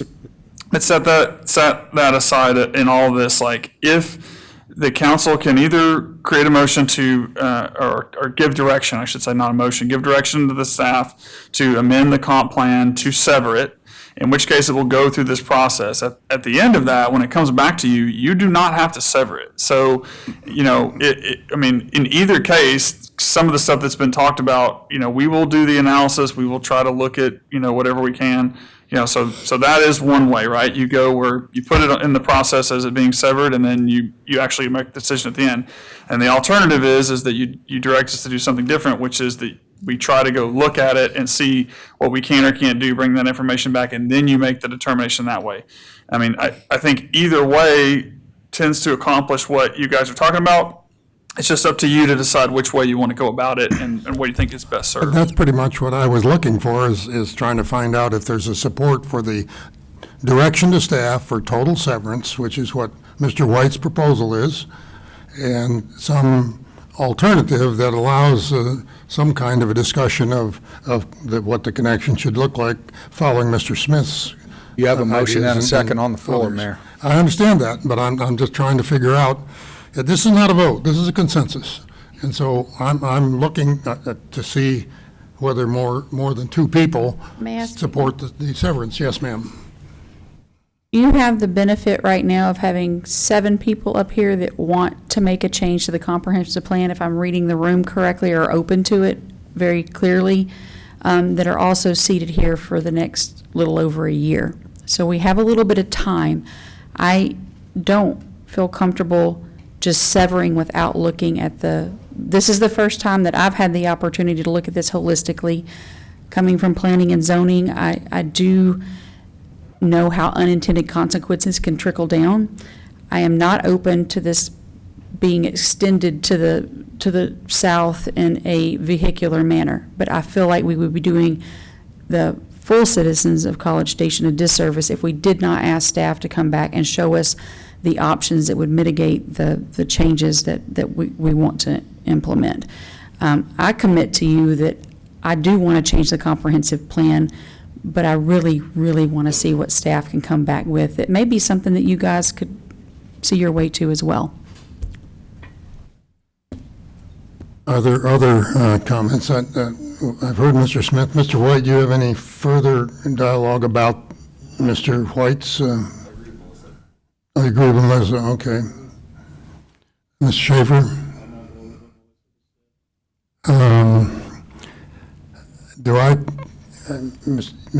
Mr. White, you want to make any more comments? Before I try to figure out what the consensus is here? I'm not really sure what options can be brought forth. We're talking about an extension of a road. I'm not really sure what options there are. You can either sever the end of that road, or you're going to extend it. I don't think I've ever seen a system where vehicles cannot go down a particular road, but an emergency vehicle can. We've got They them have in one of those at our College office Station. complex. The road is blocked. The only thing that can go through is a fire truck. Yeah. It is completely time. cut off, and it's something that you do see. And so that fire truck can go either way. You can see it like at Bush Library if you go there, emergency vehicle bollards that go down and come up, but it's still open for pedestrian and other traffic. And if we approve this motion, can we, during the process, come up with that solution? If we, You keep referring to a motion, I'm looking for a consensus, but I understand what you mean. If we approve what? if we approve, the city manager mentioned that we could move forward with the motion, and then once the process brings it back to us, we don't have to sever it. Is there an option for us to pass this motion, and then within the next 60 to 90 days, while we start that process, you can come back with options? I think what we can do is we can ask the staff to come back with options for us to consider. Simple. Yeah, and that's the direction That's the direction we give. Except for the 4-lane part of it, which I'm all on board. Well, it's already That- on the And I agenda. think they've already said that that's in the Well, recommendation. So that brings up another. So if we approved bringing that down to a 2-lane, does it have to still go through that exact same process? Yes, any comp plan amendment has to go through the process. But we're giving direction. So we give direction that supports what they're already thinking about, which is staff doing away, I don't know what the process is in transportation planning terms, but eliminating any chance so the folks here don't ever have to think about the city coming through and recreating a 4-lane road there. I think that is something I think we all agree on, and frankly, the staff said that's already in their recommendations, and that's how they're approaching that question. How So- about if we direct staff to bring us alternatives to the extension of Pebble Creek Parkway South? Including severance. Yeah, including severance. Including severance. Well, actually, alternatives to the extension at all. Yeah. Bring us into, yeah. So I'm going to stay with my motion and have the will of council move forward with this.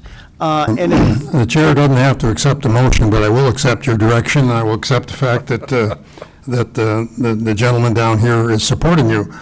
But I'm reading 5 other people, and we're just trying to find a consensus of 4 people.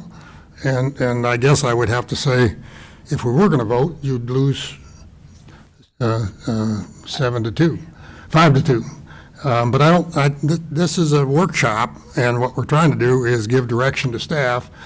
You call it a motion, I don't call it that, I call it direction. You propose a direction to staff of one kind. I hear Mr. Yancey supporting you, but also reserving some concerns about the fact that there's some ongoing negotiations. My judgment as mayor is that there's a consensus to follow what Mr. Smith and Ms. Melissa and others have suggested. So if you want to change that consensus, you got to change the minds of 5 people that aren't ready to totally sever, to direct staff only. It's just a huge decision and a huge process to go through to sever. If we get direction if we get some ideas that come before us, we can make one change to the comp plan, and it may just be a bike ped path. I don't know what it'll look like, and it may be a complete severance, but I feel like it's worth, all of us want to change the comp plan, but we just are looking at the options to do that. To me, I would walk out of here, you guys thinking this is a victory. You've got all of us, but we're just saying, let's look at how we can navigate this. There's a bigger picture to look at. It's not just that extension south. It's how does the whole system work?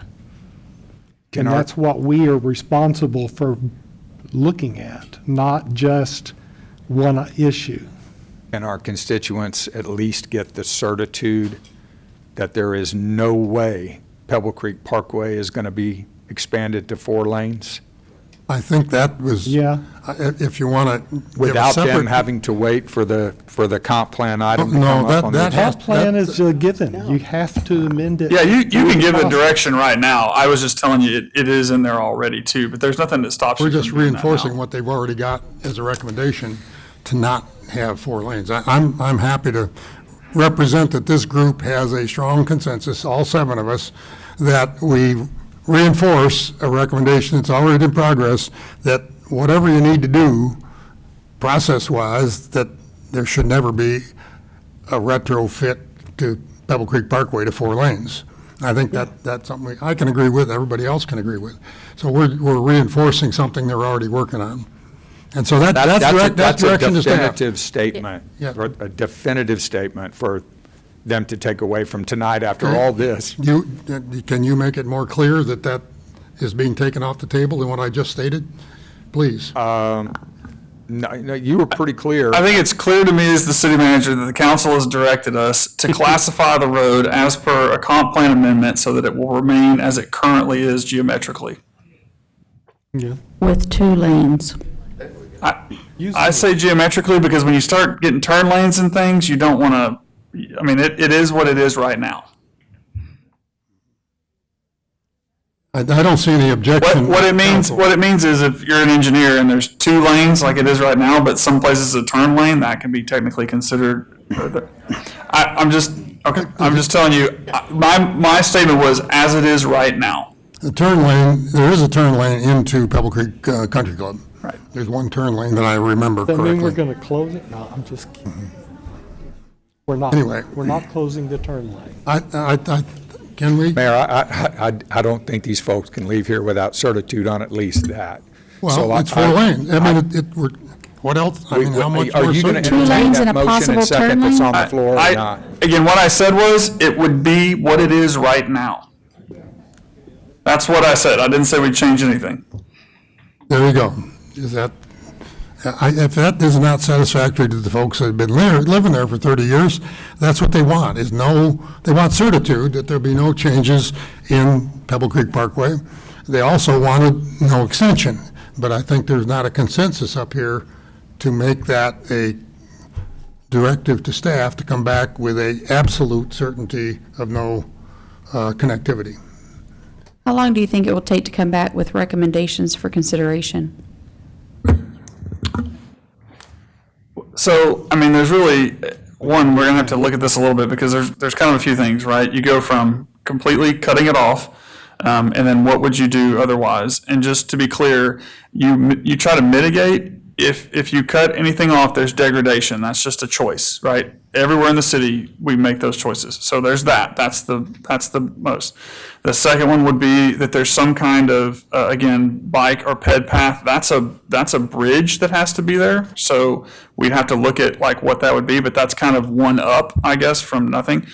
Third would be you've got some kind of a road section going over it, and then what kind of mitigation measures, and then the fourth would be just a road as it would be. So I can't tell you exactly, we'd have to look at what all those would mean and how it works with, as far as what we can require the developer to do or what we need to do, but those would kind of be the options. We can, I mean, look at them. It's hard to say right off the bat here how long it would take. But we'll look at them as quick as we can and get them back here. And I mean, I think a lot of the discussion here has been about, that kind of alternative or severance. So we can show you what the other ones would look like, but those are just the alternative that you're kind of talking about is not normal, especially when you're dealing with a bridge. So it would be a little bit different. But we just need to go take a look and figure it out. And we could have that in a regular workshop session like this, so these good folks could also be part of the discussion? Yeah, I think what we'd probably do is, again, we try to kind of put those options out, and again, it's on a presentation, so everybody can kind of see what they would, what they are, and then you could go from there. The big challenge is, because of that development piece, is if you change it from being just a roadway or just severing, that's kind of how the development process is set up. You either don't connect or you do. So if we're trying to do something that's a little different, we just need to figure out what that would look like. But I think that kind of what I had heard was, some kind of, again, non-vehicular, non-roadway, but allows for maybe emergency vehicle passage. I want to honor Mr. White's disagreement, shall we say, with what I hear is sort of a consensus, and I recognize that you would prefer to see an absolute severance, but I can't see the total support for that. But I'm leaving aside for the moment we've already settled the 4-lane part of it. That's already been taken off. City manager says it will not change, and that's what their recommendation is going to be. It's got to go through a comp plan process, but that will be hopefully a pretty easy one for us to buy into when it goes through all the process and comes back to us. But I think the total severance, I do not hear more than 2 people supporting that immediately as the only direction to count to staff. Fair enough? All right. Mr. Smith? I think Schaefer said yes. I'm not sure where Mr. Yancey is, other than Where I'm at is I believe these people that are going to be here till 11 o'clock tonight deserve some clear, delineated statements from this body as to what our decision is. I think this body understands that we have to go through a comp plan amendment regardless for anything that we direct staff to do, and that there is a very clear comp plan amendment coming forward that will eliminate any change in the existing roadway from what it currently is. And that includes the current geometrics.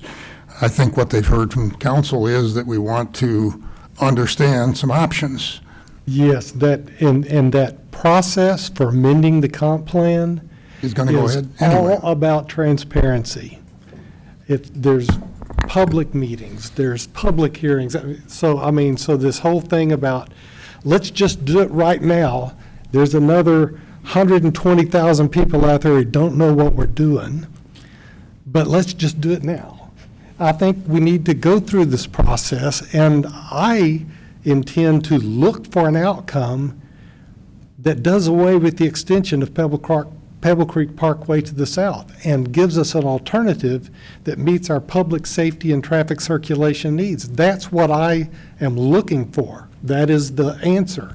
I don't think we're going to get it tonight. It's going to require that process, and that process includes the public meetings. All of you are going to be able to come see the alternatives and comment on it. I mean, it's not like we're doing it in an executive session. This is an intentional, long, public process, because we don't do things behind closed doors. I think I'm going to give Mr. White the last word, but I do think we've provided a direction by consensus to the city staff. You can have the last word, sir. Can we consider giving directive to the staff for the options that do not include a roadway? If, you know what I'm saying? Can we give directive to staff where you don't include a roadway? If there's other options out there, I'm open to the other options. I just don't want an option to be a roadway. Would you be open for that directive? I would. I'm open for whatever directive the council tells me. Well, he's trying to find another consensus. I don't agree with you. I'm trying to build a consensus and still get kind of to where my end goal is. I mean, if you're telling me you're not doing a comp plan amendment, you want us to come back with options, but only show you an option that has no vehicular movement except for maybe emergency vehicle between those, then yes. I could get on board with that. Me too. I'm on board with that, Me too. Well, bike ped, like non-vehicular other than emergency vehicles. Yeah. Here, let's do that. I would like to revise my motion. No, just revise your direction, which you've already done. Okay, I don't know, we directive motion, whatever. How about this? I agree with David. No, I'm good. I just wanted to make sure we all agree. Are you agreeing with that, Mr. Schaefer? You're shaking your head? I suggested that initially. Yes. Yeah, I'm all about it, Mayor. Yeah. Melissa? We good. Yes. I'm not in favor of that, but consensus, but that's okay. If you've got 5 people with you, you're good. Mr. Wright? Let's do it. Okay. You got a consensus. Oh, you're good. You got a consensus. Thank you. It's not one I agree with, but that's okay. You got a consensus. I appreciate it. You got a direction that they don't want a road in there except for an emergency vehicle possibility. Yeah, I mean, we're really going to bring back kind of one option, and then you guys can go from there. Are you comfortable with there? I'm very comfortable. Thank you. Thank you, Mr. White. Thank you very much. Okay. We'll give staff direction. We still have a regular agenda items to consider. We still have another workshop item. I'm sorry, yeah, we got we got one more workshop item. And for those that are leaving, please leave quietly so we can move on to item 8.4, which is presentation, discussion, possible action, and an update for the Economic Development Master Plan. I've forgotten your name, Ostrowski. It's been a long night, and it's going to be a longer night before we're done. Is it just Mr. Ostrowski? Are the consultants here as well? Who? Yes, I saw. Yes, Tracy they're in the here. crowd. Shows Okay. his people. He's got, I wasn't he's sure if it got was his just people rounded up. Okay. Mr. Osowski, you got the floor, your item 8.4, presentation, discussion, possible action, and an update on the Economic Development Master Plan. All right, good evening, Mayor, City Council, Michael Ostrowski, Chief Development Officer. So I'm going to introduce Tracy McDaniel. She is the president of TIP Strategies, which is the consultant that we hired to assist us with doing the Economic Development Master Plan process. You may recall, we contracted with them back in May. Since then, we've had a number of public input sessions, stakeholder interviews. So she'll give you a project overview, kind of what we've learned thus far, what are some of the key themes that we're hearing in a draft framework, and then kind of where we go from here. So Tracy, if you want to start the presentation. Thank you for being here. Sorry you had to wait for the long item, but that was important for us to cover. Very much so. Well, I'm happy to be here this evening, Mayor and Council. It's good to see all of you, and actually, it was really informative to be a part of that process. So I learned a lot. One of the things that we'll do, again, I'm Tracy McDaniel, President of TIP Strategies. We've been working on this project now for about 5 months. We're right in the middle of our planning approach. So I'll tell you a little bit about that. I do want to talk about how it's been a pleasure to work with the economic development team and the staff that's helped us resource this project and get to where we are. I think one of the things I've noticed, I get to talk to teams around the country about economic development and their processes and what they do and how they engage with communities. And I really see these guys as working really hard to be relationship builders and building trust in this community, which I think is very important and very solution-oriented. So I wanted to say that because there's a lot of hard work going on and we see it behind the scenes. Our agenda today, and I think I'm supposed to move this, right? We'll cover a couple of things. We'll talk about, I'll give you a project overview, findings of some of the engagement that we've had, not only with people in the community, and also including the data that we've collected over the last few months. We'll provide you with a draft framework and also next steps in the process, where we go from here. Just as a project goal, I want to share that the project's goal is to prepare a 5-year economic development master plan that focuses on sustainable economic growth and development and tailored to the needs and opportunities of College Station. Now, the scope of the plan will focus on 5 key areas. One is analyzing key sectors and innovation-driven industries to encourage sustainable growth. Number 2 is preparing real estate analysis and identifying development opportunities. Number 3 is strengthening the entrepreneurial ecosystem and improving tech transfer. 4, aligning talent, workforce pipelines with employer needs. And 5, evaluating the project, public and private partnerships and aligning your organizational resources with a detailed implementation plan over the 5 years. Our project schedule is here. You can see, I mentioned earlier, we're right in the middle of the planning process in our opportunity stage.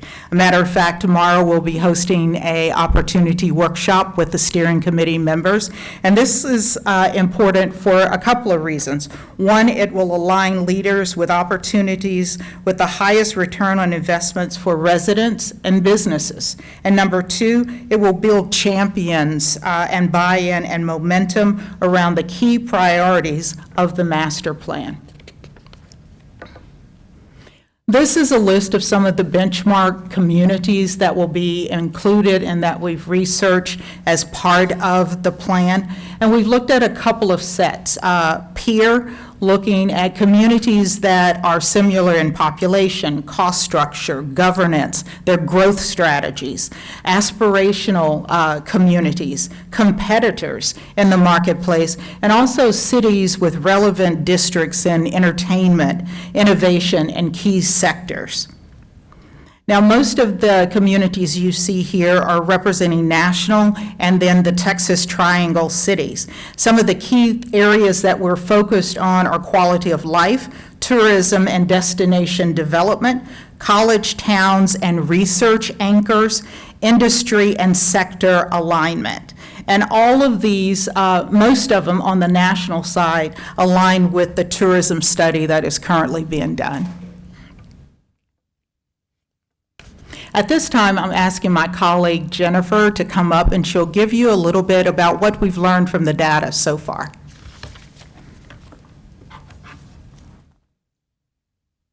Thank you, Tracy. Good evening, Council. In this next section, as Tracy mentioned, I will go through some of the qualitative and quantitative data that we have taken in so far. I will not read every slide to you since I know you guys received this in advance. My goal is to kind of hit the highlights and let you know what is the narrative that led into the framework that we will end our presentation with today. What I'd like to do is start here talking a little bit about some of the themes of what we've learned from you. And you could see in those prior slides, we've looked at your past plans.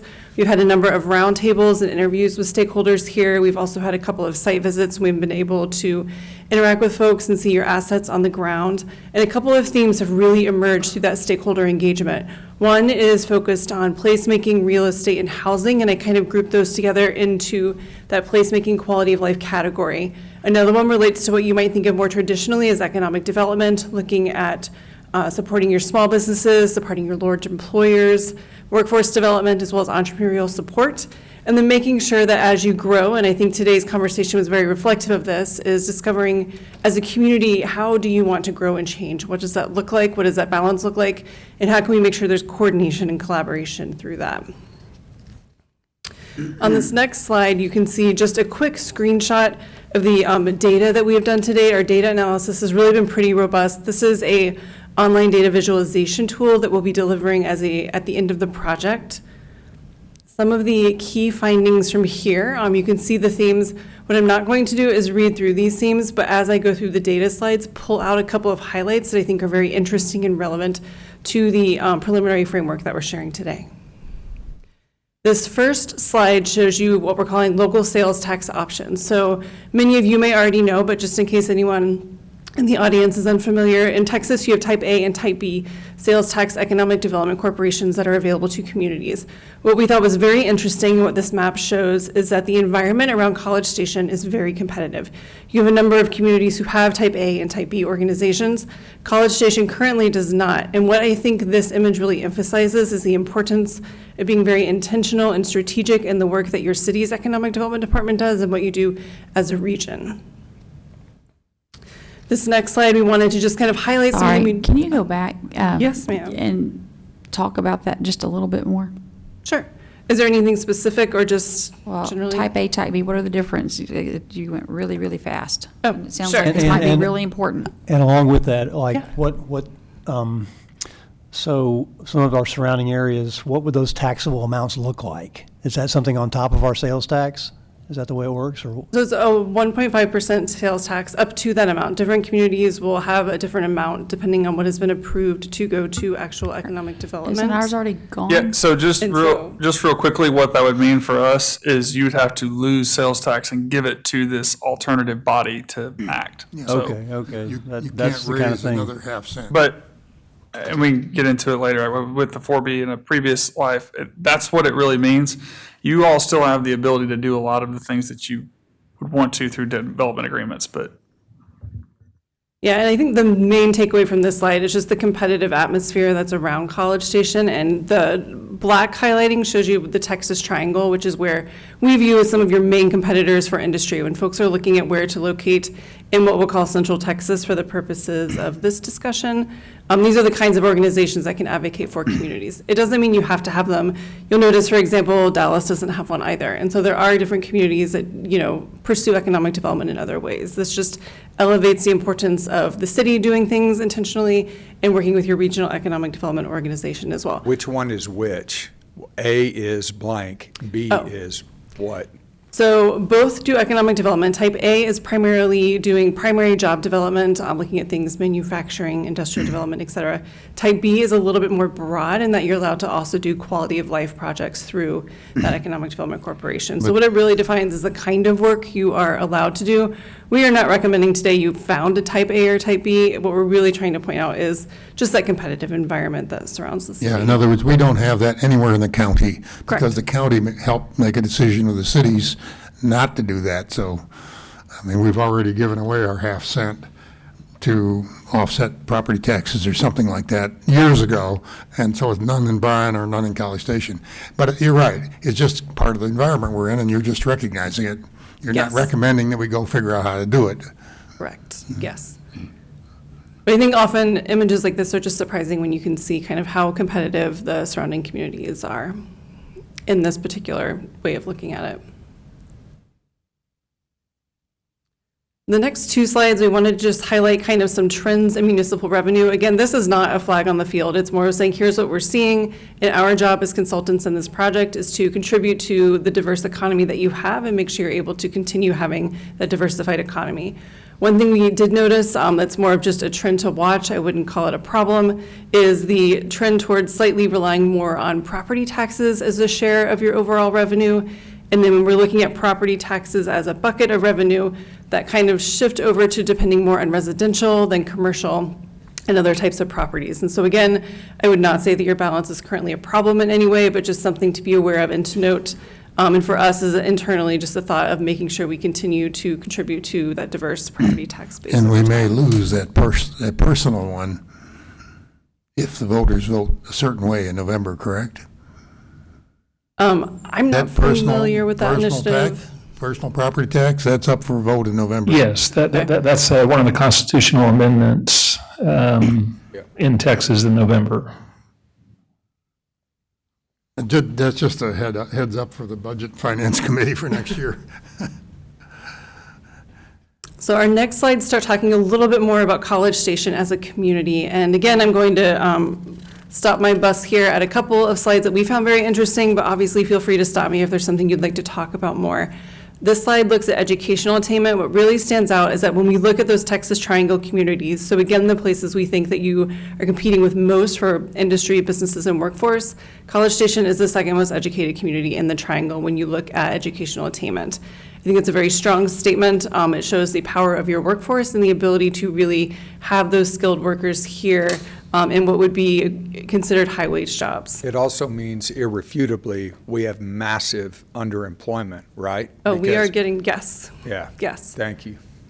That is true, and we'll get to a little bit later looking at some job postings data and kind of what College Station requires compared to some of your peers, and because of the higher educational and experience requirements, you do have a lot of underemployment that occurs, as well as kind of that mismatch between your jobs and the educational skills and attainment of your population. The next piece I wanted to stop at is the Housing Affordability Index, and I want to explain a little bit of what you're looking at before we talk about what we're interpreting that to mean. So again, we are focused on the Texas Triangle communities in this particular image. We've also done the research for those national peers that Tracy shared. And what this index does is index your median mortgage amount or your median home value in College Station with the median family income. We chose family income instead of household income to kind of say what would a family of related people, what would that income be, rather than household income, which captures more of your student population. And when we look here, you can see that color gradient, green being most affordable, so Temple kind of exceeding that affordability line, going to your right to the least affordable community, which is San Marcos. You can see here College Station is orange, and that's classified by this index as struggling on housing affordability, meaning that a family making the median income is unable to afford the median priced home here. And so that's something that we really want to think about is like what would contribute to making that housing more accessible based on what we've learned so far. It sounds like increasing both the amount of housing, but the types of housing so that you have folks able to enter the market at different price points might be one thing that would be helpful. We are not creating a housing plan though, just to be clear, but housing affordability is very closely related to your ability to be successful in economic development endeavors. Can I ask you, when you do the, I'm sorry, I'm over here. When you do the because I look at the college towns and you got San Marcos and then you got Waco. When you do the income analysis, do you account somehow for the student income? I just know when you look at other things we do when we do our bond ratings and stuff, our household income is lower. Do you somehow account for that with the way the students are? Yes, so for this analysis, we looked at family income instead of household, just to try and say, because the census will define family as people who are related by marriage or by like familial relations, so it's not a household of roommates who are unrelated to one another. So that's one way we try to bifurcate the student population out. But in looking at, if you were to only look at household income, if you were to take a higher percentage of your median, like maybe 140%, that also helps to filter out a little bit of the student population. So not perfect, but approximate. So you've got the housing affordability index over here with a 1. What is the line? Is that the line is affordable, or you're saying affordable is the green? Good question. Yes. So the line is affordable. And so that would be the ratio of 1 is where we're considered affordable. And green is. So we're struggling, but we're affordable. Below affordable, so not affordable. Affordable or above. In the struggling. 1 is affordable, above is even more affordable. Yes. But it looks like our bar is, oh, that's Brazos County. I'm sorry. Gotcha. We have our own college. Excuse me. We're the Proceed. 5th worst on the list. Not surprising at all. No, got it. And so including some of those benchmarks like Brazos County informs us that, folks may be making choices to live outside of College Station and in the county because relative to incomes, that housing is more affordable. Any other questions on this one before I move? Very clear. All right. We did include renter data, but where I really want to stop next is we spoke earlier about entrepreneurship and innovation and really wanting to make that part of our plan. What's significant about this image, so we're looking at small business innovation grants and small business tech transfer grants from the federal government that are considered seed funding for innovative research and companies. College Station punches way above your weight in this category. You are getting more money, your bubbles, those greens are bigger than what we see in Dallas and in San Antonio, and you are only about $20 million short of Houston, which I think is pretty amazing considering the size of those two communities. A footnote here is that for College Station, the number of companies who are winning these awards is much smaller than in those other cities. So where we see a lane of growth is increasing the number of companies who are able to obtain some of these grants over time and helping to build the amount of money coming into College Station for innovation, specifically looking at federal seed funding. In your scope to look at the ultimate success of the companies that receive this grant funding, or where's that money going if so much of it's flowing in here? Right, so we do look at where it goes, so we can look at who maybe your top companies are, and I wrote a few of those down. Currently, so like Lentech, I think, is your top recipient of this funding, followed by Knowledge-Based Systems and FlexWorks, so we can see who is getting it. We don't have necessarily a metric of how successful they are, but we can look at how many jobs they're providing, what is that monetary investment, those sorts of things to kind of approximate metrics for how we might define their success here. Anecdotally, does the data tell you that the recipients of that funding are not leveraging it to employment? Or can you not make that judgment call yet? I can't make that judgment call yet. Fair. But that would be fair to investigate for sure. Thank you. Sure. So again, this slide looks at your federal seed funding going into private companies. Your next slide here looks at what your research universities are getting in the Texas Triangle. Again, College Station and A&M, in my opinion, punch above your weight. A&M receives a lot of funding for research and development. This is expenditures. What's interesting, one, is the amount of funding that is used for R&D, but also the variety of categories in which A&M is working. You can see here most of the comparable universities are concentrated in life sciences, whereas A&M has a much broader profile, which again makes you a little bit more open to different types of opportunities. And it's not represented in this graph, but in our background data, we also show that A&M has a broader base of funding types than a lot of your other universities. So I think it's a very healthy mix, not only of funding types, but of types of research that are going on that could potentially lead to some of that commercialization that happens, some of the tech transfer over time. One of the other things that we're looking at, and Tracy mentioned this, is looking at industries, businesses, where is there opportunity for growth? And so here we wanted to highlight a couple of industries where we're seeing very rapid growth in College Station and wanting to investigate whether or not these are opportunities for expansion in the future. Healthcare was extremely impressive in the job growth. Here you see we indexed to 0% in 2001. You didn't have 0 jobs. We're just starting there to better show growth over the last 25 years. And so you've had 186% growth in jobs in healthcare over that time. And so that tells us that, there may be greater potential to continue investing in this sector. The second sector we've chosen to highlight today is business services. Here you can see you're a little closer to your peers, but that growth trajectory is pretty strong with that 145% growth in jobs over the period of time on the graph. What does that mean, business services? Yeah, sure. So business services are services that are typically supportive of a business. So looking at engineering, accounting, finance, marketing. It's the firms that maybe offer boutique service that supports the business, or maybe if they don't have an in-house service for that, for example. Thanks. Sure. And it's something that is also useful because it is applicable across industries. So it's not just one industry that business services can serve. It can serve a wide variety of different industries.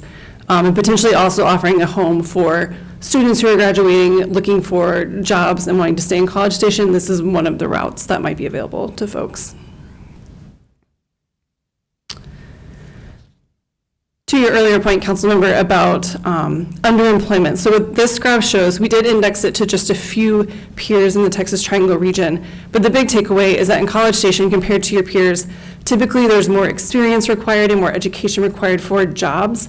And this is kind of aligned with what we heard both in our stakeholder outreach and what we've seen in that there is a lot of underemployment in College Station. A lot of folks feel like they're not able to access kind of entry-level jobs or jobs that are equivalent to their level of education and experience. This last slide, what I would like to show, we've done a pretty extensive real estate analysis. I chose to show retail here today. And the point of this is to show the ability of College Station to have very specific districts and corridors, which I think you guys are already familiar with. But what we're looking at is the potential of some of these districts and corridors to really become a center of gravity for activities, for different identities, and really trying to create unique places in each of them. The color of the dots shows you how old the building stock is, and where you're seeing a lot of the very light green dots. What that tells us is there may be a greater opportunity for redevelopment and infill in those areas. Where you see a lot of darker dots, for example, toward the south, there might be a little bit less opportunity for new development, depending on what available sites look like in that area. We did put together a SWOT analysis. I will not read through that, but just to let you guys know, kind of as we went through, taking in these themes, mostly reflective of what we heard in that qualitative analysis. So this is really reflecting the things that we heard from those roundtables and from the interviews and from our Business Over Breakfast presentation that we did. So what we did was take everything from qualitative, quantitative, distilled it into these 2 slides. The first are what we see as some of the key assets and opportunities. These aren't all of the assets and opportunities, but if we had to choose 5, the things that we think we should really build on through this master plan effort is your higher education ecosystem. So here we're looking not just at College Station, but a little bit regionally, including Blinn and Rellis. The connectivity, so it's both your geographic location, but also your connectivity to other places. Looking at the ability to have what I was mentioning kind of with those districts and redevelopment, real estate, infill potential, trying to create those identity-based places. Being that regional hub for retail and amenities, and then quality of life and sense of community. That was something we heard quite a bit in our stakeholder engagement. When we look at potential outcomes, some of the things that we think this planning effort can help with is 1, balancing growth and community character, increasing your business and industry development and diversifying the tax base, which I spoke about earlier, really looking at those place-based experiences, making sure we're able to build that supportive system for entrepreneurs, and then positioning College Station as that premier location for business and tourism. For our draft framework, we'll start with our vision statement, which is that College Station will be the nation's most vibrant university community, a place where businesses thrive, innovation is embraced, and quality of life is unmatched, resulting in sustained prosperity and economic competitiveness. Wow. Yeah, it's meant to hit, and I think everything in here is achievable. And so the next question might be, well, how are you going to get there? And this is the framework that we've developed for getting to that vision statement. There are 4 major focus areas, the first being identity. And here we're looking at how can we create those university and community synergies to create those dynamic districts that I spoke about, and authentic places that are good for residents, businesses, students, and visitors. And not every place has to serve every population. It is possible that you may have an area that is considered more family-friendly, an area that is considered more student-centric. Then we're also looking at industry. How can we really expand that thriving, diverse foundation that you already have of talent, businesses, and industry to create that diversified tax base and enhance economic opportunity? Our third is innovation. Here we're looking at how can we create College Station as a hub for technology-driven entrepreneurship, research and development, business formation and growth, and wraparound support. Some of that includes A&M, but we're also looking at how can we generate more of a entrepreneurship ecosystem that is in partnership with the university, but also outside of the university, using people who've already graduated, maybe people who are moving here from other places. And fourth is Ignite. And I really look at this focus area as kind of underpinning the first 3. It's how does College Station position itself as that proactive, efficient economic leader in the region, and how are you able to strategically cooperate with both local and regional partners to get that done. And so what we'll be doing as we go forward is kind of working through recommendations for each of these focus areas, getting into more depth, and then figuring out, Ignite, how do you position yourselves to take advantage of those things and actually move forward on them. Quick summary of our next steps.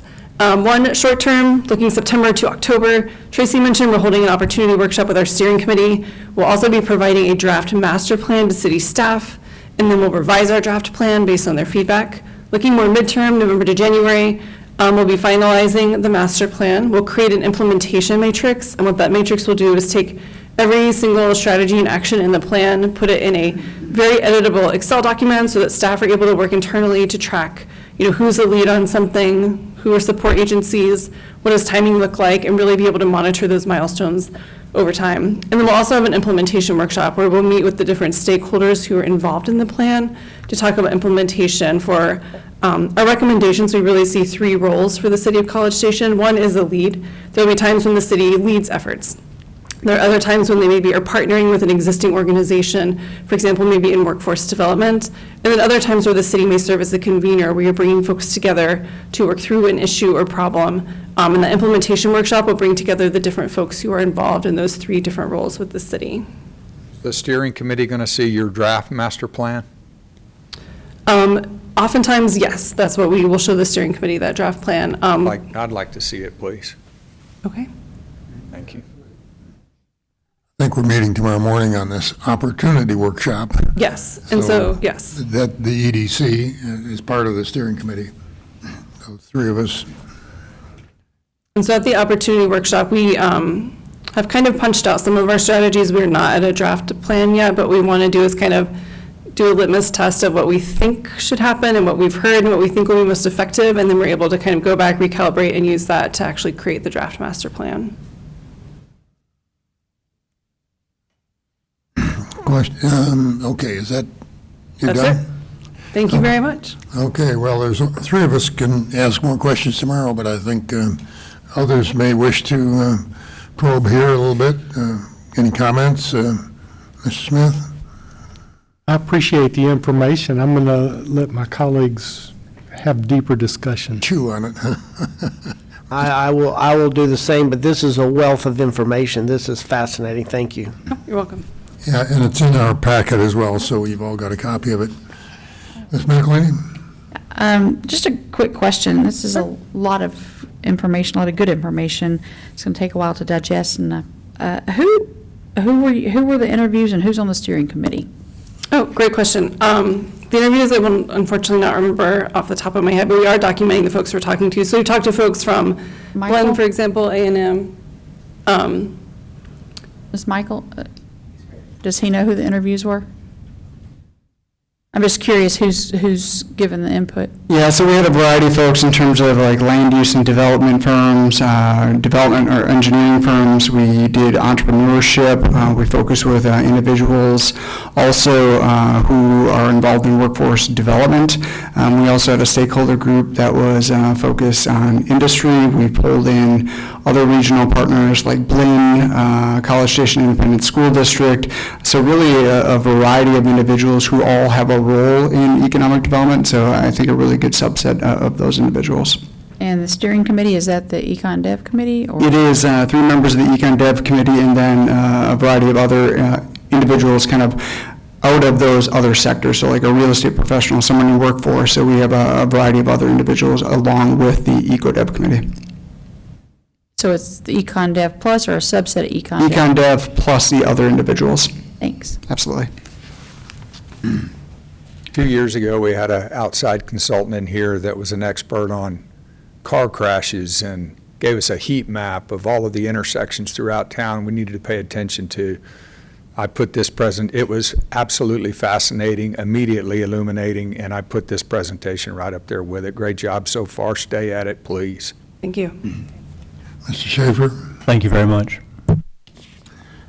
No other questions tonight? You wait to save yours for tomorrow? Okay.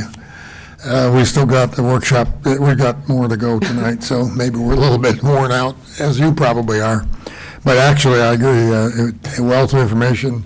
I've been through it, it was in the packet, but man, and you really went through it quickly, but there's a lot of underlying stuff in there that we need to really study, so thank you very much. Thank you very much. Okay, you guys have a good night's sleep. We'll see you in the morning. Mr. Wachowski, is that to wrap up this session, this item? Okay.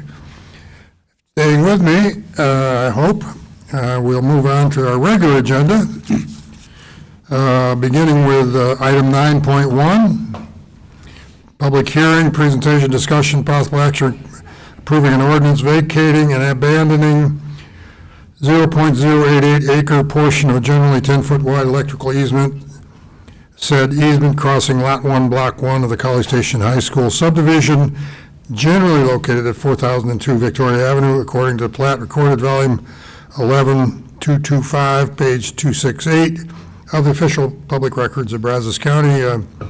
Lindsay Pressler. Good evening, Council. Lindsay Pressler, Review Engineer. Item 9.1, like you said, is a request to abandon a portion of electrical easement located at the College Station High School. This portion of the easement is vacant. During construction, the electrical line was not installed properly and was installed to the west. The high school has submitted a signed easement dedicated over where the line actually is and would like to abandon this vacant portion so that they can expand their building. I have received no inquiries about this. All of the utilities have signed off on it, and staff is recommending approval. I'm available for any questions, as is the applicant. You have any questions? Seeing none? Move approval. No, I got to open public hearing. Oh, crud. I know you want to, but I'll open the public hearing. Is there anyone here who wishes to speak to the council on this item? Seeing none, I'll close the public hearing and entertain a motion. Mr. Schaefer. Second. Motion made by Mr. Schaefer, seconded by Mr. Yancey. Any further discussion? All those in favor say aye. Aye. Opposed? Motion carries. Thank you very much, Ms. Thank you. Presley. 9.1 is taken care of, and now we get to the really exciting part of the evening. Items 9.3. I'm opening all these items together so you know what I'm talking about. 9.2 through 9.11 are changes to Article 4.2, official zoning map of the Code of Ordinances regarding repeal of RU's restricted occupancy overlays and WHO's high occupancy overlays in accordance with required actions following the passage of Texas Senate Bill 1567. And staff's going to present all the items. You can ask questions of staff. Then I'll open a public hearing on all of them, but we have to, when I close the public hearing, got to vote on each of those items, 9.2 through 9.11 separately. So we will do that. And I just want to acknowledge the work the staff's gone through to unravel what we have spent a tremendous amount of staff work and council work and citizen work to ravel up into what we thought were meaningful ordinances and useful to the community. But we're directed by the state to unwind these, and this is part of the process. Ms. Wade. Good evening, Heather Wade, Principal Planner with Planning and Development Services. Items 9.2 to 9.11 are for the repeal and rezoning of all restricted occupancy overlays and high occupancy overlays in response to Senate Bill 1567.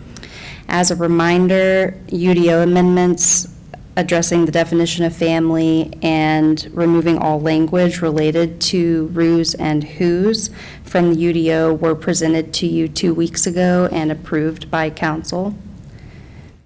Tonight's rezoning request covers all previously approved who's and whose. This includes 7 restricted occupancy overlays and 25 high occupancy overlays. This rezoning does not change the base zoning district for any of these areas. It only removes the occupancy overlay. This request was presented to the Planning and Zoning Commission on September 18th, and the commission voted unanimously to recommend approval. And staff recommends approval of this request in order to comply with Senate Bill 1567. Thank you, and I'm available for any questions. Do you have any questions for staff? Y'all handling this okay? Excuse me, Parker, go ahead. I'm sorry. Thank you. You don't have a question, but thank her, okay. It was a great plan, and I'm sorry we didn't get a chance for it to fully roll out. Okay, if there aren't any questions for staff, I'm going to open the public hearing and see if anyone wishes to speak to the council on this momentous issue, because this is repealing an awful lot of work. It's an awful lot of work to do the repeal, but it's even more work to create it, as I said earlier. But I don't see anybody coming forward. So seeing no one, I will close the public hearing on all the items from 9.2 to 9.11. And if there are no further questions of council to staff, I will start with, is this how you want me to do it? We'll ask for a motion on 9.2 to move approval of the repeal, and we'll move on down. So the chair will entertain a motion on 9.2. Can I make a motion to 9.2 through 9? No. Just got to go each one in order. Motion. I've been told we got to do them separately. Second vote. Motion, second vote. All right, 9.2, move to approve. Second. Motion by second by Mr. Smith. Okay, any further discussion? All those in favor say aye. Aye. Opposed? Motion carries unanimously. Chair will entertain a motion on 9.3. 9.3, move to approve. Second. And second by Mr. Smith. Okay, no further discussion. All those in favor say aye. Aye. Opposed? Motion carries unanimously. 9.4, move to approve. I'll second. Motion made by Mr. Wright and seconded by Mr. Smith. All those in favor say aye. Aye. Opposed? Motion carries unanimously. 9.5, I'll move to approve. I'll second. Okay, you guys are going faster than I am. I'm trying to cross them off here. Okay, I've heard a motion and second on 9.5 to repeal. All those in favor say aye. Aye. Aye. Second, no opposed? Opposed? Nobody's opposed. Unanimously approved. 9.6. 9.6, I'll move to approve. I'll second. Motion to approve and seconded by Mr. Smith. All those in favor say aye. Aye. Opposed? Motion carries unanimously. 9.7. 9.7, I'll move to approve. I'll second. Thank you. You got to keep up with it, Mayor. Come I'll on. be happy to. All right, hearing a motion and second. All those in favor of 9.7 repeal, signify by saying aye. Aye. Opposed? Motion carries unanimously. We're going to item 9.8 now. 9.8, I'll move to approve. I'll second. Any further discussions? Hearing none. All those in favor of the motion, signify by saying aye. Aye. A little louder. Aye. All right, motion carries unanimously. Thank you. I just wanted to hear that. 9.9. 9.9, I'll move to approve. I'll second. Okay, same motioner, same second. All those in favor signify by saying aye. Aye. Opposed? Motion carries unanimously. 9.10 goes on for quite a ways. 9.10, I'll move to approve. I'll second. Same people involved. All those in favor say aye. Aye. Opposed? Motion carries unanimously. That's 9.10. 9.11, wow, 3 pages worth. 9.11, I'll move to approve. I want to know if you read the whole thing. No, I retract that question. I'll second. I'll speak very briefly to my motion. I just want to thank staff for going through all of this. This is truly the quiet things that no one ever knows that staff does. That's true. So we're on 9.11. You've made a motion to approve it. Mr. Smith has seconded it. All those in favor say aye. Aye. Opposed? Motion carries unanimously, I guess. Is that it?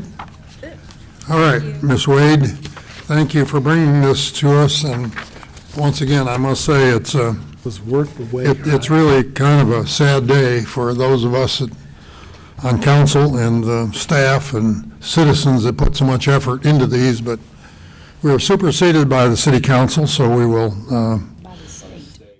by the state legislature, and so we have to follow it, and we are. Oh, where are we? 9.12, which is public hearing, presentation, discussion, possible action regarding presentation of the comp plan 5-year evaluation appraisal report and associated appendices. Ms. Lill. Good evening, council. Sorry, I'm already out of breath just from walking from the back, so I'll catch my breath. Christine Leal, Planning and Development Services. So this evening I have for you the comprehensive plan 5-year evaluation and appraisal report. So of course our plan directs us to evaluate the plan every 5 years, and specifically says that staff should prepare an evaluation and appraisal report with input from various departments, Planning and Zoning Commission, and any other appropriate boards and commissions. And of course, we always go get input from residents, various community stakeholders, and our city leaders. So the very last page of the comprehensive plan, the whole page lays out exactly what we're supposed to do. And so I've kind of summarized it here in these 3 bullets. So one of the things we're supposed to do is start with an evaluation of our basic conditions and assumptions about trends and growth indicators. And so this is more than our demographic trends and our land use trends. It's also about our social, political, and economic trends. So this is what we brought to you in March, this past March, as the existing conditions report. So y'all have seen that part already. It's also attached as Appendix A in your packet tonight as well. We're also asked to summarize the major actions and interim plan amendments from the last 5 years, which you would have seen in the report as well. And we're supposed to evaluate any implementation obstacles or potential unmet goals to any of our action items. And so we also do that through our implementation progress report, which is also one of the appendixes. I believe that's Appendix B in your packet. And finally, we're directed to update any of the goals, action items, and narrative as needed to ensure progress towards achieving the community vision that's laid out in the comp plan. Okay, so this is the basic process that we followed. So formally, it kicked off in January with y'all voted to appoint members to the Comprehensive Plan Evaluation Committee. So we had 3 members of council and 3 members of Planning and Zoning Commission. Kicked off in February. Staff, we brought our plan to the CPEC of how we wanted to engage the community. And get any feedback from the committee about if they thought we were on the right track, and if they had any feedback for how we plan to approach this process.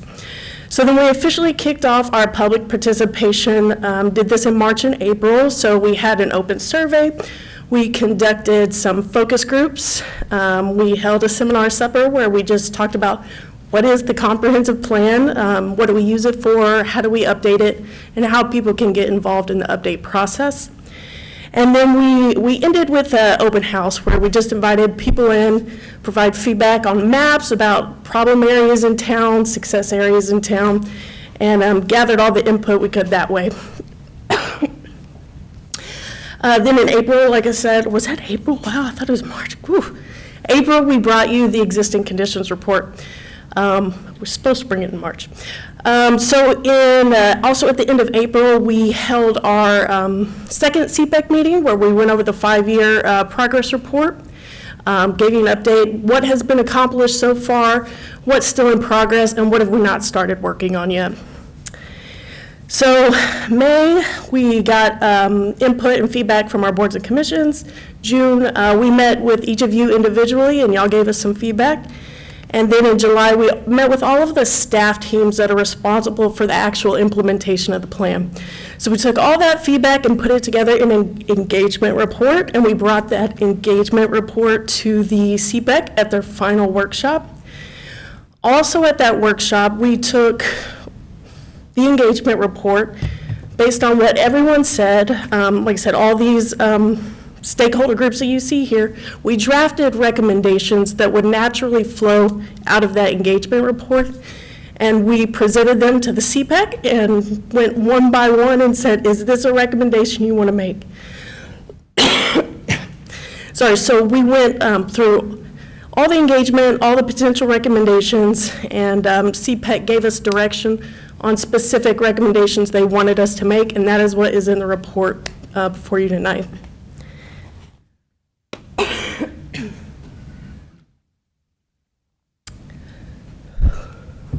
So this is a clip from the implementation progress report as it was when it was presented in April.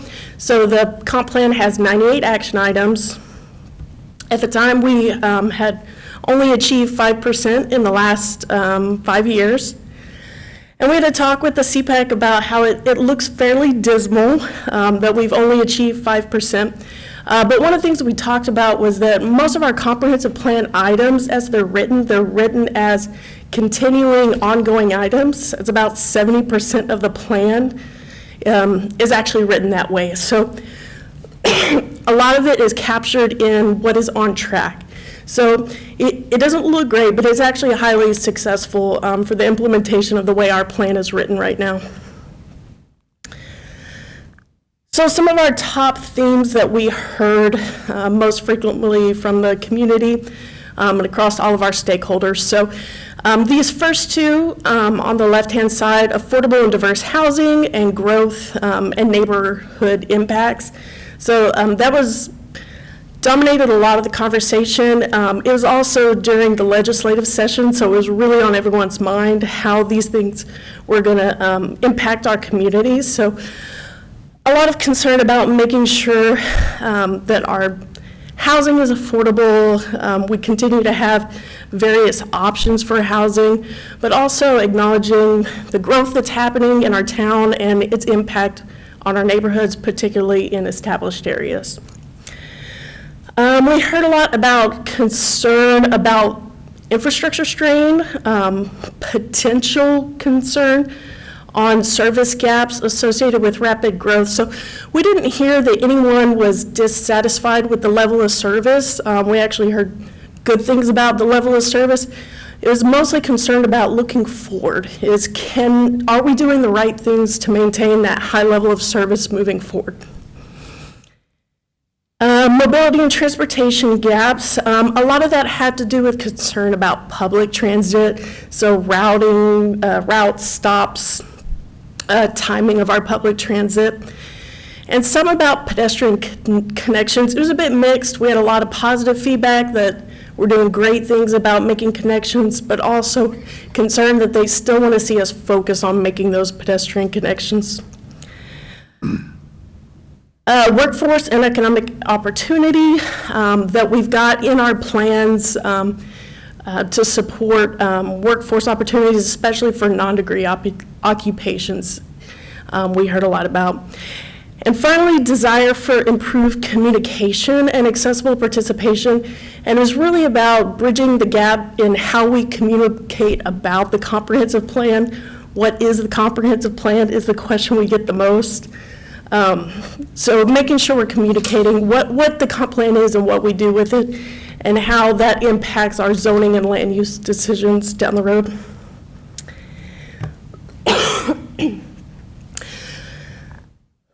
So there's a lot of recommendations in the report, so there's about 34 recommendations. Just wanted to highlight a few of those here. So one of the big ones we heard was adding a stronger emphasis on sustainability, environmental resilience in some of our chapters. In Chapter 2 on distinctive places and 8 on managed growth was an area that was identified that we could enhance some of our narrative on the strategy that we're using to ensure we're doing sustainable growth and treating our places with concern for the environment. We were also mentioned quite a bit actually was investigating, incorporating ways to ensure rapid response to changes in technologies. Again, nothing specific was brought up, but people acknowledge that technology changes very, very rapidly, and that they want our plans in terms of service delivery to be able to respond to that really quickly, especially in terms of like water, wastewater, and electricity.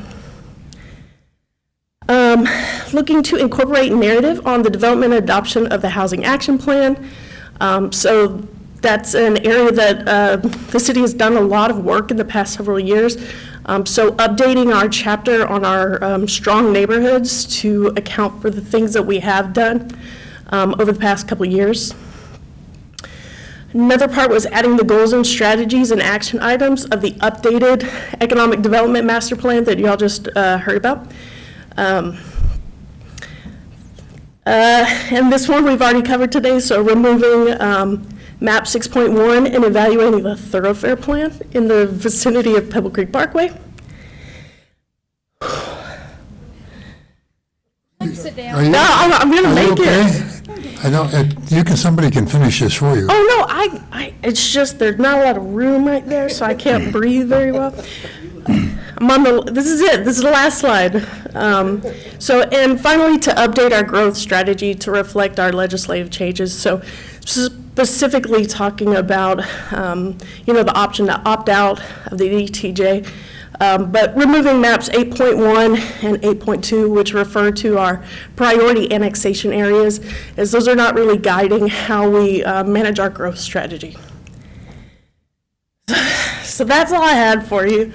And of course, like Anthony said earlier, all these recommendations that are laid out for you, pending your feedback today, we'll go do the work to actually implement. These would all be a comprehensive plan amendment that we would bring as one.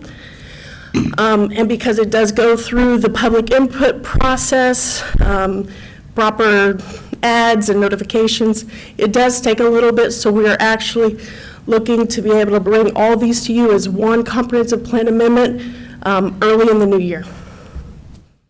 Okay, are you ready for questions? I sure am. I've got one question and one comment. The question is, which of the council members are on this, Mr. Yes, Schaefer? Councilmember McElhaney, Okay, those are the Schaefer. three that really understand this in great detail, I'm sure. So he wanted us to take a deep dive on economic development. I'm assuming he's taking a deep dive on this.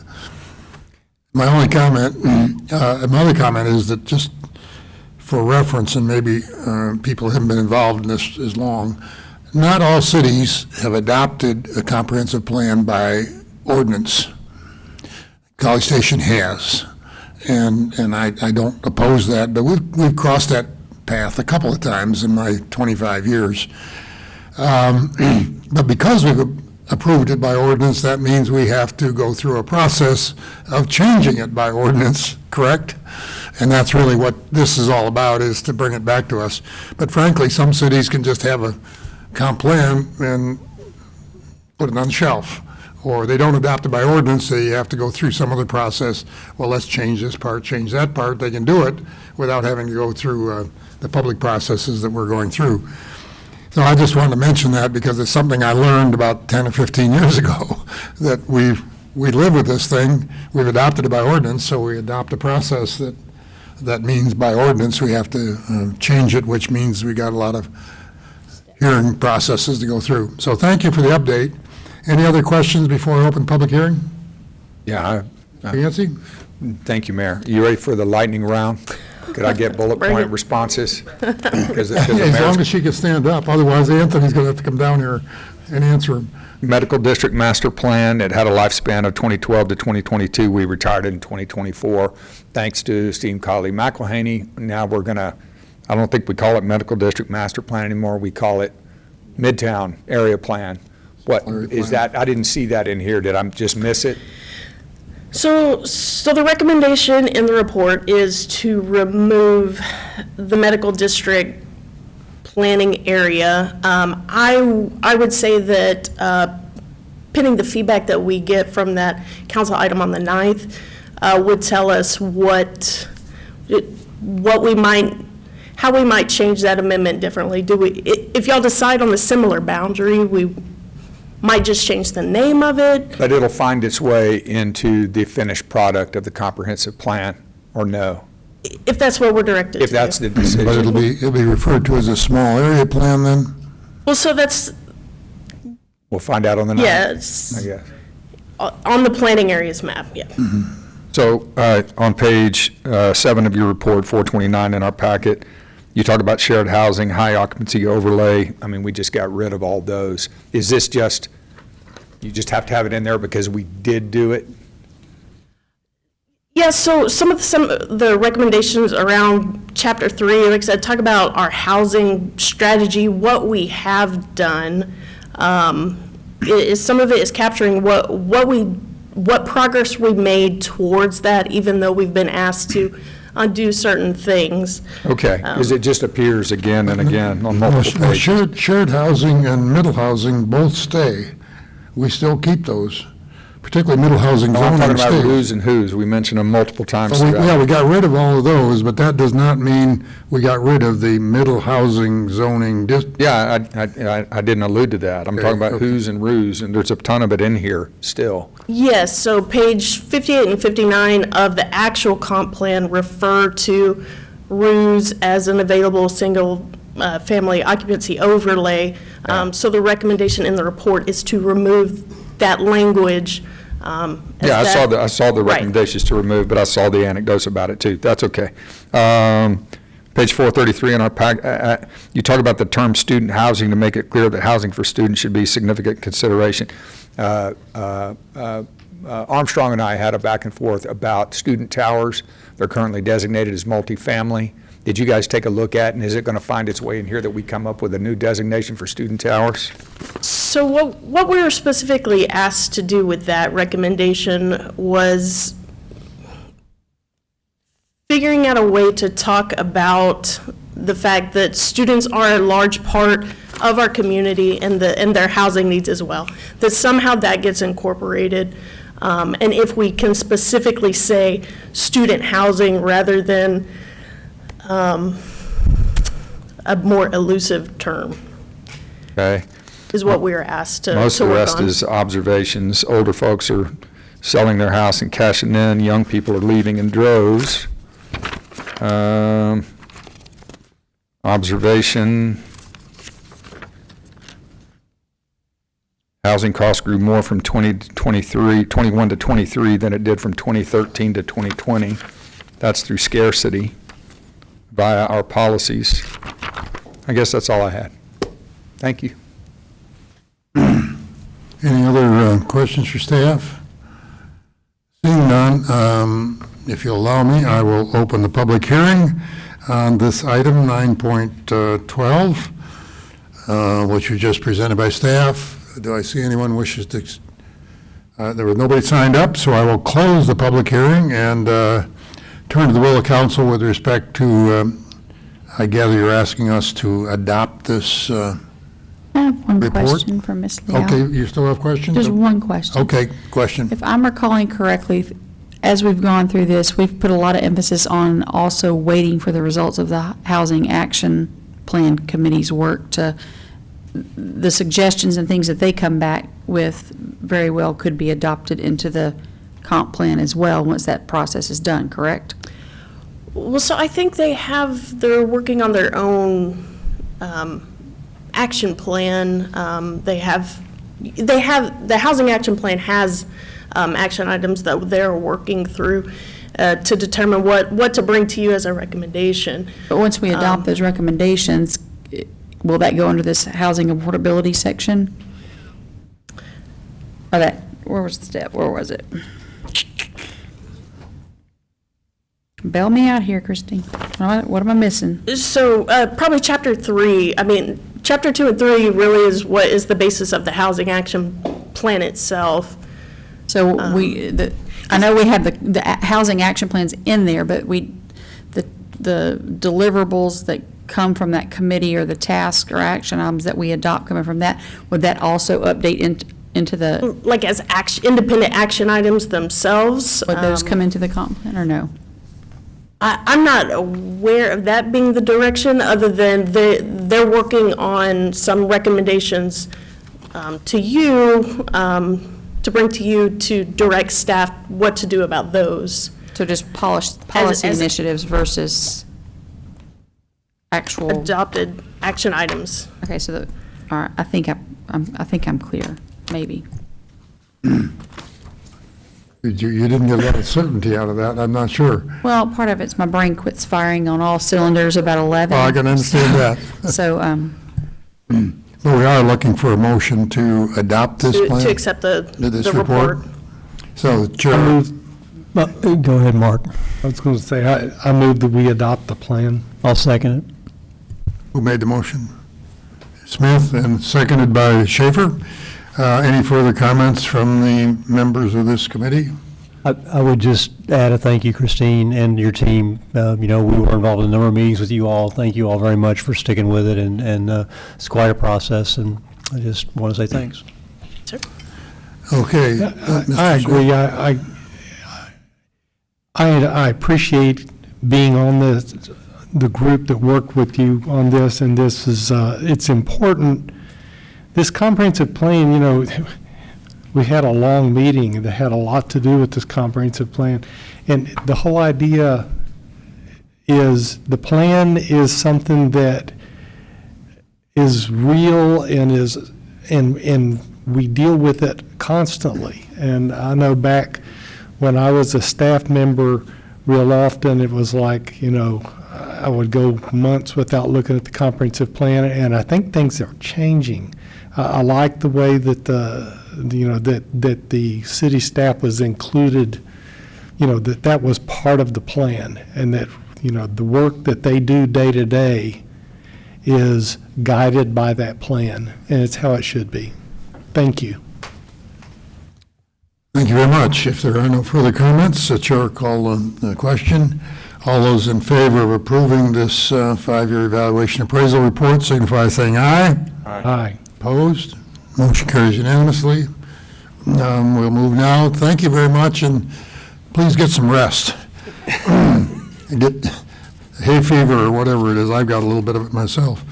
9.13, public hearing, presentation, discussion, possible action regarding an ordinance amending, I'll go on, I'll read it all. Appendix A, UDO, Article 2, Development Review Bodies, Planning and Zoning Commission's designation as the Impact Fee Advisory Committee pursuant to SB 1883, and presentation, discussion, possible action regarding an ordinance establishing an Impact Fee Advisory Committee pursuant to SB 1883. And I've talked to City Attorney, and I guess he's wrapped both of these, you guys have wrapped both of these into one item, so you only need one motion to repeal the previous one and to adopt an ordinance for the new one, right? Mayor, it's one item, but there's two action items, so you can just do two motions. You want two motions? Yes. Okay. Ms. Cotter, make your presentation, and then we'll figure it out. Carol Cotter, City Engineer. This item proposes ordinance amendments to reflect necessary updates to the composition of the Impact Fee Advisory Committee. Recent legislation removed the authority of the Planning and Zoning Commission to act as the Impact Fee Advisory Committee and required at least 50% of the Impact Fee Advisory Committee be representatives of the real estate, development, or building industries, and not governmental employees or officials. There are two proposed ordinance amendments needed to achieve compliance. The first removes the roles and duties of the Planning and Zoning Commission to align with state statute. The red lines in draft ordinance are in your packet. The second ordinance amendment is to Chapter 107, impact fees, establishes an impact fee advisory committee. The draft ordinance includes the composition of the Impact Fee Advisory Committee resulting from the discussion had at your August 14th workshop. And as proposed, it includes 8 members, half being from the real estate development or building industries, 2 being from the Planning and Zoning Commission, including the chair or its designee, and 2 ad hoc members. There was also interest in the members having some knowledge of the impact fees when applying. So to that end, these questions are being included in the application. Can you share what you know about impact fees and how they are used and applied? And what is your understanding of the effects of their application? This is the impact fee amendment timeline that was presented at the August 14th workshop. We were at that first step in the process. Once the impact fee ordinance is approved tonight, we can post for appointments tomorrow. It's a 30-day opening. We hope to get a good applicant pool for appointment at your November 13th meeting.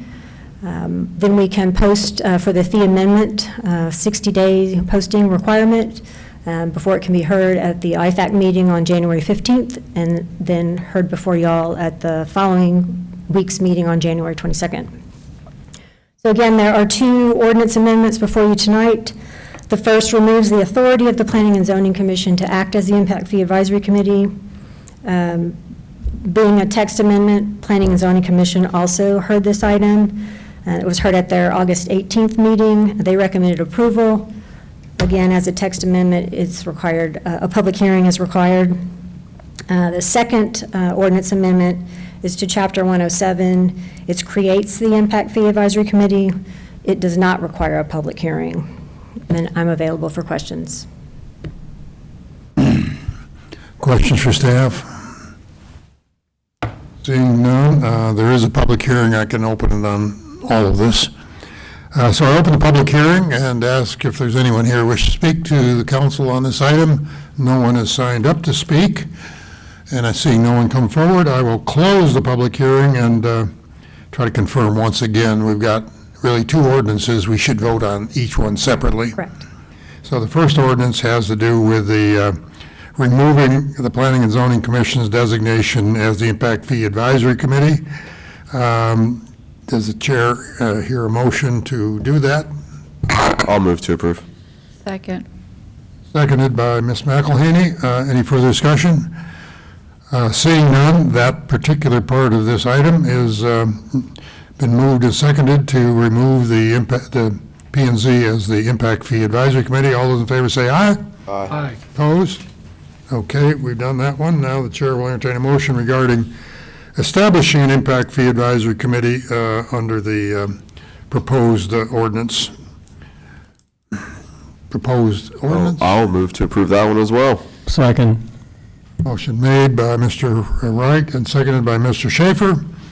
Any further discussion? Seeing none, all those in favor say aye. Aye. Opposed? Motion carries unanimously. I think that takes care of that, Ms. Cotter, right? Thank you, yes. All right. Well, we're getting back close to going back into executive session. Oh, I forgot about that. Item 10, items of community interest in council calendar.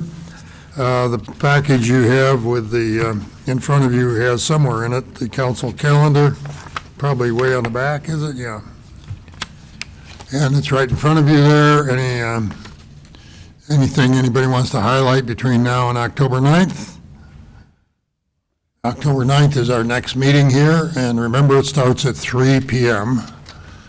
And City Secretary will keep all of us posted on the review process we'll do for the first hour. Mayor, can I ask a question? On that special meeting, I've been meaning to ask this, that's next week, 3 to 5 is what we had laid out. I've got a couple of commitments that evening that relate to my other job, and I'm wondering about the possibility of staying within that 2-hour time. You're talking about October 2nd? No, sir, I'm talking about September 29th. Oh, special council meeting, 3 to 5. Well, we've got that pretty well laid out, and there's other people committed to Yeah, that time. I mean, I would correct? say, I think the people we have presenting, I think are leaving town at 6, so that's a pretty good indicator. And then we have one item on there, but that item is really just in case council wants to discuss it, and it can come back to a future council meeting. So I think the intent is to stay well within that time frame. Okay, I mean, I know how things go, and I'm not saying it has to, but I just need you to know I've got another thing I got to go to, so I just, you know. If you can make the presentation and then go when you got to go. If it starts at 3, I'm going to leave at 5:30. How's that?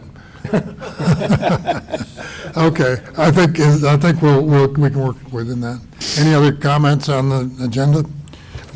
Upcoming dates, calendar? Seeing none, no other items of community interest. Moving on, council reports on committees, boards, and commissions. Anyone wish to take some time to? Health comment on Department met, it was ministerial, and it's now over. Which one? Health Department. Oh, Health Department, all ministerial, okay. Seeing Mr. Smith? I met the Sister Cities International, which I'm the council representative for. We're working on a project called Peace Pole. Okay, think about in MASH, where they had the pole with the signs with the distance to the hometowns. Well, we're looking at a sign that'll have arrows and distances to our sister cities. Huh? We used to have that. Well, we're going to do it again. And the details are still to come. We'll work on it and bring something. Okay, thank you. Any other committees, commissions, boards? Oh, yeah. Seeing none, future agenda items. You have a list here of what's coming up on our workshops, the next on October 9th. Anything else? Seeing none, we're going to recess this meeting. We'll come back later and adjourn, and we're going back into executive session to pick up one or two more items. So we are in recess until we return and close out the meeting.